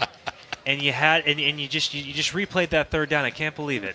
Yeah, that's just one of those decisions that you make that you just got to roll with it, right? And it worked out. Okay, come on. Coach, were you like? Are you serious? No, I'm all good. Coach, all good. we had Chuck Kelly was laughing on the air for 5 straight minutes. He'd never. We'd never seen anything like that. No, all good, man. It's fun. That's really good. Do you think that? Because again, I talked to the refs. I know you you do too. Before the game, you get to meet him, and I like Andrew. I like his crew. Yeah. I like everything about him. But that was the funniest thing I'd ever seen. He just scored a touchdown. He looked at you, and David said it's like he was selling it to you. Said, "You got a hole. You want to decline it, right?" Yeah, no doubt. So it worked out, right? That's right. That's how you draw it up. That's why you coach. So we talked about the pregame show, this potential week off. I guess we do have the week off. Yeah. After playing a game like this, does it make it tough to sit around for a minute? No. I'm giving them. You heard them yelping out here and hollering. We gave them tomorrow off. They're so excited. I told them, I said, you win, you're off. You lose, we're watching film. And so that was a motivator. So that was big. But next week we're gonna work. We're gonna shorten our practice a little bit Monday through Thursday, and just focus on fundamentals. Of our base offense and our base defense. And we were obviously got a week to play. Get ready for Liberty. So coaches, we're working tomorrow on Liberty and getting ahead of it, and fixing some of the things that we made mistakes on, that I made mistakes on, and we played them game one. Coach, thank you so much for the time. Enjoyed this regular season run. Let's see how far we can take it through the playoffs. Amen. Thank you. God bless. Appreciate y'all. Go Lions. That is head coach Donnie Yantis. Post-game comments, again, brought to you by Paris Baguette. Head across the street to Paris Baguette, one of the freshest, best bakeries around. And just mention Prestonwood. Get 10% off your order just by mentioning Prestonwood. Thank you so much for their support. We'll take a time out here. When we return, player interviews coming next. You are tuned in to PCA Lion Football. More after these messages. Hey there, Lion Nation. I'm Rudy Casanova, owner and president of Global Strategic Business Process Outsource Solutions. In athletics, teamwork is everything. Each player has a role, and when they come together, they achieve greatness. At Global Strategic, we believe the same principle applies to the workplace. When the right people come together, your business thrives. Let Global Strategic help you build a winning team at work. Visit www.globalstrategic.com for more information and schedule some time with me or one of my team. The Casanova family and Global Strategic are proud supporters of the PCA athletic program. Go Lions! You gotta dip your chicken strips. Hey, this is Kiani. And this is Tabitha. And a little thing we love about Chick-fil-A chicken strips is all the different sauces we can dip them in. I like to line up all my favorite sauces so that in every bite I have a different flavor. Then with the tenderness of the chicken, the juiciness of it, it's all there. And for me, I like to mix my sauces so I get a little tang and I get a little sweetness all in one bite. That's just a recipe for a good time, That's what makes it for me. That's what does it for me. That's what I'm saying. Real guests paid for their testimonials. The Children's Health Andrews Institute is helping me get back into the swing of things. They're getting me back to reaching new heights. Back to sticking the landing. Back to setting goals and scoring them. Back to more than a game. As experts in everything from orthopedics to performance training, we specialize in getting DFW athletes back to doing what they love. We continue on the post game. Time to hear from our players of the game, brought to you by Chick-fil-A. If you want to buy and get a delicious chicken sandwich, a salad, a party platter, anything, Chick-fil-A can help you with that at Park and Plano Parkway, not far from the stadium here in Plano. As we go down to the field and hear from a guy that we talked to at the start of the season on the pregame, but we're going to talk to you on the back end of one, and especially on senior night. That is quarterback Luke Glass, who put it together this evening en route to that 45-17 victory. Luke, congratulations. How did this one look from your perspective? Yeah, it was awesome that we were just able to come out and dominate and instill our will. And I felt like we just really ran it down their throats and just imposed what we wanted to do. And it made my job really easy because it opened up the pass game. Well, and Luke, I know that you're coming into a game where it seemed like the game plan was, let's just do just that. Let's move some bodies out of the way. Let's let Taylor and Bixler do what they do, and I'll deliver when I need to. But what's it like for you preparation-wise for a game plan like that? Yeah, well, I have to know that I have to do my job and let the running backs do theirs and not try to, I have an RPO to throw, but I really haven't thrown the ball very much, and so I want to throw it, but I have to be confident in my running backs and just be a little bit selfless and hand that ball off. Now, regular season's just concluded. Is there you've been here before. Is there a shift mentally now into playoffs? Is it all of a sudden a little bit more heightened, or is it just business as usual for you guys? No, I think nothing changes for us. I mean, we have to go in there and take care of business every week, and obviously the stakes are a lot higher because you lose, you're done for the season. But I feel like nothing really changes overall. We're going to go in there and do our best to win every single game, just like we've done all season. Now here's something that's fun. So you're committed to East Texas A&M. You know you're standing next to one of their most esteemed, famous alumni. You know that? Yes, sir. He told me. My mom actually met him in the other day, about a week ago. So it is a pretty cool connection. I love that. Yeah, Donnie's waving up at us right now. He doesn't have the headphones on, but now, Luke, I think that it's very interesting for quarterbacks because you kind of have to. I mean, obviously, know your offense, but tell us about defense. Do you ever spend much time on the defensive side of the ball, just learning coverages and kind of feeling how guys roll to certain things? What's it like on the brainiac side of being a quarterback? Yeah, 100%. It's a very mental position, and so I spend probably just as much time focusing on the offense as I do the defense. I have to know exactly what they're going to do defensively and know what we're going to do to combat that and do our best to give ourselves the best chance to move the ball down the field. And last question for me before I turn it over to Chuck. So you've been in PCA since kindergarten, correct? Yes, sir. What's this place mean to you? Oh, it's huge. I mean, it's my foundation. I mean, I've grown up here, gone to games here my whole life, and so just this being my last game, I mean, it's crazy, it's emotional, but yeah, I mean, I would love to have another home game, but we have big things coming up ahead with the playoffs. So, all right, Luke, I want to have some fun. You're getting all the spoils here. I gotta throw a little banana peel in here and see how you deal with it. I want you to describe, if you can, using the proper adjectives, how would you describe to someone who is watching your running style? What would you call it? Safe and protected. I mean, I'll go up and I'll make a guy miss up and up at the line of scrimmage, and then I'm going to go protect myself and dive. But when I need to get a first down, I'm going to put my shoulder down and go try to get that first down or get into the end zone. But I want to live to see the next play and the next down. So I've been quoted up here with my description of you, and it's been slow moving but quick. Yep, that's a good analysis. I mean, I'm not going to explode out for a 50-yard gain, but I'll make a guy miss and dive forward for a couple yards. Coach told us at the start of the year, you want that opportunity. When you see an opening, you want to go, and he's like, oh, boy, here he goes. But, I mean, I can't tell you how many times this year you've taken off like, oh, gosh, and all of a sudden you get 10 yards. So I'm like, oh, okay, I'll take that. Well, again, senior night has to feel oh so great. What was that like walking out there with you folks and everything involved? Yeah, it was awesome. It was great. I mean, it's just I have the best family, and so it was great to spend that moment with them and just be able to enjoy that. Outstanding. 13 of 17 tonight, 194 yards and 2 touchdowns. One of our offensive players of the game, that is Luke Glass, the quarterback. Congratulations. Enjoy that one. Thank you all.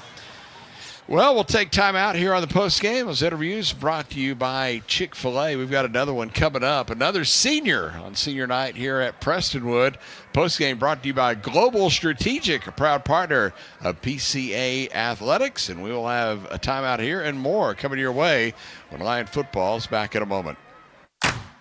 With fast signs, see the visual possibility in your business. See it in lights and flags, on a van, in metal, on the floor, in color. With signs and graphics, you can say anything, do anything, be anything. So make your statement. With Fast Signs, your masterful team of visual marketing experts, anything is possible. Fast Signs, make your statement.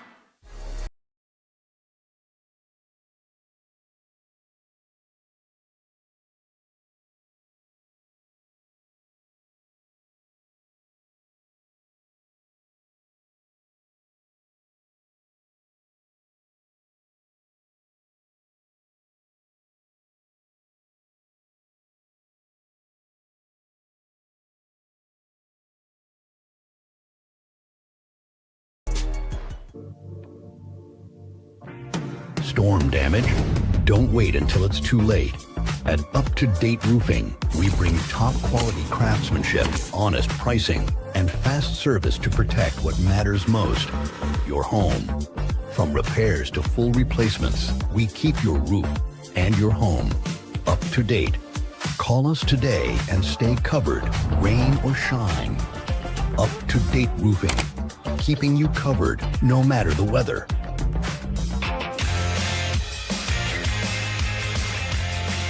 Global Strategic Postgame Show as Prestonwood wins it tonight, 45-17, the final score.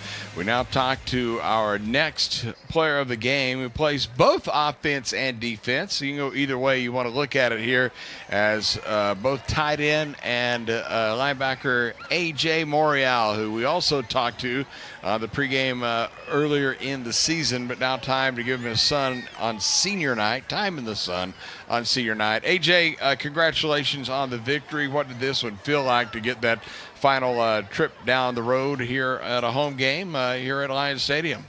Yes, sir. It's just great talking to you again. Honestly, this feels amazing right now. I really feel like our team really needed this, especially going into the playoffs. A big confidence booster, and I just thought we played our hearts out tonight.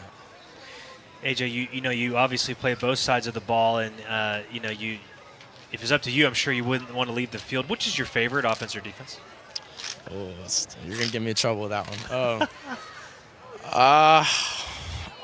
I have to go back to my roots, saying defense. Honestly, that's the way I was born and raised and brought up, so I have to go with that. That's where I thought you'd go with it. Well, how about this? So, critique your team tonight. I know that there was really not much to critique, but I guess better yet, tell me what it's like. Do you feel this is the best game that y'all have played in terms of all three phases?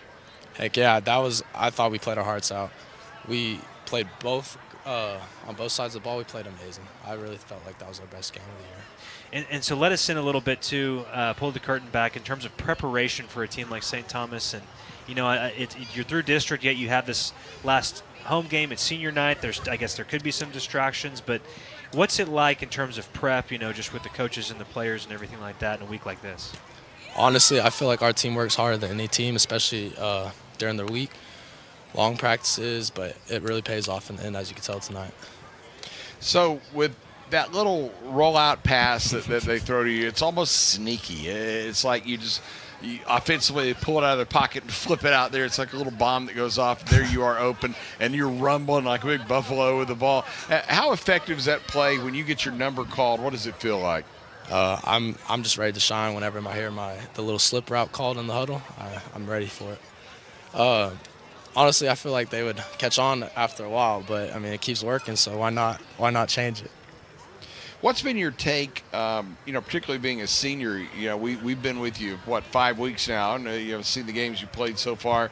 A rough go over in Argyle that first time against Liberty, almost pulled off the one at Parrish. I mean, you guys have been in every game, but it seemed like there have been, a little this, little that kept you from getting the victory. So, what's the feeling going forward? Do you feel like that you've moved past that now and you put everything together as you head into the postseason? Yes, sir. I feel like we have. Honestly, each game I feel like our team has progressed. And, honestly, that's just what you want, especially heading into the playoffs. What do you feel like after the game when Coach says, hey, you got a day off tomorrow? I noticed you guys were pretty excited. Yes, sir. We just love it, especially it's a nice little break.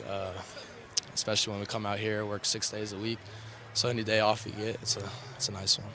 So tomorrow, when you're just resting, got your feet kicked up, who's your team? What or is there a game tomorrow that you're looking forward to watching?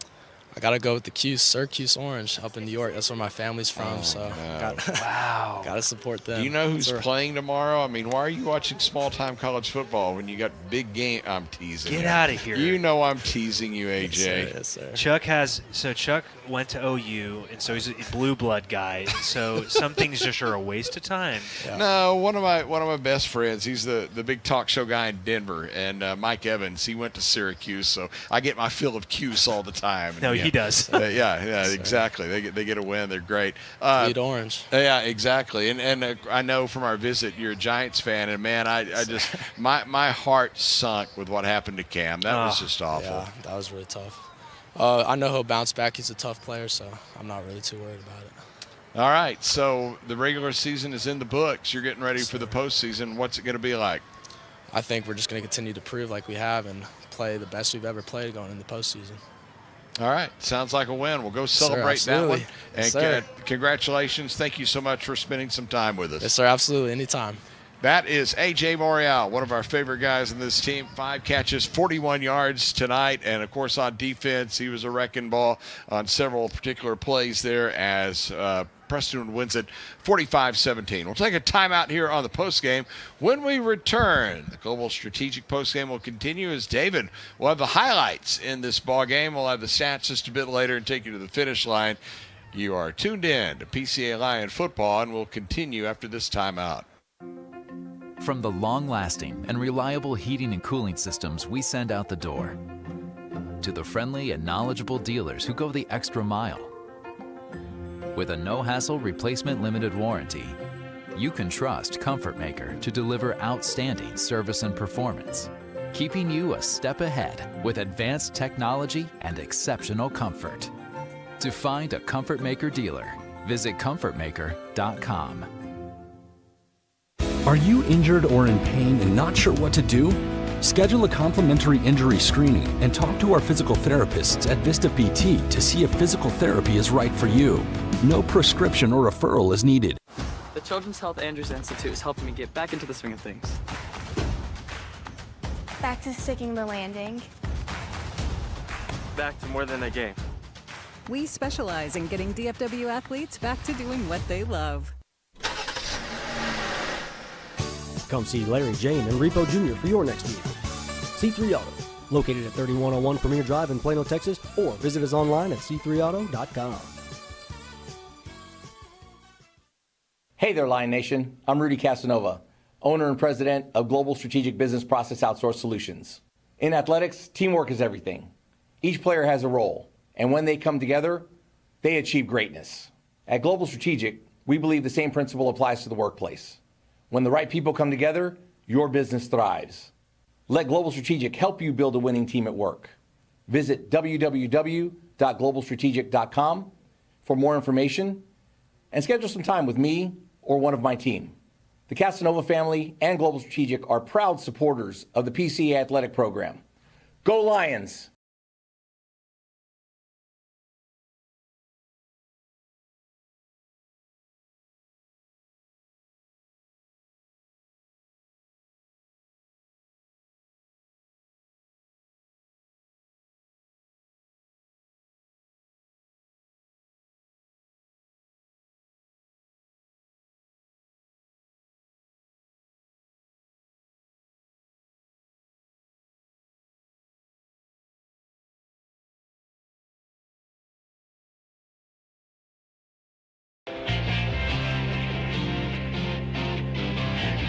Well, more on the Global Strategic postgame show. These are your highlights. I'm David Stoltzman. Let's rock. Opening drive was about as crisp as this fall air. The Lions were able to move the ball downfield with effortless ease. A couple of critical catches by A.J. Morial sets up his running back, William Taylor, who would end up having a huge night. He shows us and the senior night crowd he means business. Touchdown! What an opening drive for the Prestonwood Lions as they move crisply down the field. And only 2 minutes and 28 seconds into the ball game, they lead at 6-0.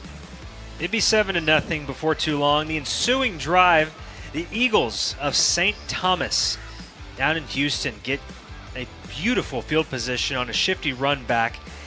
The drive would get all the way down to the Prestonwood 23 before stalling out. The Eagles would settle for a three-pointer. 7-3 would be the score, and then the theme of the drive number 2 for the Lions offense was a 4-course dinner of run the football.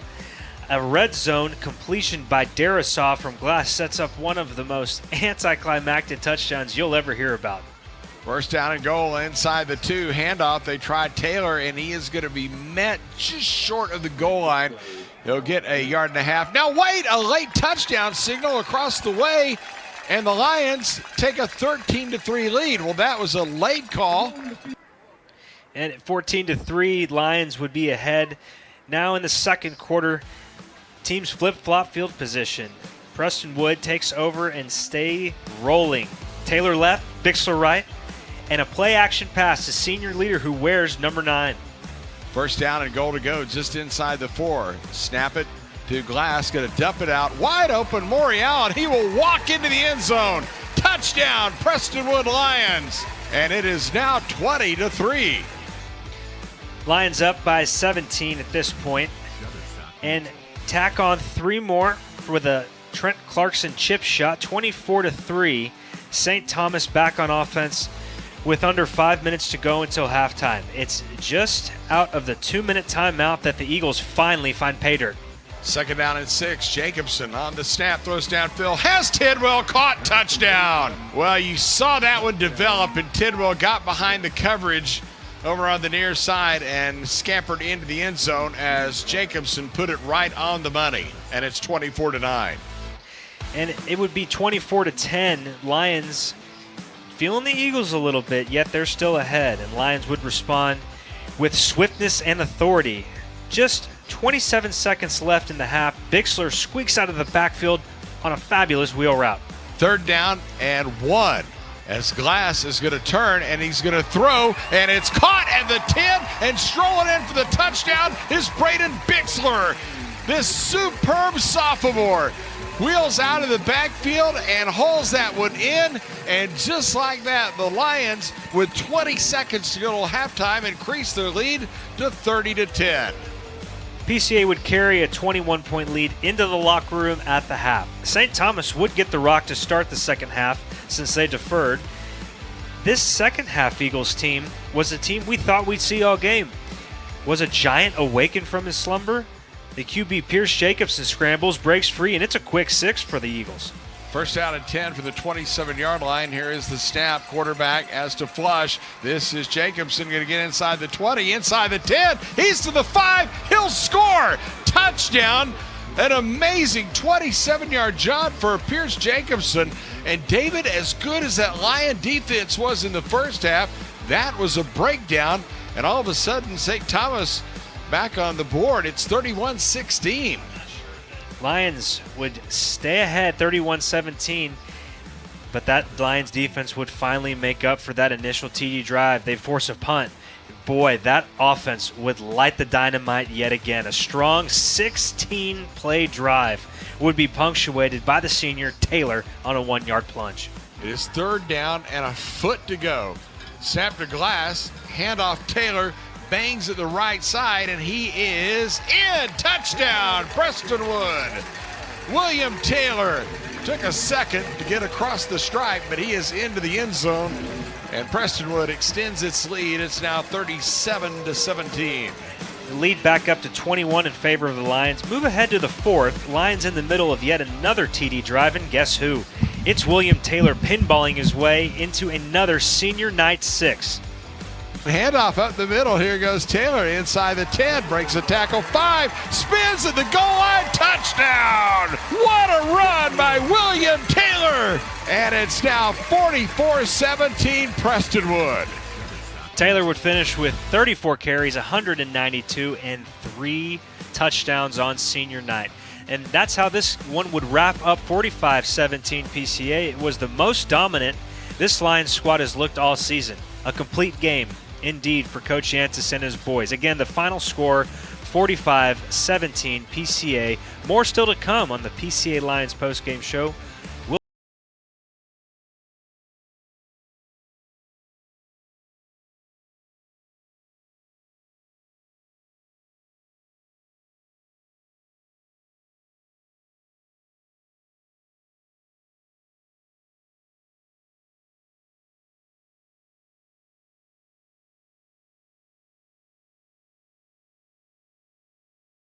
Your dream outdoor space a reality with Aquaterra Outdoors. From full-service design to construction for landscaping, pools, and outdoor structures, we offer everything you need for your ideal outdoor environment. With years of experience and a commitment to excellence, Aquaterra Outdoors, elevating outdoor living to the next level. Contact us today at 214-387-8333 or visit our website aquaterraoutdoors.com and start your journey to the ultimate outdoor experience.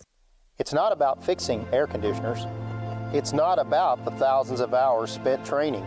It's about homeowners resting easy, knowing they can trust us in their homes.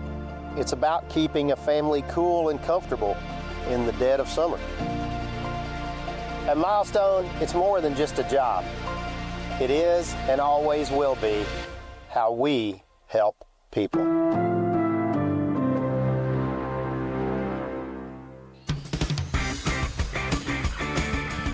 45-17, Prestonwood defeats St. Thomas. Time to check the post-game statistics that were put together by Pete Nielsen, who came in off the bench tonight, did a fantastic job.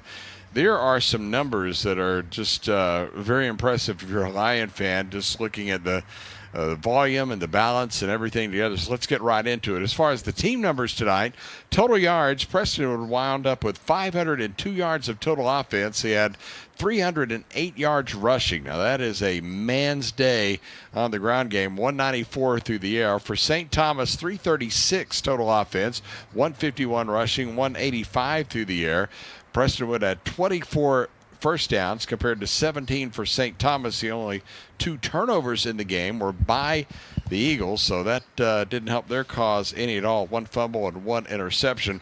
And that penalty count is something that neither coach is going to be happy about. There were 23 penalties whistled in the ballgame, 14 penalties, 160 yards against St. Thomas, 9 penalties, 95 yards for Prestonwood. So again, if there's anything to complain about for the coaches and really dig their teeth into, it's going to be discipline there as you head into the postseason. So those are the team numbers. Let's look at the individual. We've already mentioned Luke Glass, the starting quarterback for Prestonwood, went 13 of 17 for 194 yards and 2 touchdowns. A.J. Morial wound up getting the most receptions. You heard him on the Star of the Game interview, 5 catches for 41 yards. Now the guy who had the most yardage was Tyler Shaw, who had 64 yards on 4 catches. Gio Darasaw, 2 grabs for 43.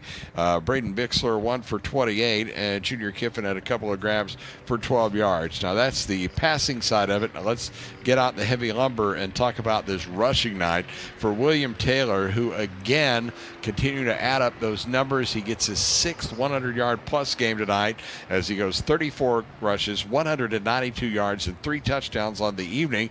And the sophomore Braden Bixler said, well, I'm not going to be left in the dark. I'm going to get in this too, as he has 100 yards on the button on 17 carries. So 2 100-yard rushers for Prestonwood. And after that, just some various and sundry carries that don't amount to a ton of yardage when you got those 2 guys doing all the heavy lifting. Pierce Jacobson for St. Thomas wound up with 13 24 through the air for 185 yards and 1 touchdown in the ball game.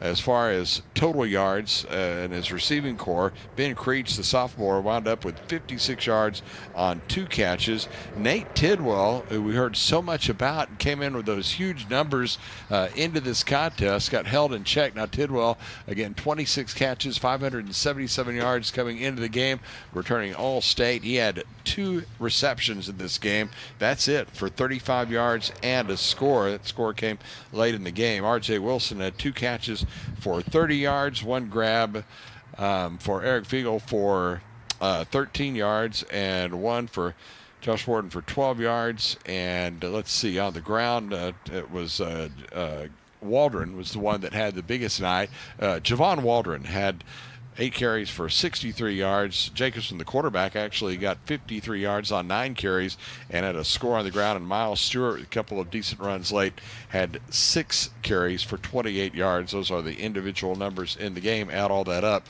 and Prestonwood wins it 45-17. I want to say a special thank you tonight to some of our partners on the broadcast, including our pregame sponsor, which is the Andrews Institute, Children's Health, Orthopedics and Sports Medicine. Of course, our halftime partner that we always talk about there, that brings you the all the interviews. Man, what a great interview tonight at halftime. Hope you were around for that. But that, of course, is brought to you by Aquaterra. And then after the game, this is the Global Strategic Postgame Report. But a lot of people kicking in tonight to the donor tailgate, including 12 Cuts Brazilian Steakhouse. Boy, it sounds really, really good right now. Fast Signs, and, of course, Nicole Picola at Modern Traditions Realty. All of those proud sponsors of PC Athletics. Also, Freeform Chiropractic, thanks to Dr. Bloodworth. North, and Christian Lett, State Farm, all of these folks, and Paris Baguette, proud to be a part of this one as well. Well, David rejoins me here in the booth to put a final wrap on this one. Man, talk about good vibes. I mean, there are wins, and then there are complete victories, and if you're a PCA fan, tonight would fit in that latter category. And, it's a lot goes into this, in terms of the coaching staff and the sacrifices from spouses and the kids, balancing school and football. And there's so much work that goes into this silly little game that we all just, tie our livelihoods to. That when it all comes together like it did tonight, it's something that should be celebrated. It's something that shouldn't just be ho-hummed and on to Cincinnati. It really should. You should celebrate these complete games like they just had, especially because it was against a formidable playoff opponent, someone that they could see in a semifinal berth. So I think that for the Lions to come out how they did and just push around a very talented, very good, solid team, well-coached team out of Houston, like they did, that there should be nothing but smiles, going into a few days off. Well earned. Well, absolutely, and I was going to ask you about that because you played the game at a high level in college football, and you get a momentum game like this, and then you have a week off, especially going into the playoffs. Do you want to rest up, and do you want to kind of reset, or would you like to go ahead and play next week? Depends on your team's maturity, quite frankly. Everyone wants days off because they can get healthier quicker. I mean, they're invaluable to have, but yeah, I guess you can lose a little bit of your momentum in terms of a feel in a field, but that's up to the coaching staff and up to the senior leadership to take practice seriously. Make the reps count, and keep watching film. Keep your body right. Stay in the weight room, still work out. I know Coach Bryant's going to have him doing that. That's for sure. But yeah, I think that it can for immature teams, and I don't believe this is an immature team whatsoever. Well, Donnie, you got to see it up close and personal, and you talked about the vibe on the field and the way they were all business in the first half. So it kind of continued through the latter stages of the game, and you're going into the postseason. This is the kind of performance you want to springboard off of, don't you? No doubt about it. This is the way they would draw it up, especially on senior night. They are celebrating the last home regular season game of these seniors, and they went out the right way. Probably the most complete game that I've seen with my own two eyes from Prestonwood Christian Academy tonight. That is the way you want to roll into the playoffs. And now you have a couple of weeks with the bye week next week to just kind of learn from everything and know that there's still a lot of work to do. And you can play an even better, more complete game against a quality opponent the next time you line up on the field. So it's a great way to go into their bye week as far as the playoffs will go and get prepared for their next opponent. So I don't think you could have drawn it up any better. The way they ran the football, the way they played offense tonight, I think set the tone for the entire team when they came out and scored on the first few possessions. That was textbook exactly how they want to play it, and they got it done. And I think that just rejuvenated the whole team. Well, we got our final scores. Kalen Kelly's done just about everything else tonight. He's running a late check of the scoreboard, and we will be able to pass along what has gone on elsewhere in District 1 here in the 6A division of TAPS.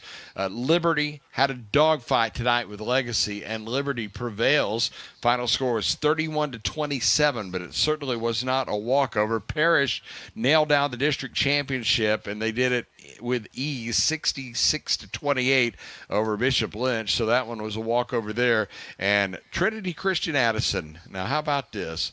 Good for them. The Trojans winning tonight over Nolan 44-3 after really getting throttled right here last week. That is a team that is in a rebuild, and so good to see your friend David, a guy that coached you back at TCU, get his first victory. Yeah, just a quick shout out to Trey Haverty. He's a wonderful guy, and he's needed that. I think he took over a program that needed to be built back from the studs, and so you just love seeing that. Great guy, does everything right, and nice to see him have success at a place he loves. Well, I said his first victory. I meant first in district play, of course. So, again, Parrish will be the district champ at 6-0. Liberty coming in just a game back with the 1 district loss, and Prestonwood with the 2 losses will finish in 3rd place. That is in the district, and of course now none of that matters because everybody is 0-0 heading into the postseason. And again, if you didn't hear what we were talking about earlier, there will be a bye next week. It would normally be El Paso Cathedral, but I think they're going to pass on that game, so a skip to round 2 for Prestonwood, and then they will possibly be looking at Liberty Christian, which that game would be back in Argyle. Oh, it's like deja vu all over again. How about that? Well, I want to say thanks to everyone who's been a part of tonight's broadcast, and Brooke Messerat and Seth Thomas on our camera crew upstairs doing a tremendous job this evening. Thank you to those young men. They were absolutely wonderful. Want to say thanks to our audio producer. That was Michael Clark. And, of course, the incomparable Barry Walters, the man who puts everything together on these broadcasts on the technical end. Sensational job by everybody upstairs taking care of that part of it. And, of course, all the support staff here at Prestonwood as well. Also, part of our broadcast crew, our spotter, and our scorebug operator doing a little double duty. Second time he's done it. I think he's got it down. Kalen Kelly, outstanding job this evening. Pete Nielsen, great job on the stats as well. Wonderful stepping in tonight. Always good to see Pete and good to have him be a part of the broadcast this evening. So for all of those folks, and oh, by the way, special welcome to Prestonwood for our halftime guest, the girls soccer coach, Abby Panetti. What a wonderful, wonderful lady that is. We talked about her in the second half, and if you didn't get to hear that interview live, you need to go back and pull it up and see it online. It's on YouTube, and not see it, you can hear it, but both. Yeah, absolutely. It's going to be a good trip upward for that girls soccer program here. Great hire, and good for Coach Panetti. Again, she's not sure about her last name yet because she's been married 2 or 3 weeks. So it was Abby Parker, not to be confused with her husband Parker, whose last name is Panetti. So if you follow all that, and it's already if you don't have enough brain damage, it's 10:34, and you're like, okay, what? Anyway, but thanks for Abby for coming by and spending some time with us. Appreciate you being with us. For Donovan Lewis and David Stoltzman, Chuck Kelly, reminding you the final score tonight: Prestonwood 45 and St. Thomas 17. We'll take a week off next week. We'll talk to you 2 weeks from tonight. Until then, so long from Plano. PCA Lions football has been brought to you by Andrews Institute at Children's Health Orthopedics and Sports Medicine, Aquaterra Outdoors, Chick-fil-A at Park Boulevard and Plano Parkway, Global Strategic, Cowboys Fit, Fast Signs Carrollton, C3Auto.com, Comfort Maker Air Conditioning and Heating, Incentive Brands, Levi's Locker, Milestone Electric, Sky Ranch, and Vista Physical Therapy. This has been an exclusive sports presentation of Metro Sports Communications.